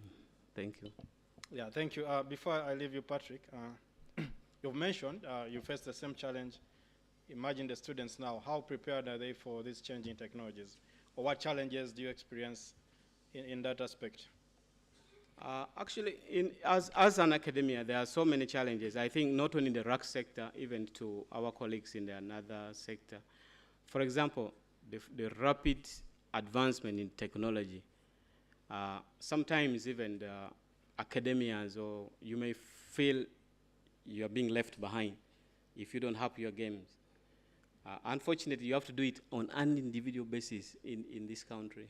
Nobody may be there to support you that fast. So there's a very fast, in refrigeration, in the RAC sector, there's a fast growing technology that you must be fast enough to be accommodated. Now that's putting yourself there to move, to keep the pace is actually very challenging. Then another thing, our curriculum is a 5 years curriculum that has to be reviewed after every 5 years. But in the RAC sector, too much will have happened within the 5 years that is not incorporated in our curriculum. And because of also of other challenges, sometimes our curriculum goes past those stated time. A friend was introducing me to a friend the other day and said, Mito Chan here is one of those guys teaching those expired course at the university. I thought just saying Mito Chan would be enough, but I don't know why he added that. So curriculum by standard is supposed to be reviewed after every 5 years, but if you checked our course unit, it may be even 8 years, 9 years. I think some are going to 10 years. But in RAC's industry, every year there is a technology which is coming up. Imagine you are teaching someone something of 10 years ago. When it comes to industry, it's a completely different environment. It doesn't understand some of these things. And that people start saying, for you, you know only theory. Yeah, you don't know. But the theory he knew is actually what he got. If this technology had been incorporated, it would be okay. Then another challenge, Anthony, is not only from academic perspective sector, even the industry pose these challenges to us because we don't work harmoniously. Sometimes when we give our product out, when they go out, they go with this information about energy efficiency, about the refrigerants, which refrigerants, refrigerant literacy, handling these hydrocarbon refrigerant and HCFC, this refrigerant that contribute towards global warming. Unfortunately, when they reached the industry with this new idea, to incorporate it into the world is a big challenge, because someone will say, I'd been here for the last 10 years. What are you talking about? What are you saying? I started this thing before you were even born now. So if the industry could work together with the academians, it would really make much sense. So that's another challenge. Then, of course, there are challenges like that review in curriculum that takes too much time. Then keeping the pace in the research, sustainable research, conducting this research is very challenging. Yeah, those are a few among the many. Yeah, thank you, Patrick. Thank you so much for that elaborate breakdown. I'll put it to Mohammed. From a perspective of the association, because like Isaac mentioned from NEMA, they see UNARA is among the best associations in Africa. What are you doing exactly? What is different? What are you doing different from other sessions? But also in regards to advancing, because Patrick has clearly mentioned that the students, who are our technicians, actually come out and they're not well conversant with this technology. What is UNARA doing to ensure our students are able to pick up with these advancing technologies, and also considering the aspect of energy efficiency? Okay, thank you, Anthony. Greetings from UNARA. UNARA is, if you can give me a minute, just talk briefly about UNARA. UNARA is Uganda National Association of Refrigeration and Air Conditioning. It was formed in 1999 for government compliance with the Montreal Protocol. As already mentioned, the Montreal Protocol is an international agreement that was signed to phase out the ozone-depleting gases, and has been amended to include gases that contribute to global warming. So UNARA has done quite a lot with helping the government comply with the Montreal Protocol and other multilateral environmental protocols. Among the many ways UNARA is helping Uganda through different projects. Example is the refrigeration management plan, the hydrofluorocarbon phase-out management project. And through these projects, what UNARA is particularly doing, an example, in the efforts to save the environment from the ozone-depleting substances, UNARA helps practitioners to recover and reuse refrigerant. In the last 7 years, UNARA has helped or has saved over close to a ton of different refrigerants, including R22s, 134As, and 410. These gases are some of those that contribute to global warming and ozone depletion.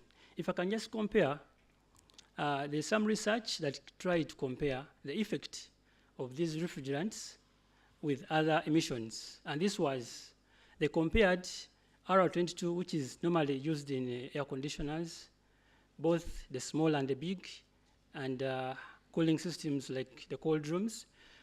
So they compared emissions from a medium-sized car, an example of a Land Cruiser, with, it was found that only 4.5 kilograms of R22, which can only go in a small system, is equivalent, when emitted in space, is equivalent to what a medium vehicle emits if driven for over 40,000 kilometers. So you can see the effect of these refrigerants, and what UNARA is doing is helping the practitioners to recover that gas and reuse it. For those that don't reuse it, UNARA has the capacity to store that same gas, and also to purify it or to reclaim it to original standard or original properties. among other ways, UNARA is also doing a lot in training, as already mentioned, through our partners, including NEMA, GIZ, UNIDO, UNDP. UNARA has done a lot in training the practitioners and also the other fields, including the customs, because when equipment were delivered that are used to detect or to analyze refrigerant, UNARA was engaged to take on training and train the custom officials on how to use the equipment to check the different refrigerants. So those are some of the few ways that UNARA is helping in regards to the government complying with the protocol and also achieving the energy efficiency. Okay, thanks so much, panelists. I think for the benefit of time, allow me to get some questions from our dear participants. And I don't know, Mitch, are you there? If you could be able to help us with getting some participants, either the microphone, to present their questions to our panelists today, before we continue to the next session. I see an hand here. How much time do you think you need before we close your session? Give us about 15 minutes. 15? 15 minutes, yeah. Okay. Yeah.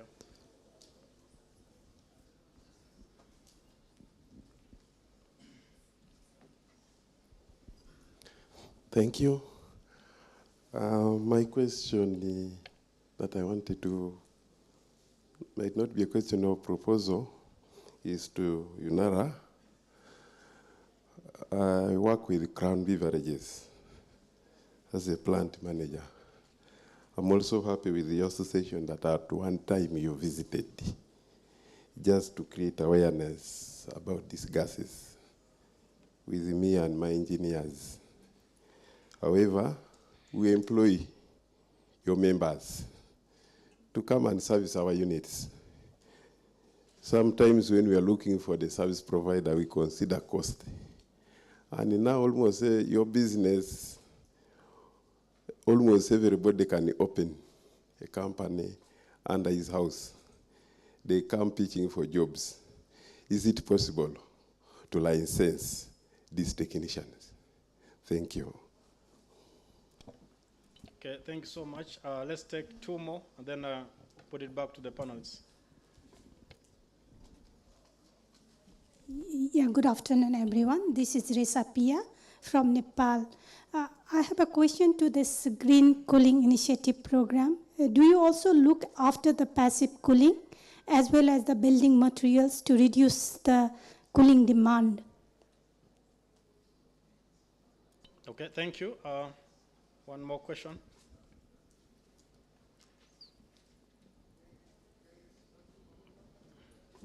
Okay, if there's none, put it back to Mohammed. Sorry, yeah, okay. One more, yeah.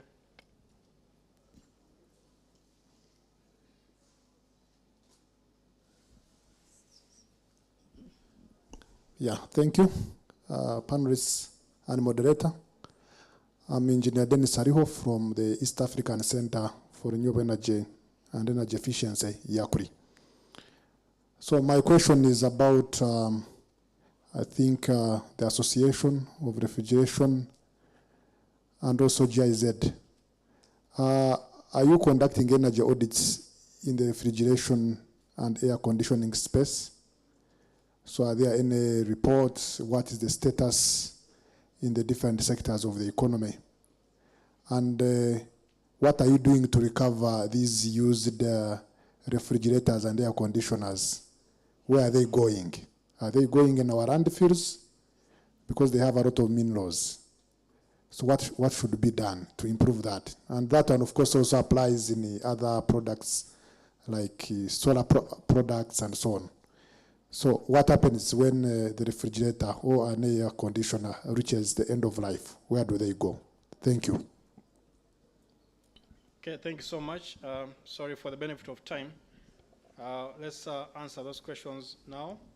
And then we'll also encourage the panelists to be available for any bilateral engagements after the session.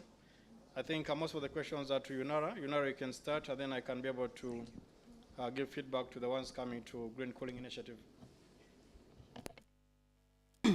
Thank you. The question about licensing, yes, there are already efforts on the way where UNARA is going to work together with the DIT. DIT is Directorate of Industrial Training, and that's a government body under Ministry of Education. They're the person, or they're the ones that are in charge of certification. So we are already talks ongoing between UNARA and DIT to be able to harmonize the certification of the trainer, of the technicians. So your concern is taken care of. Thank you for that. Then about the old systems that have reached end of life. Yes, UNARA has a facility or has equipment that have been donated by UNIDO and GIZ, equipment that help us to recover the refrigerant and store. At the moment, gases like R22, 134A, their schedule is still on, however much it's coming to the end in a few years, but we still recover and keep this refrigerant. When there's someone that needs to use the same gas because the system is still around, so what we do, we recover that gas and store. Recently, we had a project where one company came. Their client wanted to change the type of gas they were using. In particular, they wanted to change from R22, which causes ozone depletion and global warming, to a gas that is more environmentally friendly. So through NEMA, they got our contact through NEMA, and we worked with them to recover refrigerant across the country from over 130 split systems. We recovered close to 200 kilograms of gas. We kept that gas, and that gas, we still have some of it. Some has been taken by some people that need it because, as you know, some of these gases are no longer produced by the manufacturers because of the restrictions. So we keep that gas, we clean it, and other people that need it can use it. So that's what we do with the gases. Then the energy audits. Well, this, I think, Isaac is the best position to answer this, but what we do, we've done surveys regarding the kind of refrigerants that are in use, but we have not done anything regarding energy audit. So probably I will pass this to Isaac from NEMA.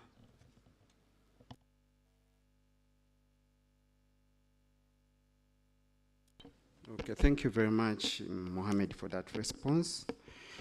Yeah, this issue of energy efficiency, we are mainstreaming it in environment, and like he has mentioned, we have started with the survey, and in that survey, they have provided information about the various equipment and their energy performance.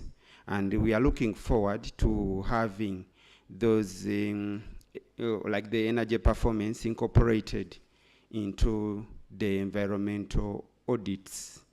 Yes, so that aspect is going to be included in the licensing.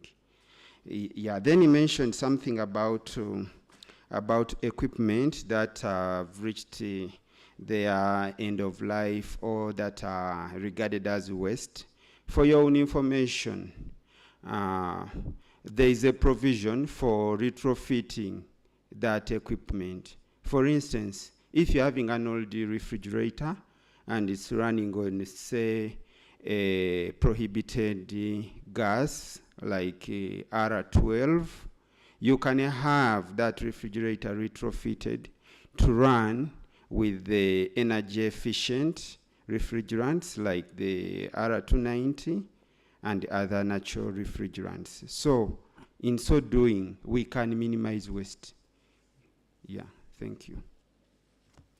Okay, thank you so much, Isaac and Mohammed. Our time is really fast spent. Let me answer to the question of green cooling in regards to buildings. Right now, the best we are doing is only advising. We have not engage directly in that, but we're working with the respective bodies to be able to harmonize that. And it's also something that is, I don't know if somebody want to touch on it in regards to MEPS. Yeah, okay, you can go, it's okay. All right, thank you very much. Regarding passive cooling and building materials, the ministry, we are developing guidelines for energy efficiency in buildings. And these should be concluded, I think, this month or before the end of the year. The idea is that you cannot, for complex structures, the classifications of buildings.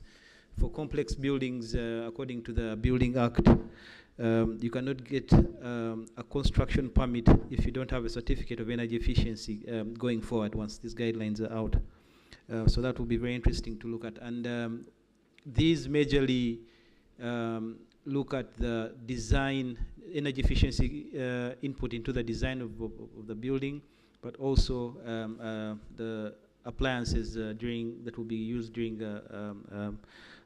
utilization of the building. But just also to quickly add, before time runs out, Isaac talked about the retrofitting or provision of new refrigerators or gas for that matter. I know this has been done successfully in Ghana, and it's a case study that we're studying carefully, where they had a target of 50,000 refrigerators for homes using the utility companies through that rebate system.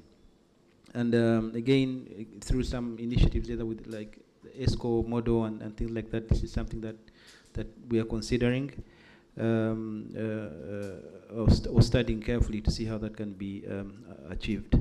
Then quickly, just as a summary, future outlook for this at the ministry is majorly through the Energy Efficiency and Conservation Bill that was talked about in the morning, that the ministry is working on, which will then provide the legal framework for the implementation of these minimum energy performance standards, because one of the challenges that we've been facing is the lack of a regulatory framework to enforce these standards. Thank you very much. Okay, thank you so much, the panelists. And just in regards to time, allow me just add something small about equipment that has reached end of life. Currently, there are companies, I think I know about Airgas. You can go check it out online. So what they do, they encourage organizations like UNARA to collect that gas, and then they come and pick it. They pay a fee for it, they come and pick it and take it for further processing, where they can even use it in factories, cement factories, in combustion. So there's actually no dumping of this gas anyhow. So once it's collected, they come and pick it, even pay you some money for that, and then they can be able to go ahead and use it in the most responsible way possible. As we close, I would like to extend gratitude to our team and also to the audience. I think you've been a good audience. We've had some good engagements, and I think no one has been dozing, even after having lunch. So I'm quite happy for that. And also to the team, thank you so much. I'd like to encourage you to engage more in case you have further questions that could not be addressed in the session. You can be able to engage them further within the conference. Otherwise, thank you so much, and have a great day. Thank you very much, Anthony. Great job. Let's give a big round of applause to all the panelists. I like Mr. Chan Patrick's story that sometimes if you don't have the solution to a problem, you can create an emergency. So that's going to be my new tactic also. So right now, ladies and gentlemen, we'd like to move to the next segment, which is a special presentation. It's going to be on energy efficiency in buildings. Please welcome from Makerere University, Professor John Baptist Chirabira. Big round of applause.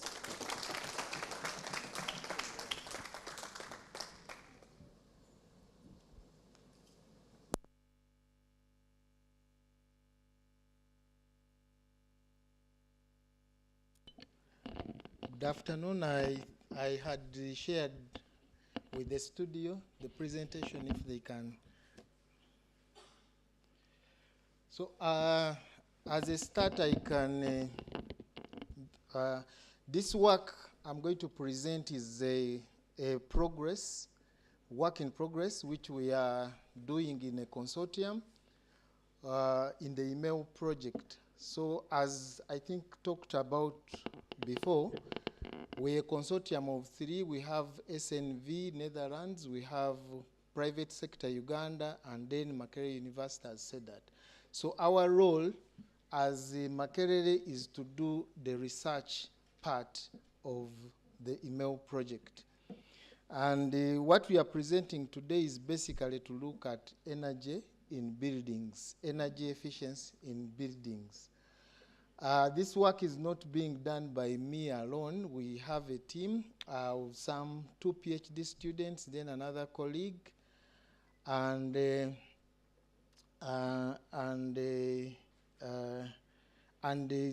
another 2 colleagues are handling energy efficiency in agriculture. I don't know from the studio, some things are being cut, but I think I'll just continue like that. This is the outline of the presentation. I'll give an introduction, which will also include energy in buildings, the situation analysis in Uganda, then energy measures for buildings, policy tools to promote energy efficiency in buildings. Then in part of our work, we did a Delphi study that is talking to experts in this area. And we have some partial results which we would want to share with you. Then potential for energy savings in buildings, and then I make conclusions and recommendations. So as a definition, I think I'm in a wrong place. I can't. From the definition, energy efficiency, when we consider buildings, is the use of less energy in a building to perform the same operation. Professor, would you like to use this microphone so you're mobile? That is better for me. Wonderful. Thank you. Yeah.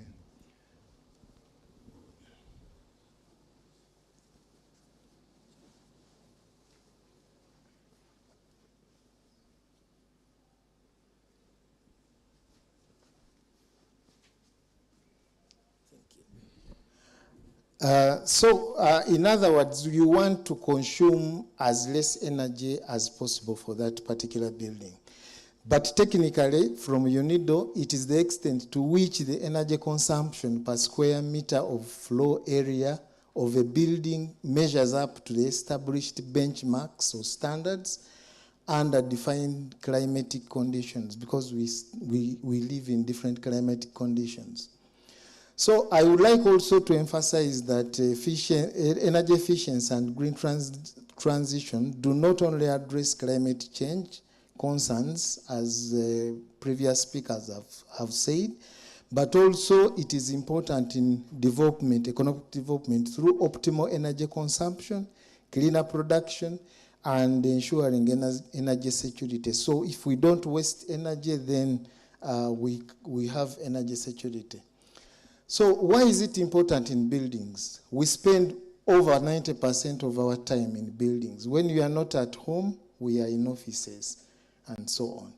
When we are not in office, we are in a restaurant somewhere. So we keep most of our time in buildings.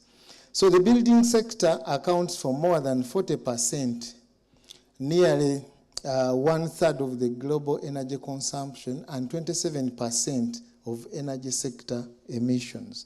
So as we consume, we also do a lot of emissions during use and also during the generation of that energy.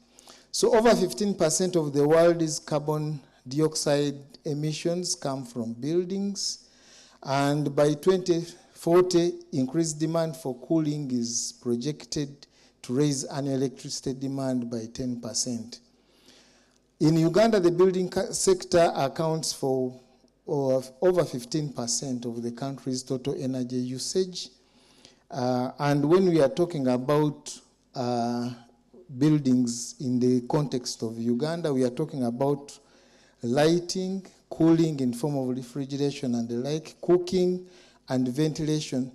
You know, in other perspectives, they talk about warming, which we don't normally warm our houses here in Uganda. So why is this important for Uganda? Governments have a responsibility to ensure that there is secure supply of energy to ensure economic growth. Then developing economies account for almost 80% of the global growth in electricity demand. Electricity is the biggest part of the energy we use.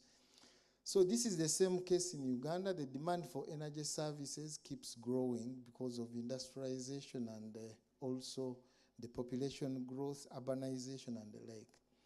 So energy efficiency in building reduces the demand for the energy supply. If we can address energy efficiency in buildings, then the demand will reduce. So capital costs of energy efficiency are lower compared to investments for increasing energy supply.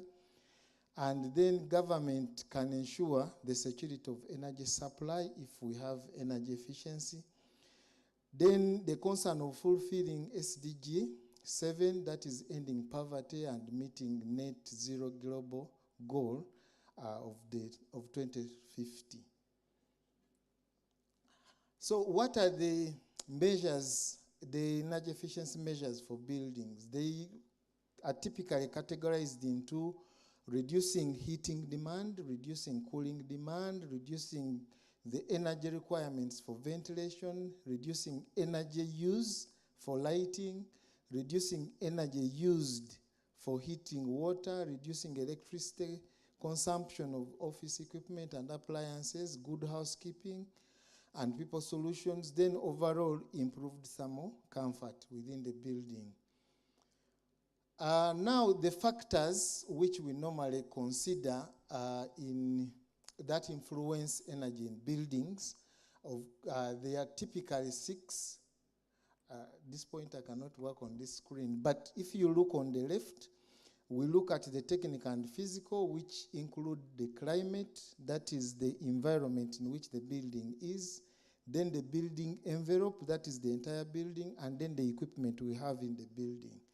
Then on the other side, we consider the human influenced factors, which we call social factors, that is operation and maintenance of the equipment we have, the occupant behavior, the indoor flow environment conditions. So all these are the factors we consider when we are trying to see this. This is just trying to elaborate the previous slide. I can skip it.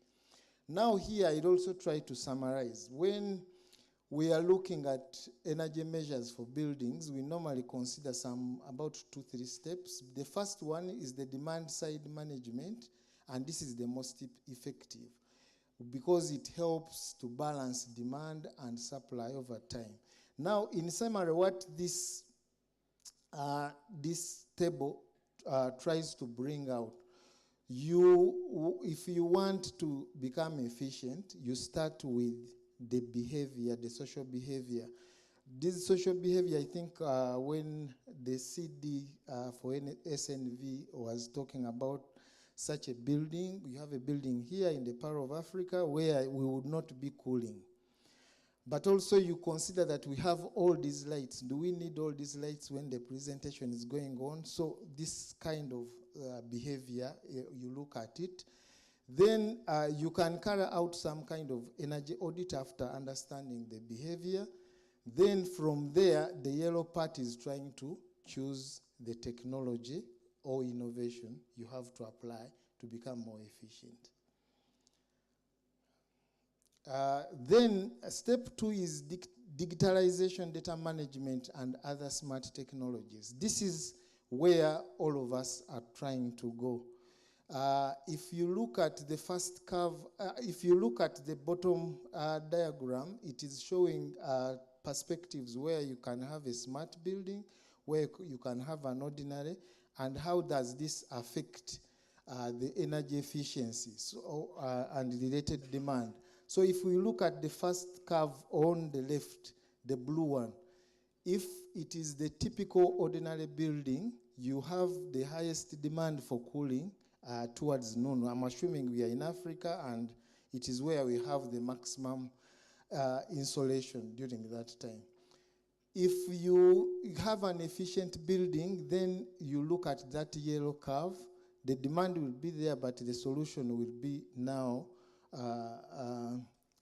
be attained because you can try to manage, optimize the energy demand, the energies you have. Then the green curve shows that if you have renewable energy, for example, you are using solar panels, then the demand goes below because at that time of the day you have the highest peak. Then the other curve is trying to total up. If you consider these other curves, you get a curve like that one.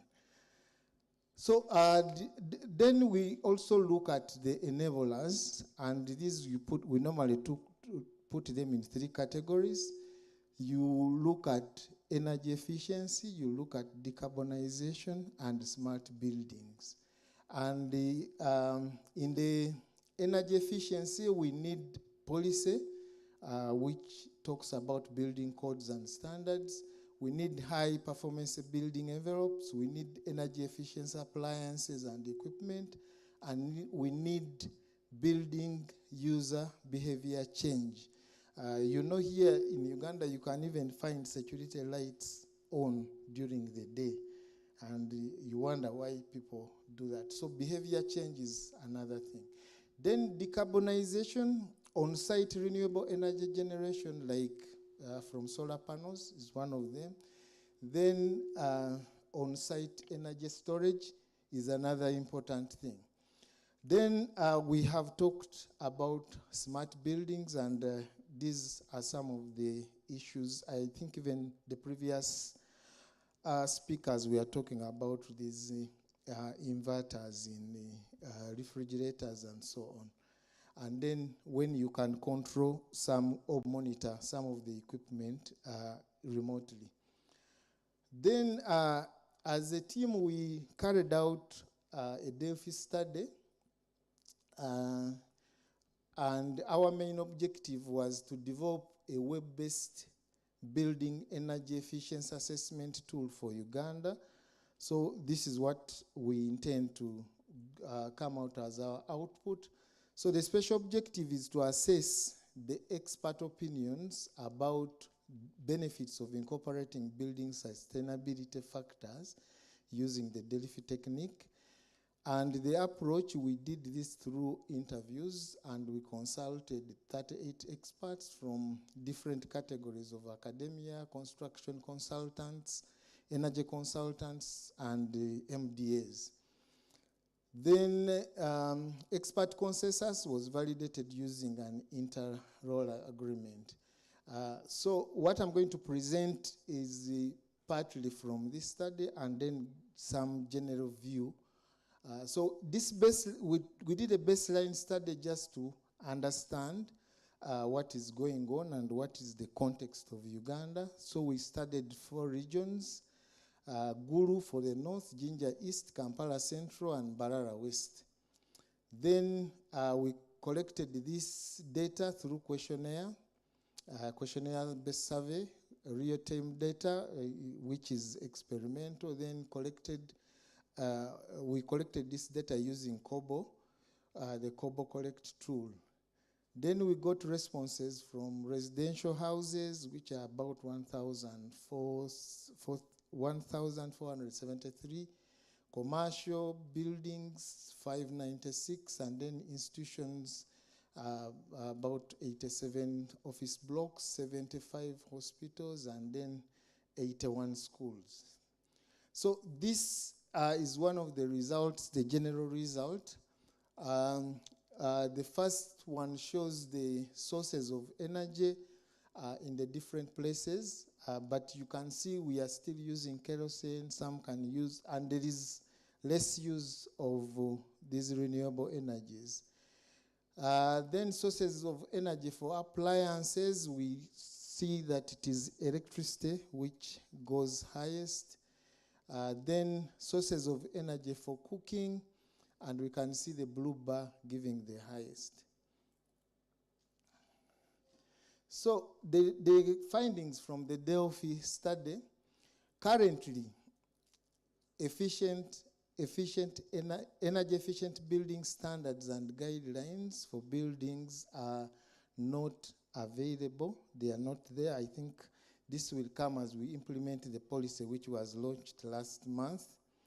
So building owners or developers lack awareness of benefits of energy efficiency. So they normally focus on minimizing cost and trying to maximize security. How strong is my building? So constructions and related building approvals currently rely mostly on architecture and structural design integrity.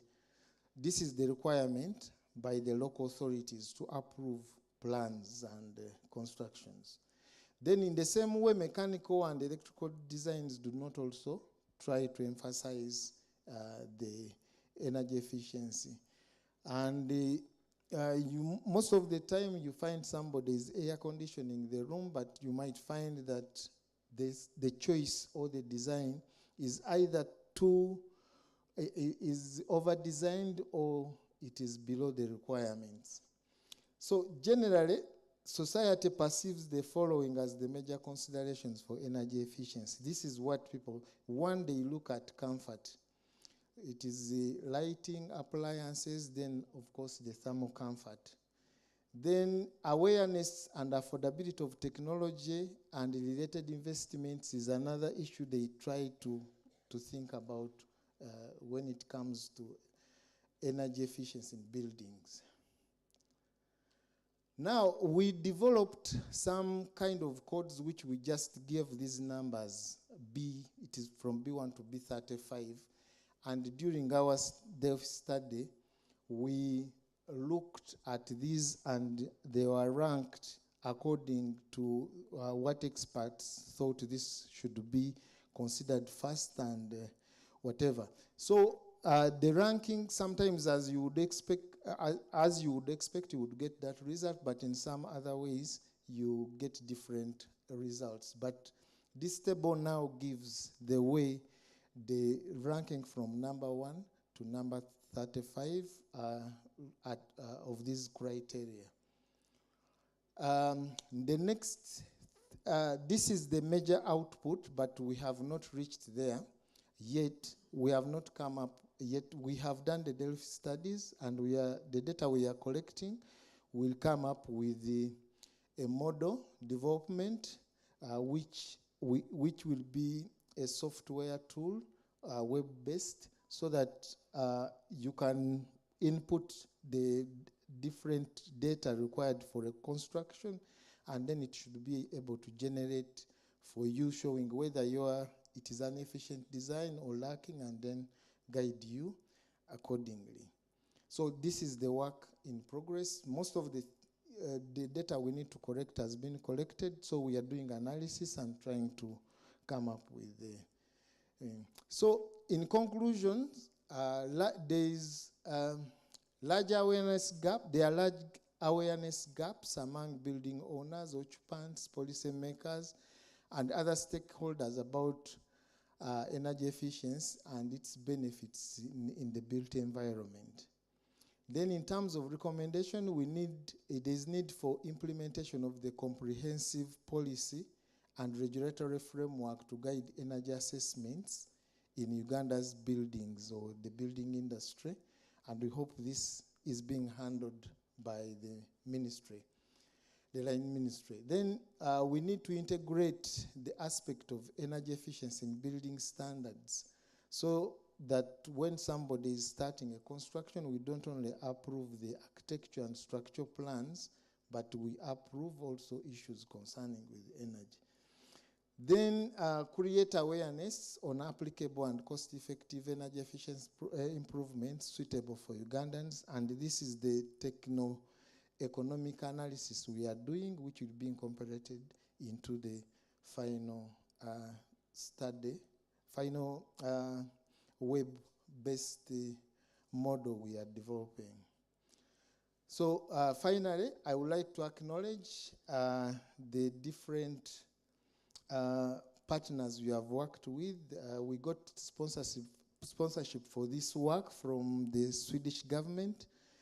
Then we are working with SNV Netherlands, Makerere University, we have PSFU, and during our work we are in contact with a number of stakeholders, and we thank you very much, and thank you for giving us this platform to show you some of the work we are doing. Thank you.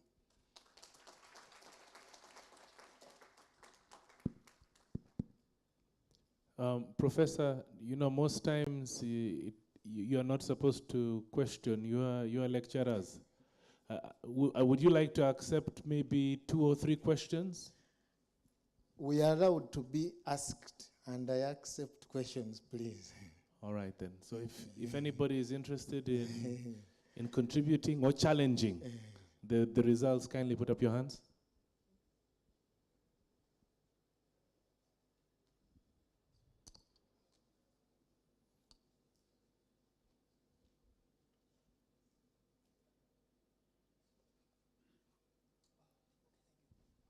Yeah, thank you so much, Professor. My name is Isaac. I work with Umeme, but I'm also passionate about sustainability and sustainable design. So my question is, in your research, did you consider the sustainable materials? You realize that much of our construction is basically carbon intensive. Concrete, cement is so dangerous to our environment. So did you consider sustainable materials as you are looking at this research? Thank you. If I could answer directly, yes, we are considering this, and when we come out, we shall come up with a model which gives you the kind of choice of block or what you have to use. Except, you know, when you are talking about energy efficiency, and our scope is not covering the entire value chain, because, you know, if you consider brick, you have to come right away from the quarry where they get the sand, then the energy they use to produce it. And so our work is going to start from when I have the block there. Which one should I choose for this particular construction?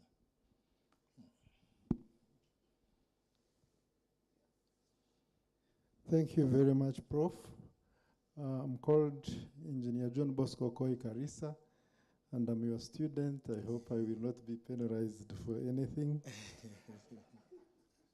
Yeah, we realize that in this country we have one of the major problems, and the major problem is lack of planning. Even when you look at the housing industry in this country, everything has been brought up in a zigzag manner. And I realize that some of for energy efficiency, you may need some central control units so that you can be able to produce energy, to produce cooling centrally and supply some buildings.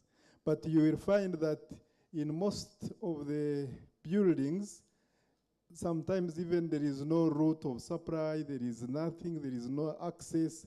So I'm wondering what, like your study and even these conferences we are having, how can we have something to feed into planning authority such that they get to understand that this country is at stake in so many things. It's like we can't benefit very well in this efficiency, energy efficiency, and even what we have been doing in e-mobility. You can produce very good electric vehicles, but if you have very poor roads with potholes, it may also be very hard to implement or to use in this country. So there is a problem of lack of planning, and it is likely to continuously affect the energy efficiency in buildings. I thank you. Yes, my namesake JB Karisa. I appreciate your concern, and I think all of us, this is our concern. The scope of our work does not reach there, but we are trying to consider these as isolated or whatever. You know, that infrastructure planning is something which the government, I think, is failing, because we thought when you create cities, they could be managed like that. If utilities are centrally managed, then they would be more efficient and managed properly. But our work is not going into that detail. But we hope if we can develop these codes, these sustainability requirements for energy efficiency, then they could be integrated in such a plan. Thank you. My name is Esther Fiona Atek from Ministry of Energy and Mineral Development, and my question is in regards to your work. Recently, I think Ministry, in collaboration with National Building Review Board and the EU, has been working on building energy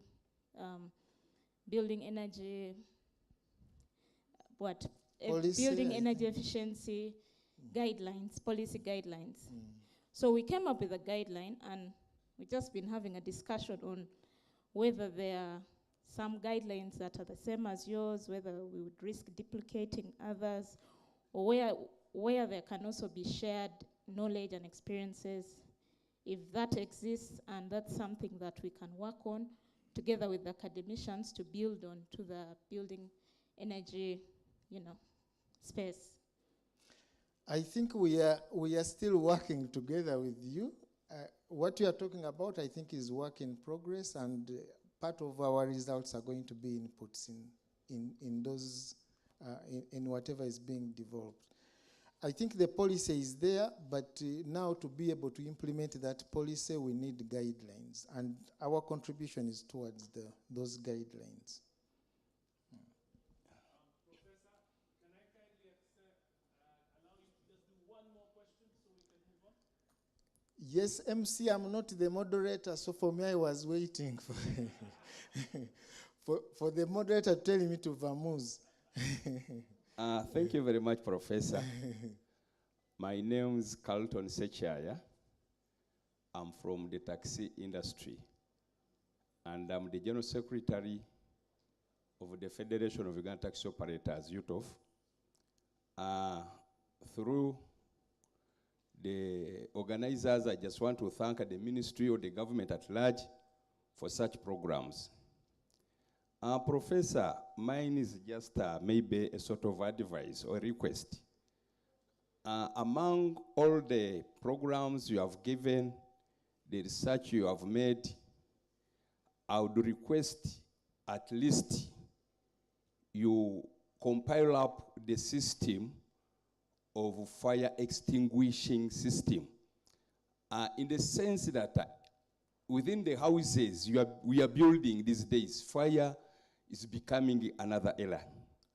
In the sense that if you can also try to formulate a system through your technology, in case when fire blocks down or blocks up, it blocks up the system also automatically stops the fire through switching on the fire extinguisher. Thank you.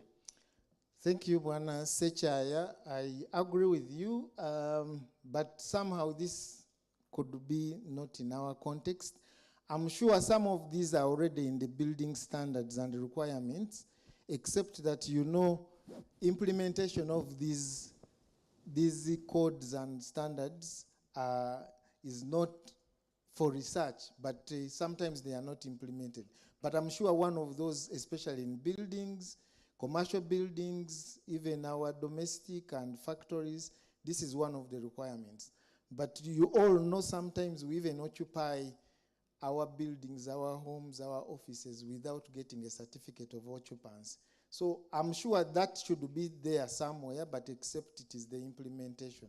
Now I think this goes to our colleagues, the stakeholders, to take this into account and see that we implement that issue. So thank you very much. Thank you, MC. I want to hand over the mic. And I will take it back from you. Ladies and gentlemen, from Makerere University, Professor John Baptist Chirabira. Round of applause to him. So we've come to the final segment of today's session, and we have 3 breakout rooms. Now, the question is, which room do you want to go to? So either we could just announce them and just allow you to walk through, or we could do something exciting. What we'd like to do is that we'd like to have all 3 of the moderators come to the front and to do a pitch to tell us why their sessions are going to be the most interesting. So ladies and gentlemen, I'd like to welcome the moderator for the session on minimum energy performance standards, Engineer Dennis Ariho. Let's welcome him to the front. Ladies and gentlemen, the session on electric mobility, Mr. Alan Muhumuza, Team Leader, Mobility Bureau, STI. Big round of applause. And finally, industrial energy efficiency, Engineer Mera Birungi Byaruhanga. Big round of applause. So each of these individuals has approximately 1 minute to convince us that their session is going to be the most captivating, tongue-twisting, top-of-the-line presentation that you've ever seen in terms of energy efficiency and mobility. So the microphone is there. Feel free to pick it from the podium, and you can start off. No, not the one of the lady.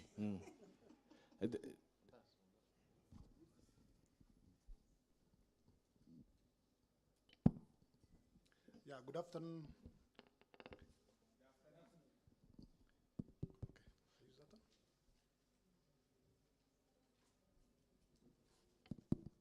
Good afternoon, ladies and gentlemen. I'm Engineer Dennis Ariho from the East African Center for Renewable Energy and Energy Efficiency, IACRI, and I'm a moderator for the session on the minimum energy performance standards. Yeah, Uganda, East Africa, Africa at large, have become a dumping ground for inefficient and low quality energy products. When you go in our market everywhere, you can't differentiate what is an energy efficient product and what is an energy inefficient product. Even quality is a problem. So standards, minimum energy performance standards have been developed in Uganda around 2011, but implementation has been a challenge. And this is not a problem of only for Uganda, but also for the entire sub-Saharan Africa. So we need to do something. We can have standards, but if we don't implement them, it becomes a problem. There are great savings that you can achieve by having energy efficient equipment in our market, and this applies in all sectors. It can reduce the energy demand, and also there are a lot of economic benefits. So in this session, we are going to see which are the challenges that we are facing. Why don't we have energy efficiency labels? For example, why are our countries, why don't they have standards? And even those which have, why aren't they implementing? What is the problem? Are we writing documents? So it is going to be an interactive session. You are all welcome. Thank you. All right. Thank you very much, Engineer. Dr. Mish, kudos to you. You just converted this into another panel discussion. My panel is on electric mobility. The Honorable Minister, during her keynote, highlighted that mobility is soon going to be a 26.6 billion market opportunity. So if you want to see how we can tap into that and create wealth for yourself, that is corruption. That is corruption. I know, I'm just stating facts, Dr. Mish. That is corruption. I'm stating facts. So come and we converse and see how we can bring this 26.6 billion to Uganda. Eish. Yeah, good afternoon, everyone. My name is Engineer Mera Birungi Byaruhanga. I'll be moderating the session on how to stimulate investments in the industrial energy sector.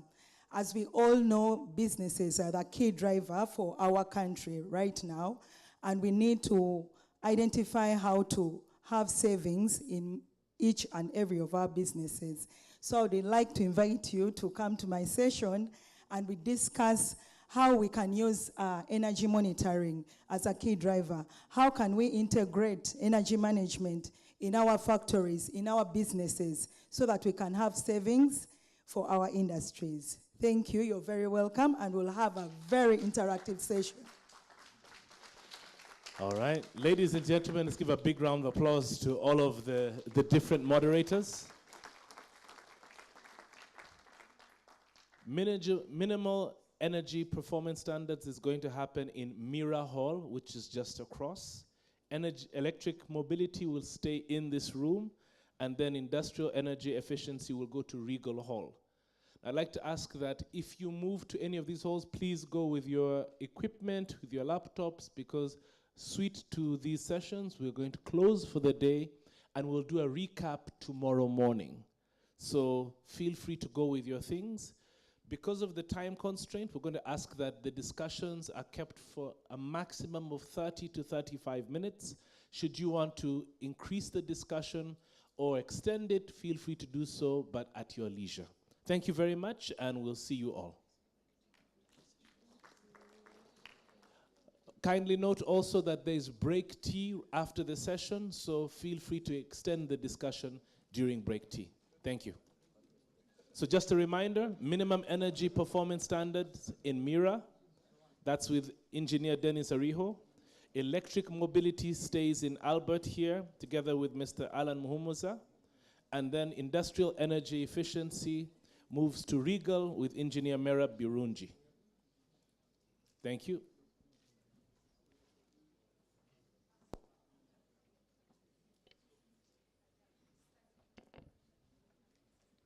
Thank you, Dr. Mish.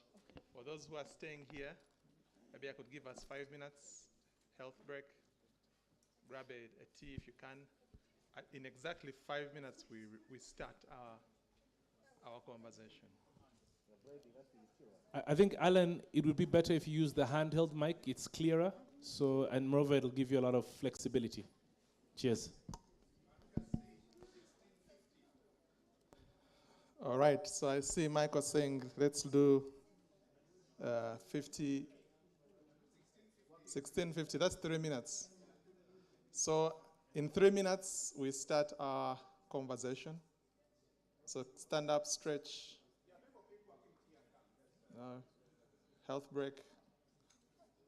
And I will also invite my panelists to be taking their seats at the stage.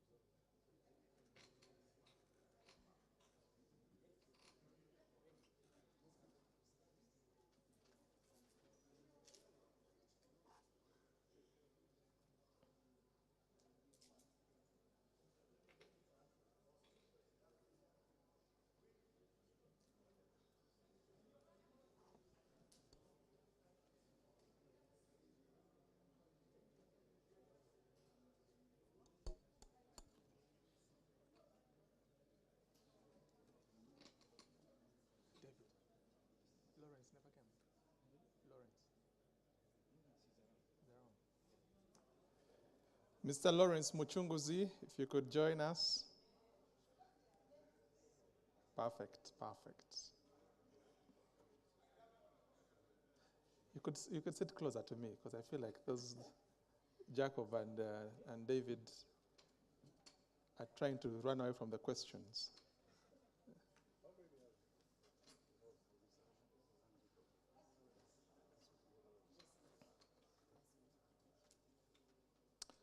All right.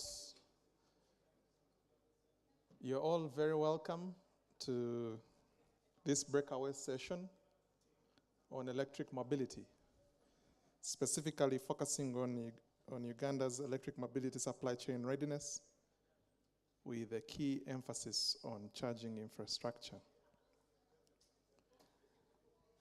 Now, my boss, the Honorable Minister, for those who attended her keynote, made a very strong pitch for why e-mobility is something we should be taking more seriously than we could be. And I recall in her keynote, she specifically talked about 6 trends. And the 3rd trend was on charging infrastructure development. And she highlighted that the successful transition to e-mobility is contingent upon the establishment of a sufficient, robust, convenient, and interoperable network of charging infrastructure. And government has set some very clear targets. 10,000 fast chargers with a charger available within a 50-kilometer radius from where you're standing,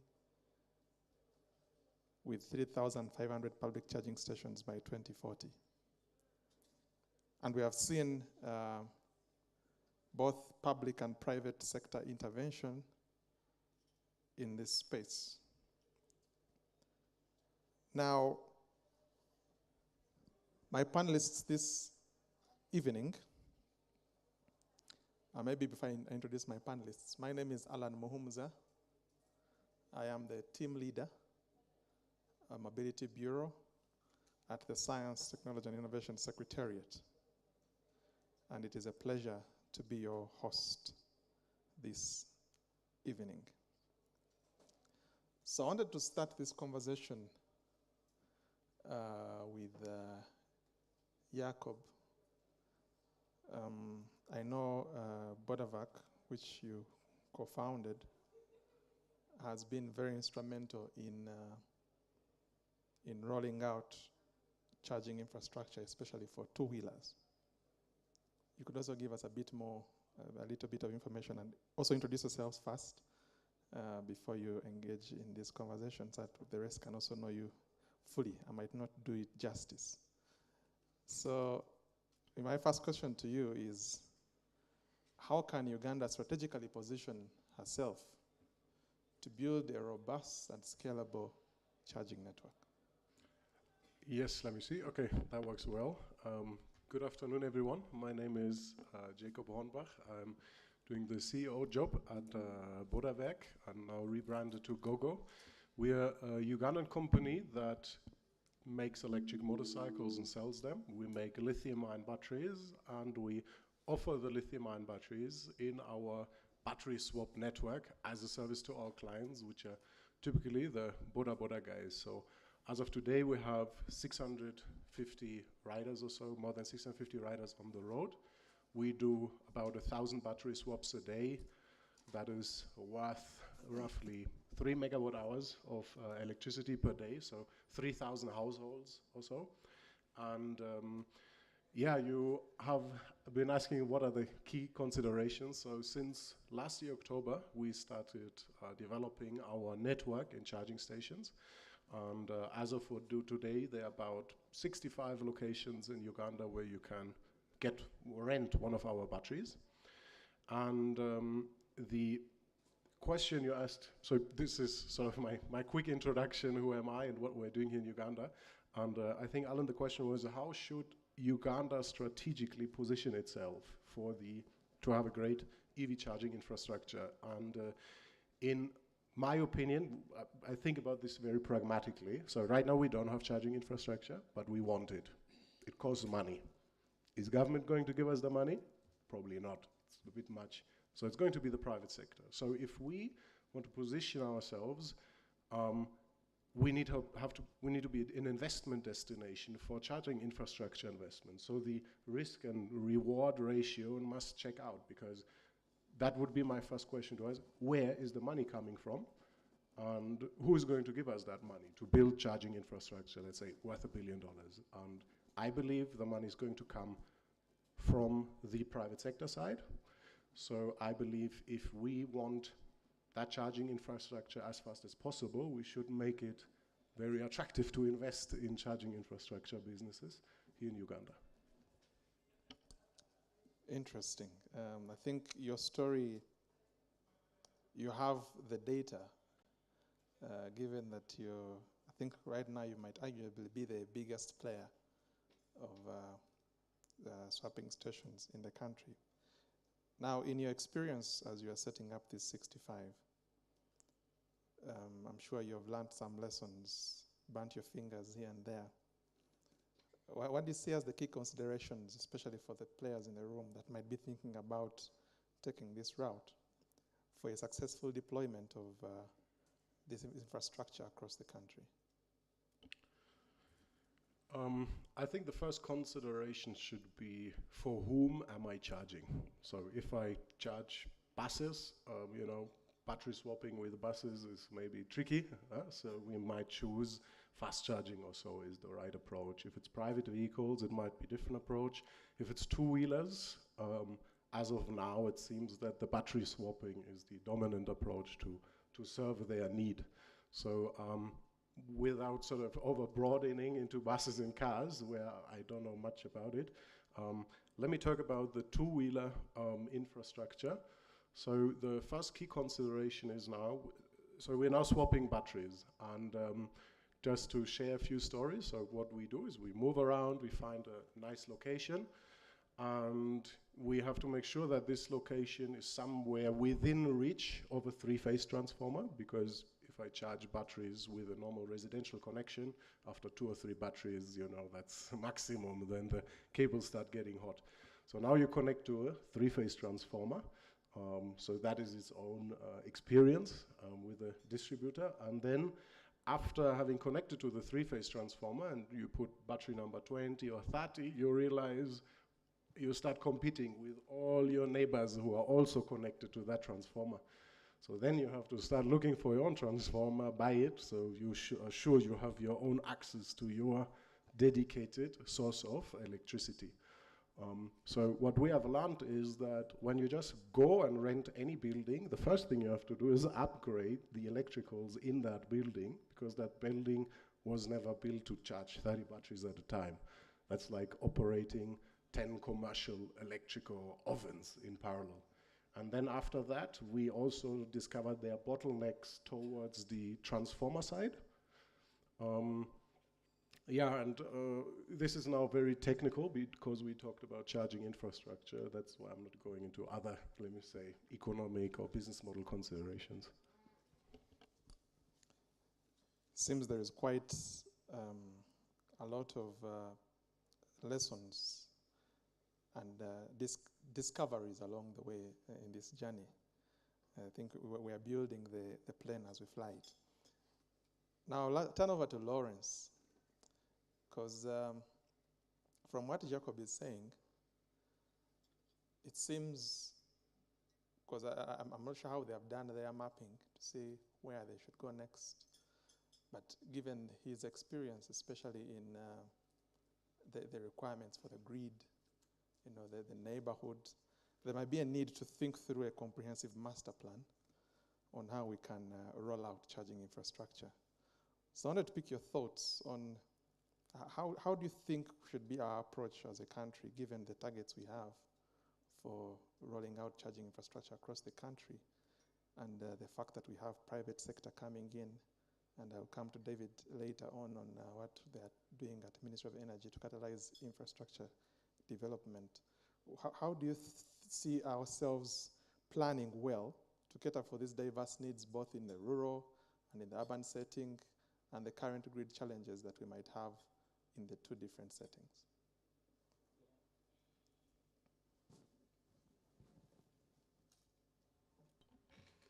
Thank you, Aaron, and colleagues. My name is Muchungs Lawrence. I'm the Managing Director, KB Consultancy. We specialize in feasibility studies in energy and environmental related issues. But professionally, I'm a lawyer. But when I heard someone saying he was a veterinary doctor, I almost said, at first I thought I was in the wrong place with engineers, but later I adjusted that e-mobility is diverse, it is everywhere.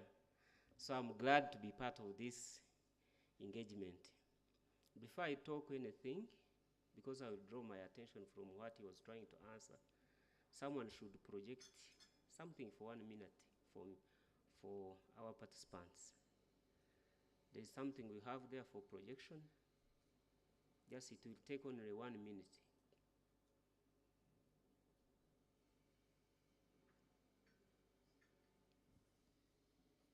Adrian, you have the presentation?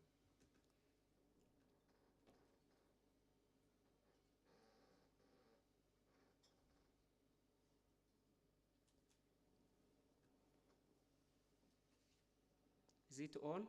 We want to keep time.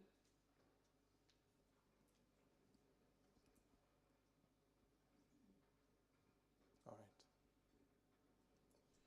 Just move the slides. I want them to see, then I can.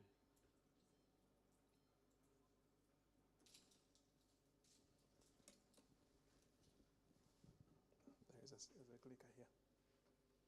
You can use. Yes, you can still point. It still works.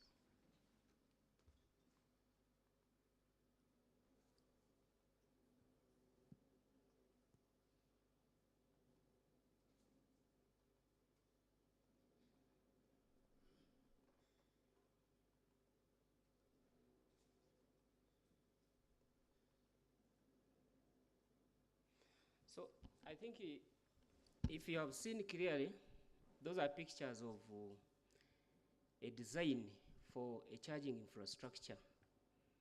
In 2020-21, as a company, with our partners in London, we received funding from Innovate UK to conduct a feasibility study to pilot 2 charging infrastructures.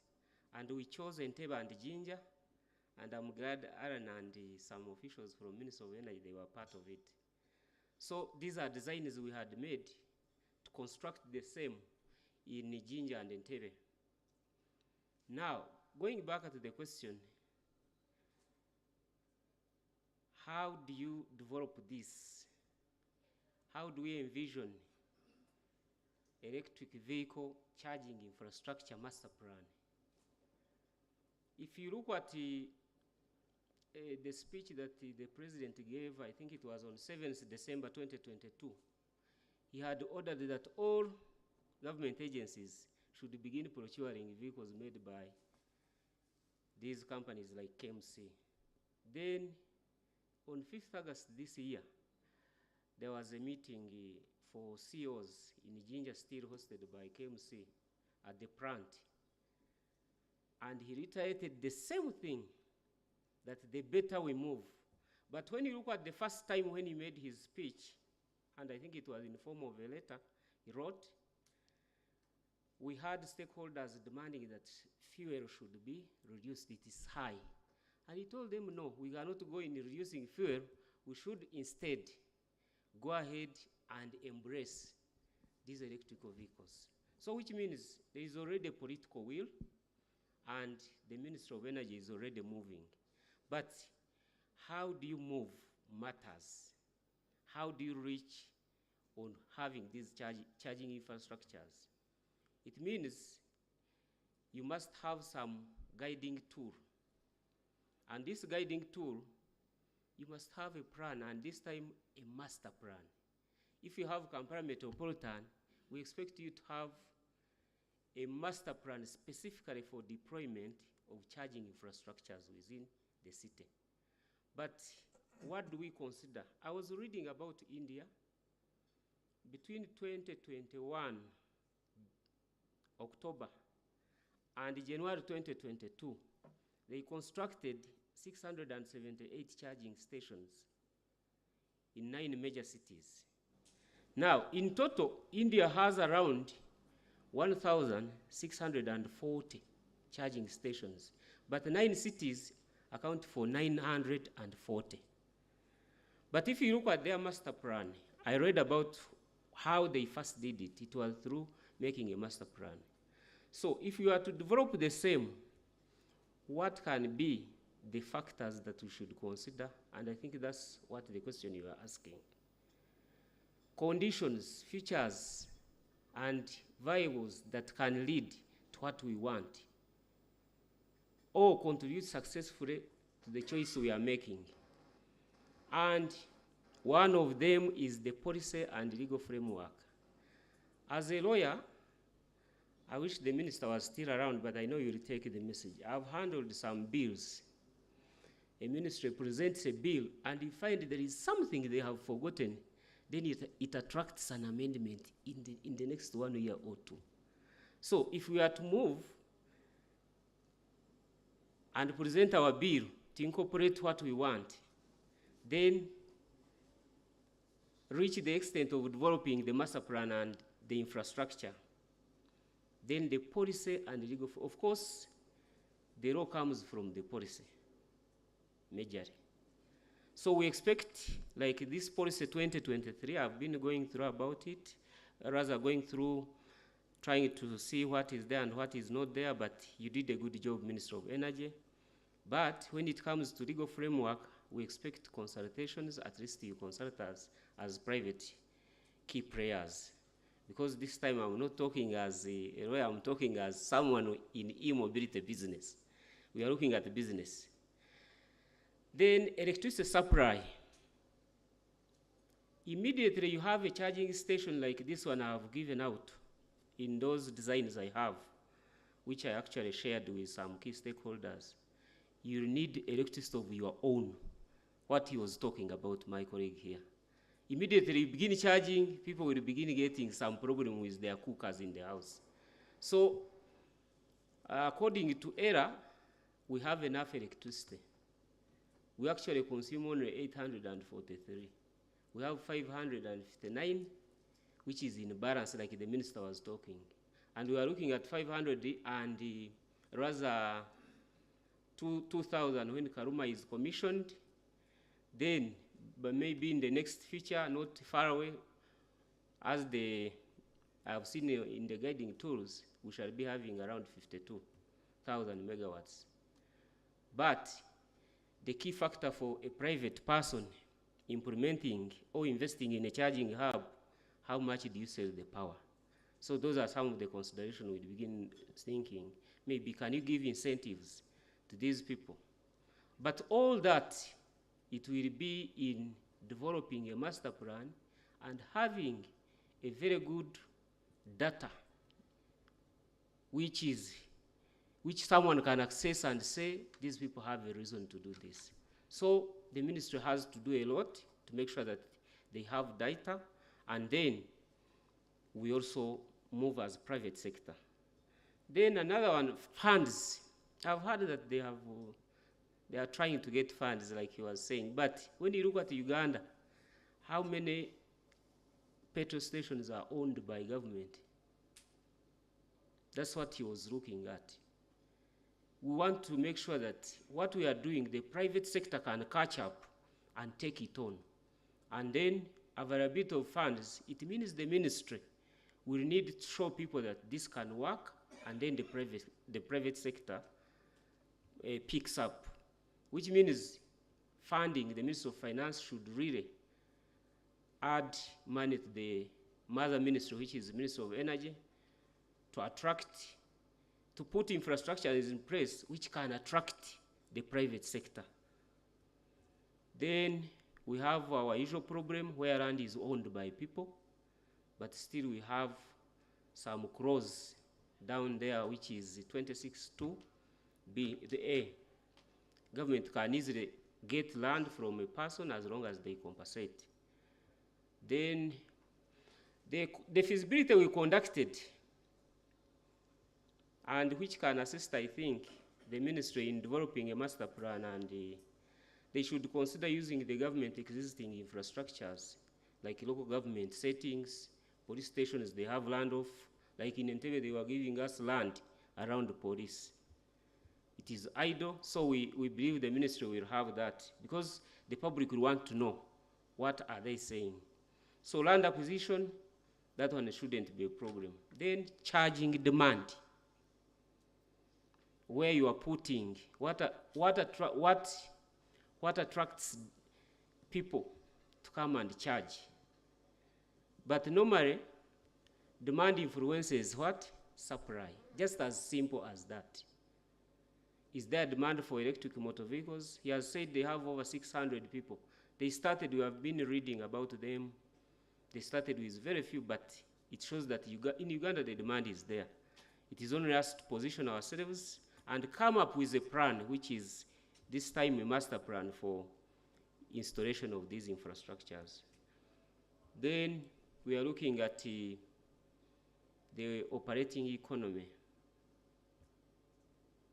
That one, it shouldn't be an issue, because where you put money, the most important thing you are looking at private sector. Can we make profit?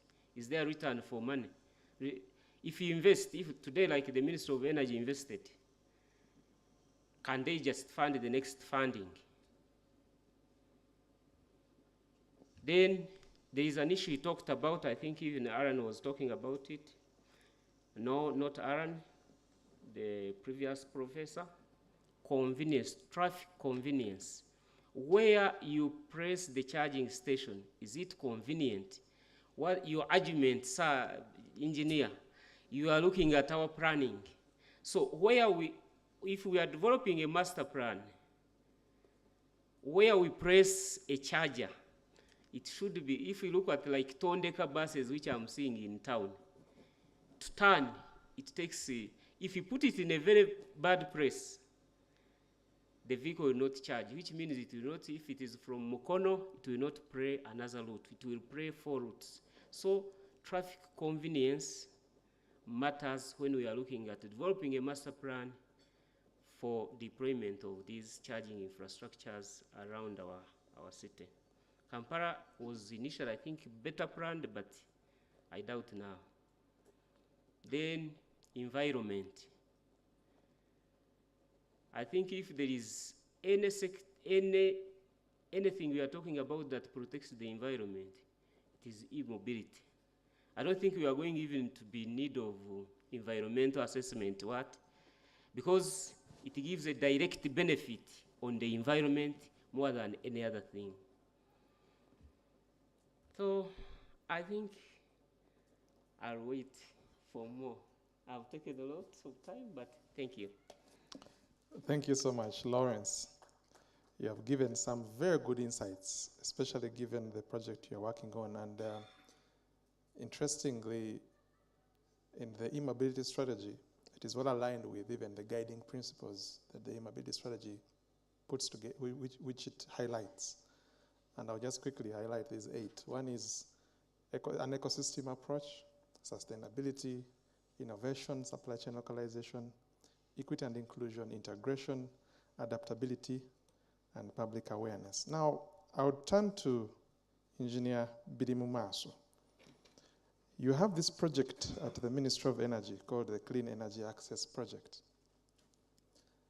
And I think building upon what Jacob and Lawrence have so far submitted, I see some linkages there with what you're planning to do. Maybe you could start by giving us a bit of an overview of what this project is about and how it is linking into helping us in the transition to e-mobility. Thank you. Engineer Birimu Maaso David is my name.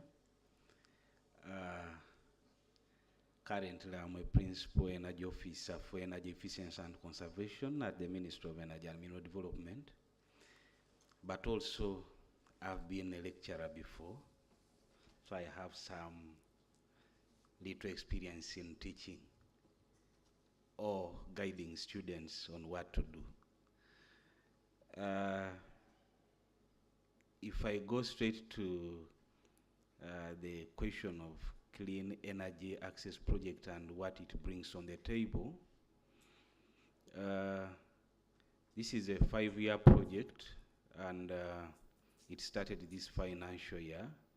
So we hope that we will move, or we implement a number of interventions within the next 5 years. It has 4 components, but the main one is electric mobility promotion. And under that, we are looking at piloting charging infrastructure by putting in place 10 charging stations within Kampala Metropolitan, just for pilot, as a pilot. And our intention is to stimulate the users of vehicles to shift to electric vehicles, and also to stimulate private sector to start investing in charging stations, because it's not our intention to run businesses for charging electric vehicles.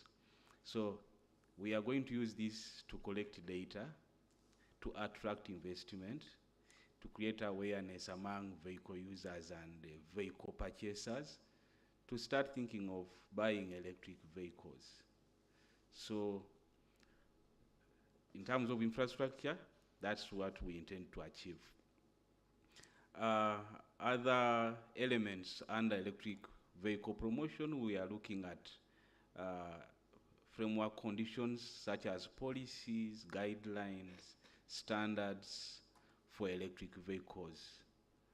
Of course, currently I can say that we have no standards adopted for Uganda, but of course we are trying to look around and see which are the appropriate standards. We are also basing on what has been developed before, because we don't have a reason to start from zero. So since others have done it, we are looking at the appropriate standards we can adapt for Ugandan market. So we will develop appropriate policy measures, policy tools to provide for strengthening of the framework conditions for adoption of electric vehicles.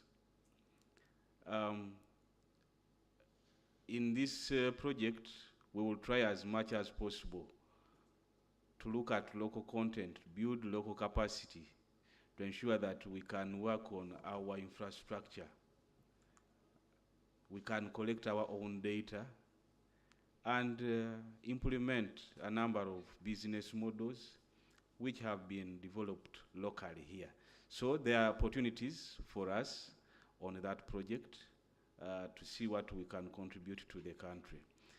The other components, the other elements of the project include promotion of industrial energy efficiency, development of standards for other appliances other than electric vehicles, as well as promotion of, I think those are the ones. No, cooking appliances, efficient cooking appliances. Yes, so there are 4 components. So of course, we understand that everyone cooks at home, or everyone eats at least. So we will be looking at promotion of efficient cooking appliances as well, by developing a local capacity to manufacture our own appliances. So that is it about the Clean Energy Clean Energy Access Project. Yeah. Now, before I shift the stage from you, if you look at the current internal combustion engine vehicles, the PS earlier on said that you have managed to improve our fuel.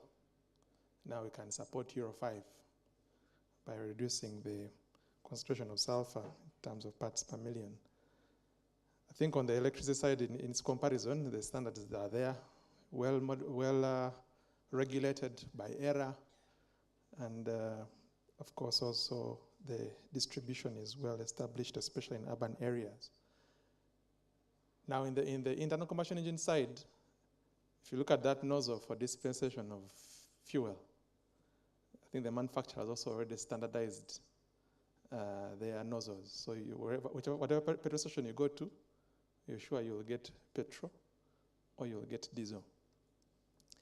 Now, right now in e-mobility, of course, with the different approaches different manufacturers have taken, the protocols are completely different. So if you look at, for example, electric vehicles, if you buy one from China, it's different from the one from Japan, different from the one in Europe, different from the one in USA. Even our players here, the way BorderVac might be integrating might be different from the way Zembo is doing it, different from the way Spiro is doing it. So I know you had tackled a bit on the standards and the regulatory environment around it, but from your experience or from your studies, what do you see as the latest global developments, especially when it comes to ensuring interoperability and seamless integration of charging infrastructure? And what do you foresee as some of the challenges that we might face, and how we can what we can do to quickly eliminate these challenges from the start?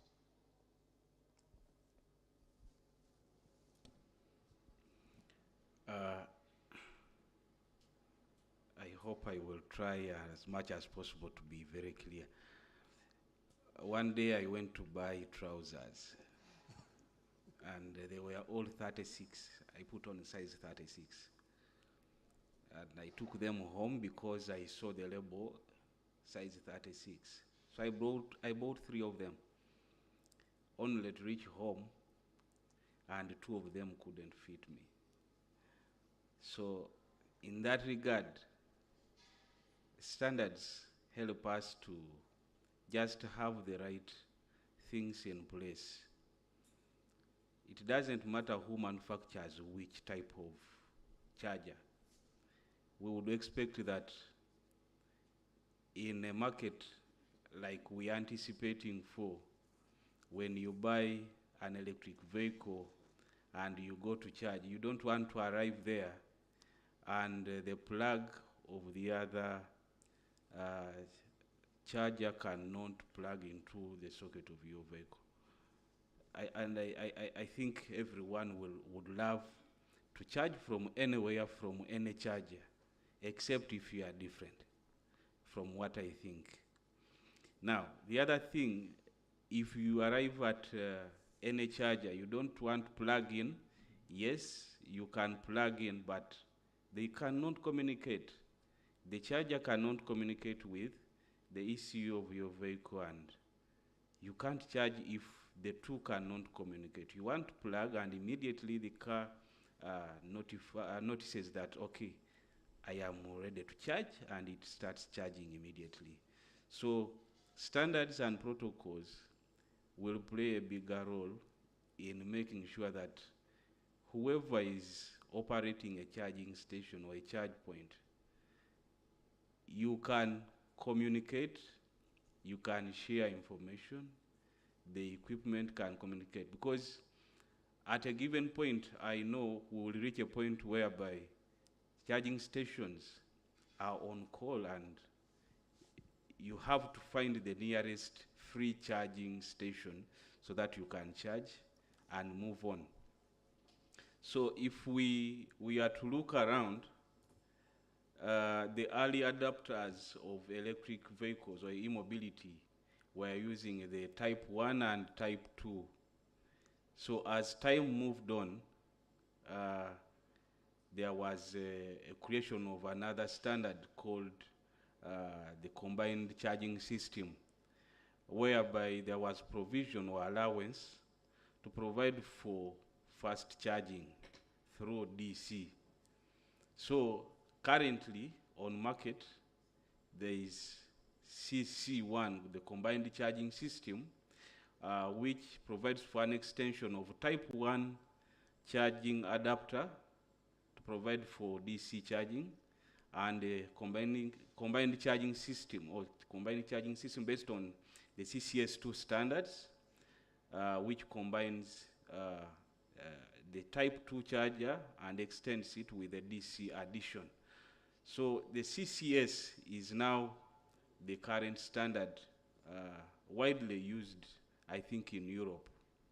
Of course, save some manufacturers like Tesla who decided to be unique and are still unique, and they have their own standard, the North American charging standard, I think, and they continue to implement this. So mainly, currently, we have two widely used standards, the North American charging standards for Tesla and the combined charging system standard for most of the European and Asian countries.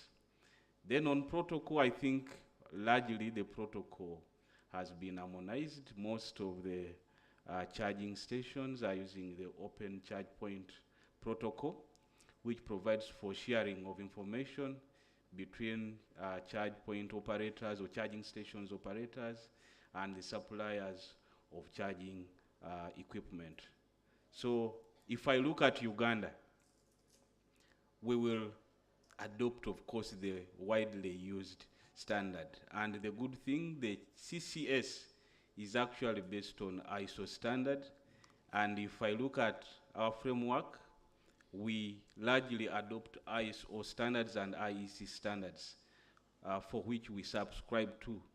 So basically, we will be looking at what works for us and to which standard do we subscribe to. Thank you. I think this will be a very interesting conversation for us to dive in a bit deeper. And I'm sure that we'll be having more platforms to get a bit more into how we build our standards, not just for the charging infrastructure, but also for the vehicles as we start manufacturing. Now I want to close my side before I open it up for the listeners on the other side. Ending, I want to do a closed loop, so I'm coming back to you, Jacob. We need skilled people in this space. And I know there's a project you've been running trying to skill some people to support our transition to e-mobility. So what skills do you see as essential, especially the conversations we are having? And how can we bridge any current gaps you might have identified in about 2 minutes?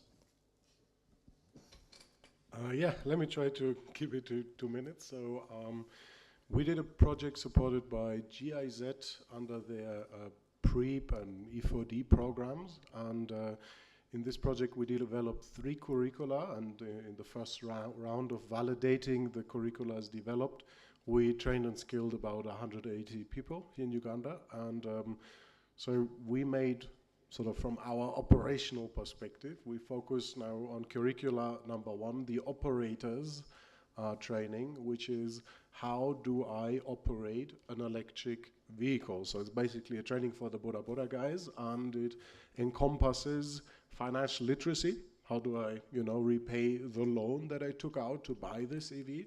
How do I operate my EV energy efficiently so I maximize my the money I make every month, and, also operating the technology, obviously, safely. So this is the operator of the EV's perspective. Now, the other 2, we developed a hands-on technician training. So how do I, if an EV stands in front of me, it's not working, how do I diagnose it? How do I find out where's the issue? How do I unbolt and bolt back, or unplug and plug back, or whatever I do to repair that EV?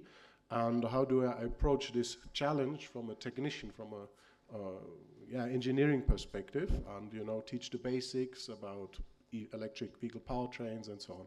And then the third one is on managerial level, because as a manager in an EV company, you also need to understand the basics, the economic and the technological basics, in order to make good decisions. And we are also now seeing the latest bottleneck we discovered was that the wires are too thin in the buildings we are renting, and we need to get 3-phase connections and upgrade all the sockets and whatnot. So There's a fourth skill that we are seeing now, and it's literally in the deployment of charging infrastructure. You need a lot of people who are well-trained and certified electricians, electro-technical engineers who know how to, design the electrical layout, install it into the station and so on. And we have just, our own team became too small, so we started outsourcing to some electrical companies here. So that is also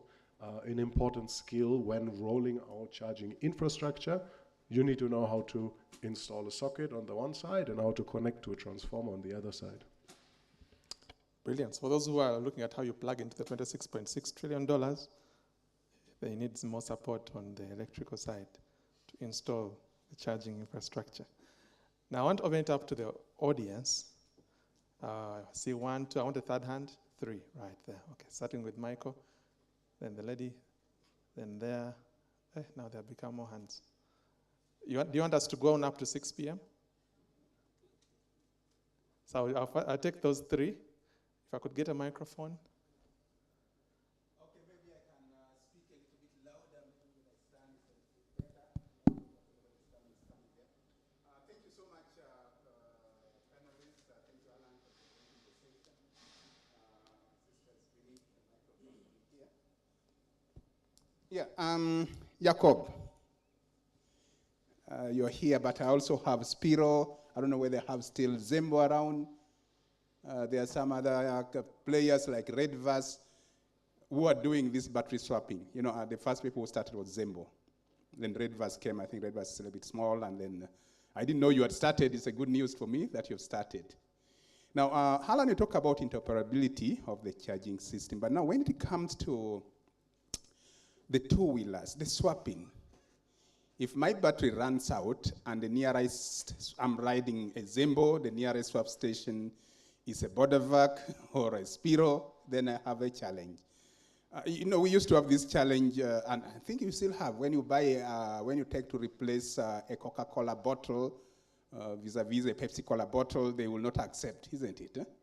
So can we have, we are in a digital technology. With the bottles, you cannot digitalize and swap probably. Maybe they can bring that. But with the digitalization, can we have a solution that makes it possible that if I'm stuck, I can swap a Zembo battery for a Bodevac? Maybe because of crossing, like I bring another analogy of ATM machines. When I withdraw with my Stanbic from a Centenary Bank, they charge me a little extra for drawing from there.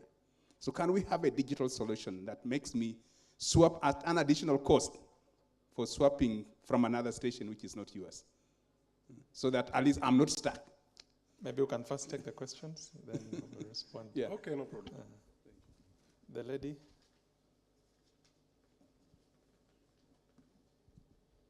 Thank you. My question is to, I think, Jacob from the Border Company. How have you leveraged solar energy for your charging infrastructure? And then as we move from the two-wheelers to, vehicles and building our charging infrastructures for vehicles, how much do you think solar can contribute in reducing our dependency on grid energy, or generally reducing our overall expenditure on electricity? Thank you. Okay, one more, the gentleman right there. Then we'll answer those, and then we agree. Behind. The one behind there. He's going to put up his hand first. And then we'll agree if we should take another 3. Thank you, Moderator Alan, for this good work. My question really goes to Jacob. Alex is my name from Nile Microfinance. We have a fast-growing two-wheeler portfolio. This pitch has really given me an opportunity to look at the linkages in terms of business. I can clearly see an opportunity that we can actually gradually switch from the fossil fuel to e-mobility. I would love you to share with me or with us so far the feedback from the users concerning this technology. Again, related to that, My experience in other clean products, especially solar, is that when there is trouble, those of us from West Nile, Arua in particular, it takes a very long time. All the service centers are based in Kampala. I would love that you think beyond this to see that we actually have service centers, and because of that, our company has even employed a solar technician. Is there any opportunity for training so that we see how to expand on this? That will be a very good opportunity. Thank you. Right, Jacob, it seems you are selling like hotcakes. All the questions are yours. Am I now allowed to answer? Yes, you're now allowed to answer. Thank you. Let me try to run with my answers a little bit, so maybe we get a few more questions going. So let me start with the first one, battery interoperability. My answer is no. I don't think that this is going to happen. I don't think it's possible. Reason for that is if Zembo comes and they say, we believe a small battery with 72 volts is going to be the winner. And then Spyro comes and says, we believe a 72-volt battery with 1.6 kilowatt hours apiece is the winner. And then Bodawerk comes and says, no, we believe 48 volts and a large battery of 4 kilowatt hours is the winner. We are never going to agree, and I'm never going to put my money where Zembo's mouth is, and Zembo will never put their money where my mouth is.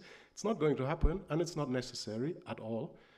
Just to take a quick example of what my colleague David was saying, in Europe, somehow CCS became the standard, and in America, Tesla is now the standard. Tesla did their own thing, and now everybody accepted it. I don't believe that at any point in the last 15 years, it was the role of US government to come in to say, CSS it is, or Tesla it is. I believe the market will organize itself when it comes to that, and may the best battery win.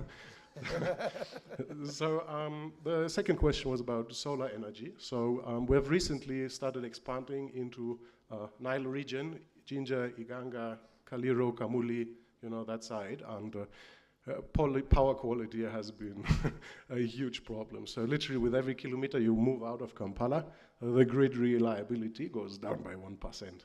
And so in those areas, and also well knowing that we'll go in other areas where the grid is not available, solar is clearly the only option right now, because we're not going to run our station off a generator. So solar is important, and solar, even in the long run, has the potential for any player in the game to reduce their cost of electricity. Then it's, you know, even a swap station operator like me, just like a factory in Amanva can go to the solar company and say, hey, make me a C&I proposal, I buy all the electricity at this price, and you invest it and put it there. So it's very important, and the role of solar is not only to unlock areas where the grid not is, or to reduce the cost of electricity. The other role of solar is also backup. So if I have a mix station and the grid goes off, at least I can still charge a little bit of my solar. So I think it's important, and whether we are talking about two-wheelers or four-wheelers, solar does have the potential to reduce the cost of electricity. I think as of today, it is the cheapest technology to produce an electron in the world, I think. Yeah, either way. So the last question was microfinance. So with the 650 bikes we have on the road, so far all of them actually are lease to own financed with our partner Watu Credit. So coming from the microfinance industry, you might have heard of them. And the business linkages are very big, because if you give out a petrol motorcycle on a loan, the problem is if the guy decides not to pay you, what are you going to do? And now, for us, what we're going to do is either we stop selling you fuel, now the bike becomes useless to you, right? Or we use technology to remotely disable the bike, and then we collect it, because the bikes and the batteries, everything is GPS tracked. So the e-mobility has actually the potential to reduce the risk and therewith the cost of financing in order to obtain it. So right now, if you look at the cost of financing for petrol motorcycles, quite high, because the control is little. But in e-mobility, being electric, digital, remotely controllable, and whatnot, the risk is much lower, and we are seeing that already in the data. And just for user feedback, so to a Boda guy, the motorcycle is their income generating asset. It's what puts food on the table every single day. So if you go and you operate a woodworking shop and you decide to buy a saw, you're looking not only on the cost of that saw, but you're looking at a high quality saw that rarely breaks down. In case it breaks down, you want a 24-hour service for repair. So this is how a Boda Boda guy makes their business decision, which electric vehicle to buy. It is a combination of, I want access to the largest swapping network. So what the Boda guy wants is wherever they go, they want to somewhere nearby find a fully charged battery. That's the one thing, and that battery is supposed to be cheaper than fuel. That's very simple. But the other aspect, and we learned that on the road, is, you know, once we had the first couple of clients on the road and they came back with repair issues, and we took, you know, 48, 72 hours to repair, and the guy's not putting food on the table for 2 to 3 days. You can't imagine, you know, the stress we had. And now we pride ourselves that our repair service, we have customers, they come in and out within 1 hour, they're back on the road and the problem solved for them, quick and cost efficient. So those are the two major concerns of a Boda Boda guy is how much is the cost of energy and, you know, maintaining my vehicle, but also in case something goes wrong, how quick is the turnover? How quickly will I be helped? So overall, our customers are happy now that we have fixed the maintenance problem because they save roughly 40% compared to fuel. So yeah, all of our clients are actually smiling most of the time. Awesome. Can you allow me to take 3 more questions? Yes? Okay, so 1, 2, 3. There's a hand somewhere there, but it's they answered your questions. Okay. So the microphone. So that gentleman there, this one. Those are the last 3 questions. Those who have other questions, you'll ask them after the panel. Thank you very much, Alan, and the panel. My name is Paul Nduhura, and I'm a lecturer at Makerere University Business School, Department of Energy Science and Technology.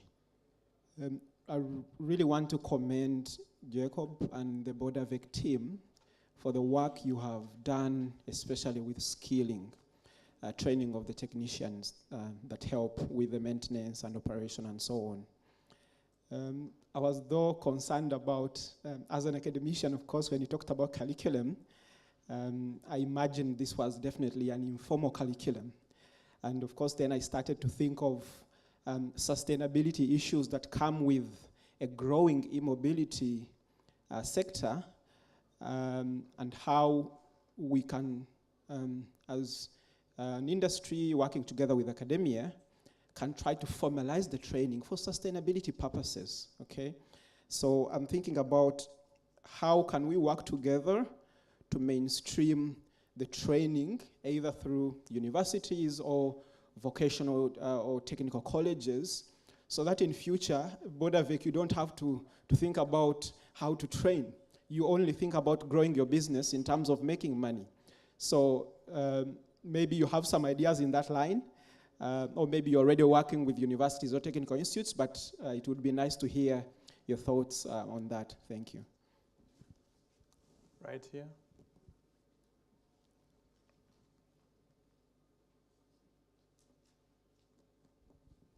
Thank you very much, Mr. Alan. Once again, I'm Carlton Sechaya from the taxi industry or taxi operators, and I'm the General Secretary of the Federation of Uganda Taxi Operators. Mr. Alan and the government at large, for your information, we had reached a certain pilot study under this e-mobility system through the motorcycles. But I just want to make it clear that I don't know, and I'm requesting you to make a research and find out why is it that these motorcycles, which had started multiplying on the road, are reducing. In fact, me as a person, I had reached even a certain extent that when I'm coming to town, I wait for those ones because they were really negotiable compared to these ordinary ones. So we need to find out If it's the price which is higher, a bit higher, because they are green by color, but nowadays, even if you stand on the road, you can't see those green what? Motorcycles. We need to find out exactly and see where the problem is so that we come up with a solution. My second point, the charging system they have talked about, but mine again goes to this business of mine, these all the taxis, the emission, the pollution of air and each and everything. So, and moreover, we have been in the system for years and years. But in all the programs are being made, there's no way we are being reflected, maybe in terms of recapitalization, in terms of building the e-mobility system that within that transition, so that we can also be rest assured that when it comes to maybe transition from fuel to the e-mobility system, we are also considered. So, Mr. Jacobo, I hope that one also you need to answer, and also we reflect back to our people because they are eagerly waiting to hear, really, are they also going to be saved these ever-rising prices of fuel? Thank you. Okay, the last one. I think that last one might not be for Jacob, but maybe he might have some. I don't know. Thank you very much, Alan and the team. Mine is about sustainability of electric vehicles and other equipment. If you realize in this country, is that maintenance, as an industry, maintenance of equipment, is highly penetrated by people who learn from the job, and some of those who do not even know from the job, but they keep coming in and doing work their way. And apparently, these combustion engine vehicles, they had learned their way out, and they would forge here and there, and maybe you would drive, and after a few kilometers, the vehicle fails again. But I see if our people are to be loyal to the electric mobility, e-mobility, we must plan the maintenance of this equipment very well. And it must be developed even within the policy. Now, how can we do that? That's why somebody from Nakawa, from the university, was thinking, can we give them a certificate? After giving them a certificate, can there be a policy in government that you will not work on this equipment unless you have that certificate? But that one can also be monitored if we have dedicated maintenance centers where those equipment can be taken and they are maintained there. So I think the maintenance system must be looked at very, very critically, and how to monitor and evaluate the technicians such that people do not make themselves technicians when they are not.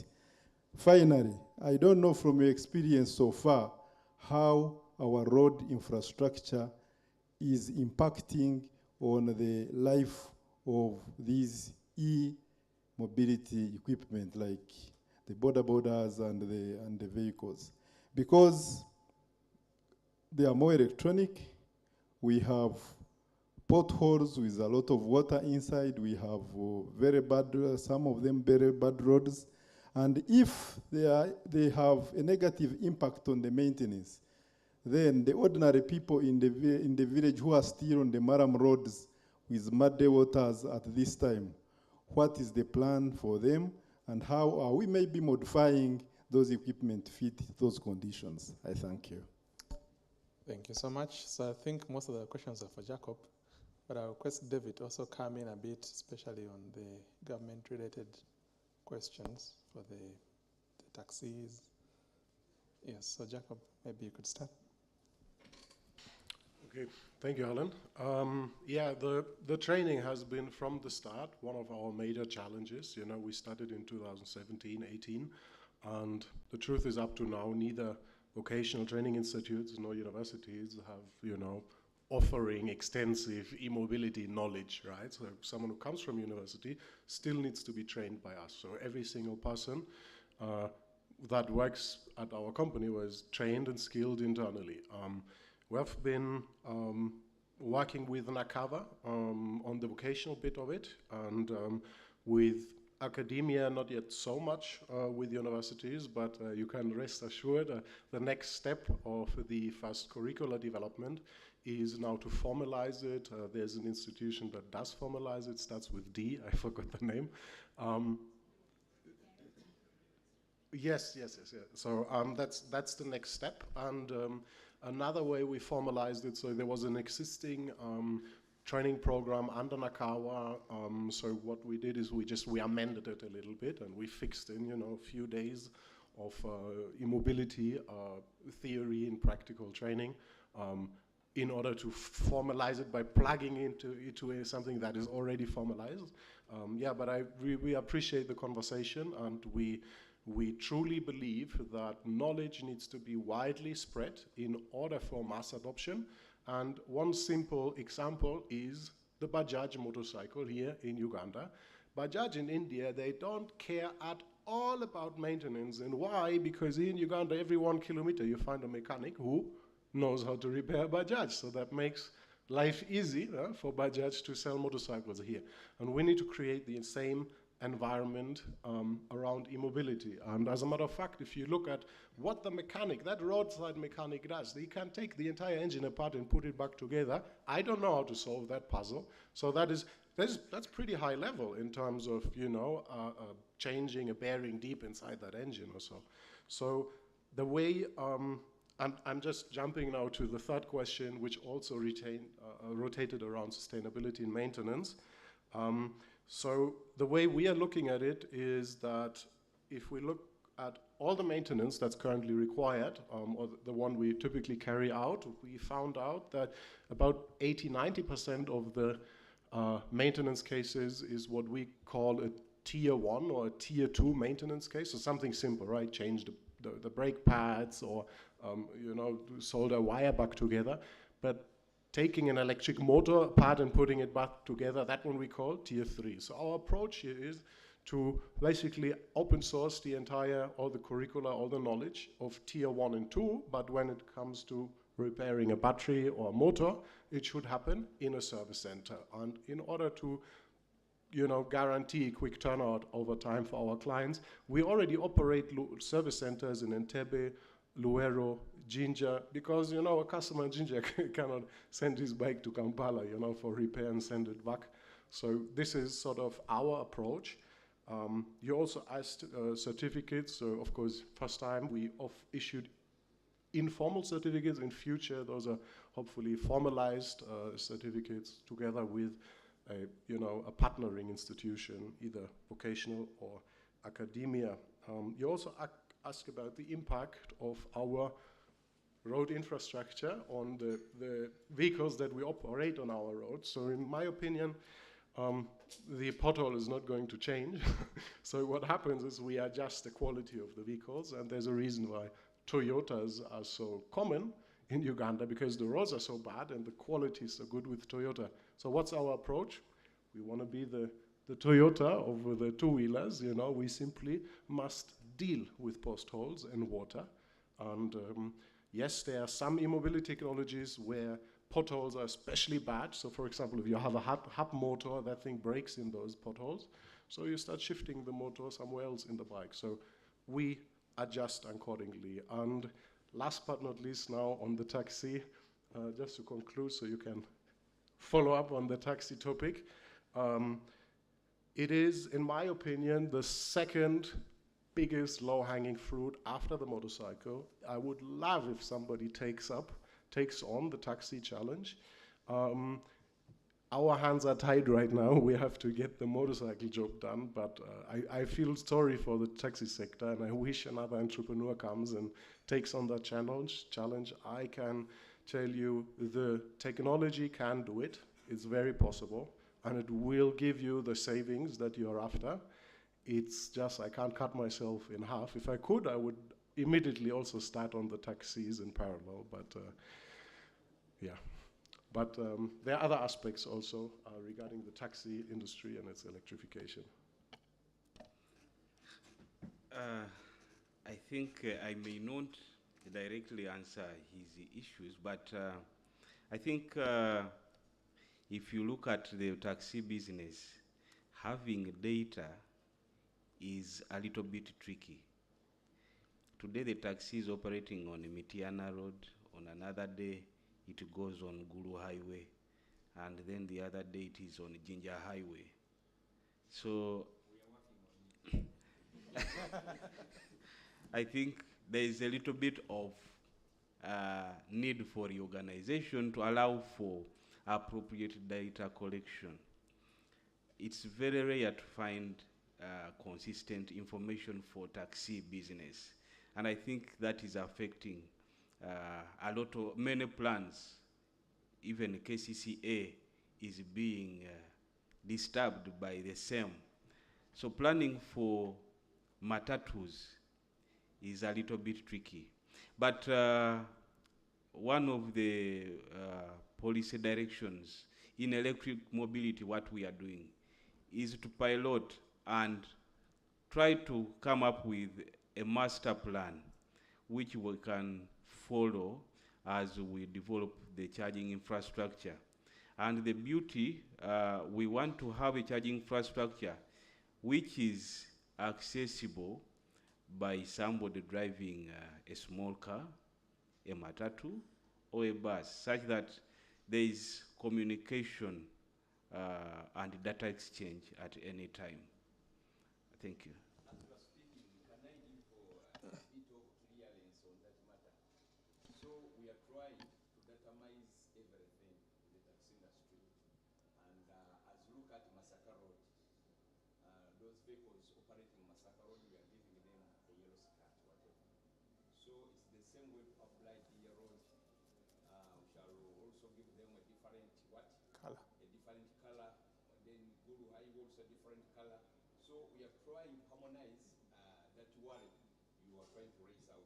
So we are really together with the Ministry of Science and Technology and the Innovation to ensure that innovation within the taxi industry it's also done within this new modality of this Ministry of Science. Thank you. Yeah, I think that will help us to easily get data and then plan together on how we can transform the transport sector for the betterment of everyone. Like Minister said, it is not just about health and environment, but we have more benefits than that. Thank you. Mr. Lawrence, you have something to add? Yeah, maybe my brother here is worried, but from our earlier engagements when we were in Entebbe, we made sure that among the participants, tax operators and border borders were in those engagements. Now, what we discovered in Entebbe, they were worried, like the way you were worried, that this e-mobility will take away their business. But we had an opportunity to show them that they are key players in the sector. The government has no time to come and run the tax park. You will still remain there. Then it was different when we came to Ginger. The engagements we had, the chairperson of Ginger Tax Park, they even offered space inside the tax park that the charging station should be put there and they begin earning from it. So they had more vision than the first group we met. So I think you are a big sector. I don't think the government can be there without you people. So you just need to take that message. Thank you much. I'm not speaking on behalf of the government. Yes. I think you this recapitalization mechanism, because some of our taxis are already old, very old, need to be recapitalized. But being personal business, it's not easy for somebody to just abandon his taxi and leave it there. So otherwise, we just try to go. That's why I say we are with those old spare parts we replace in order to ensure at least that the taxi moves on the road. If there is a proper mechanism of recapitalizing those taxis at a bearable price to enable those people to maybe to return to other businesses peacefully. I think if you can plan for that, we see the recapitalization mechanism being put in place. We talk to our people. Those fields to leave the business, they leave willingly, comfortably. Thank you. Great. Thank you, Carlton. And I think the conversations that we'll continue to have beyond this panel. I think the last question that you had, which hadn't been raised or responded to, was the green motorcycles disappeared. Right now, the electric motorcycle segment is the fastest growing segment in Uganda. We already have over 1,000 electric motorcycles in Uganda alone. It's just that the color changed, because yours is red. His is red. Maybe it is his. The green ones are also coming. So with that, I would like to appreciate you, the audience, and my panelists for such a very engaging conversation. Thank you for staying in your seats till 6 p.m. I appreciate your time, and thank you for the rich engagements. We'll continue these conversations even beyond this panel. With that, I thank you so much. Have a blessed evening.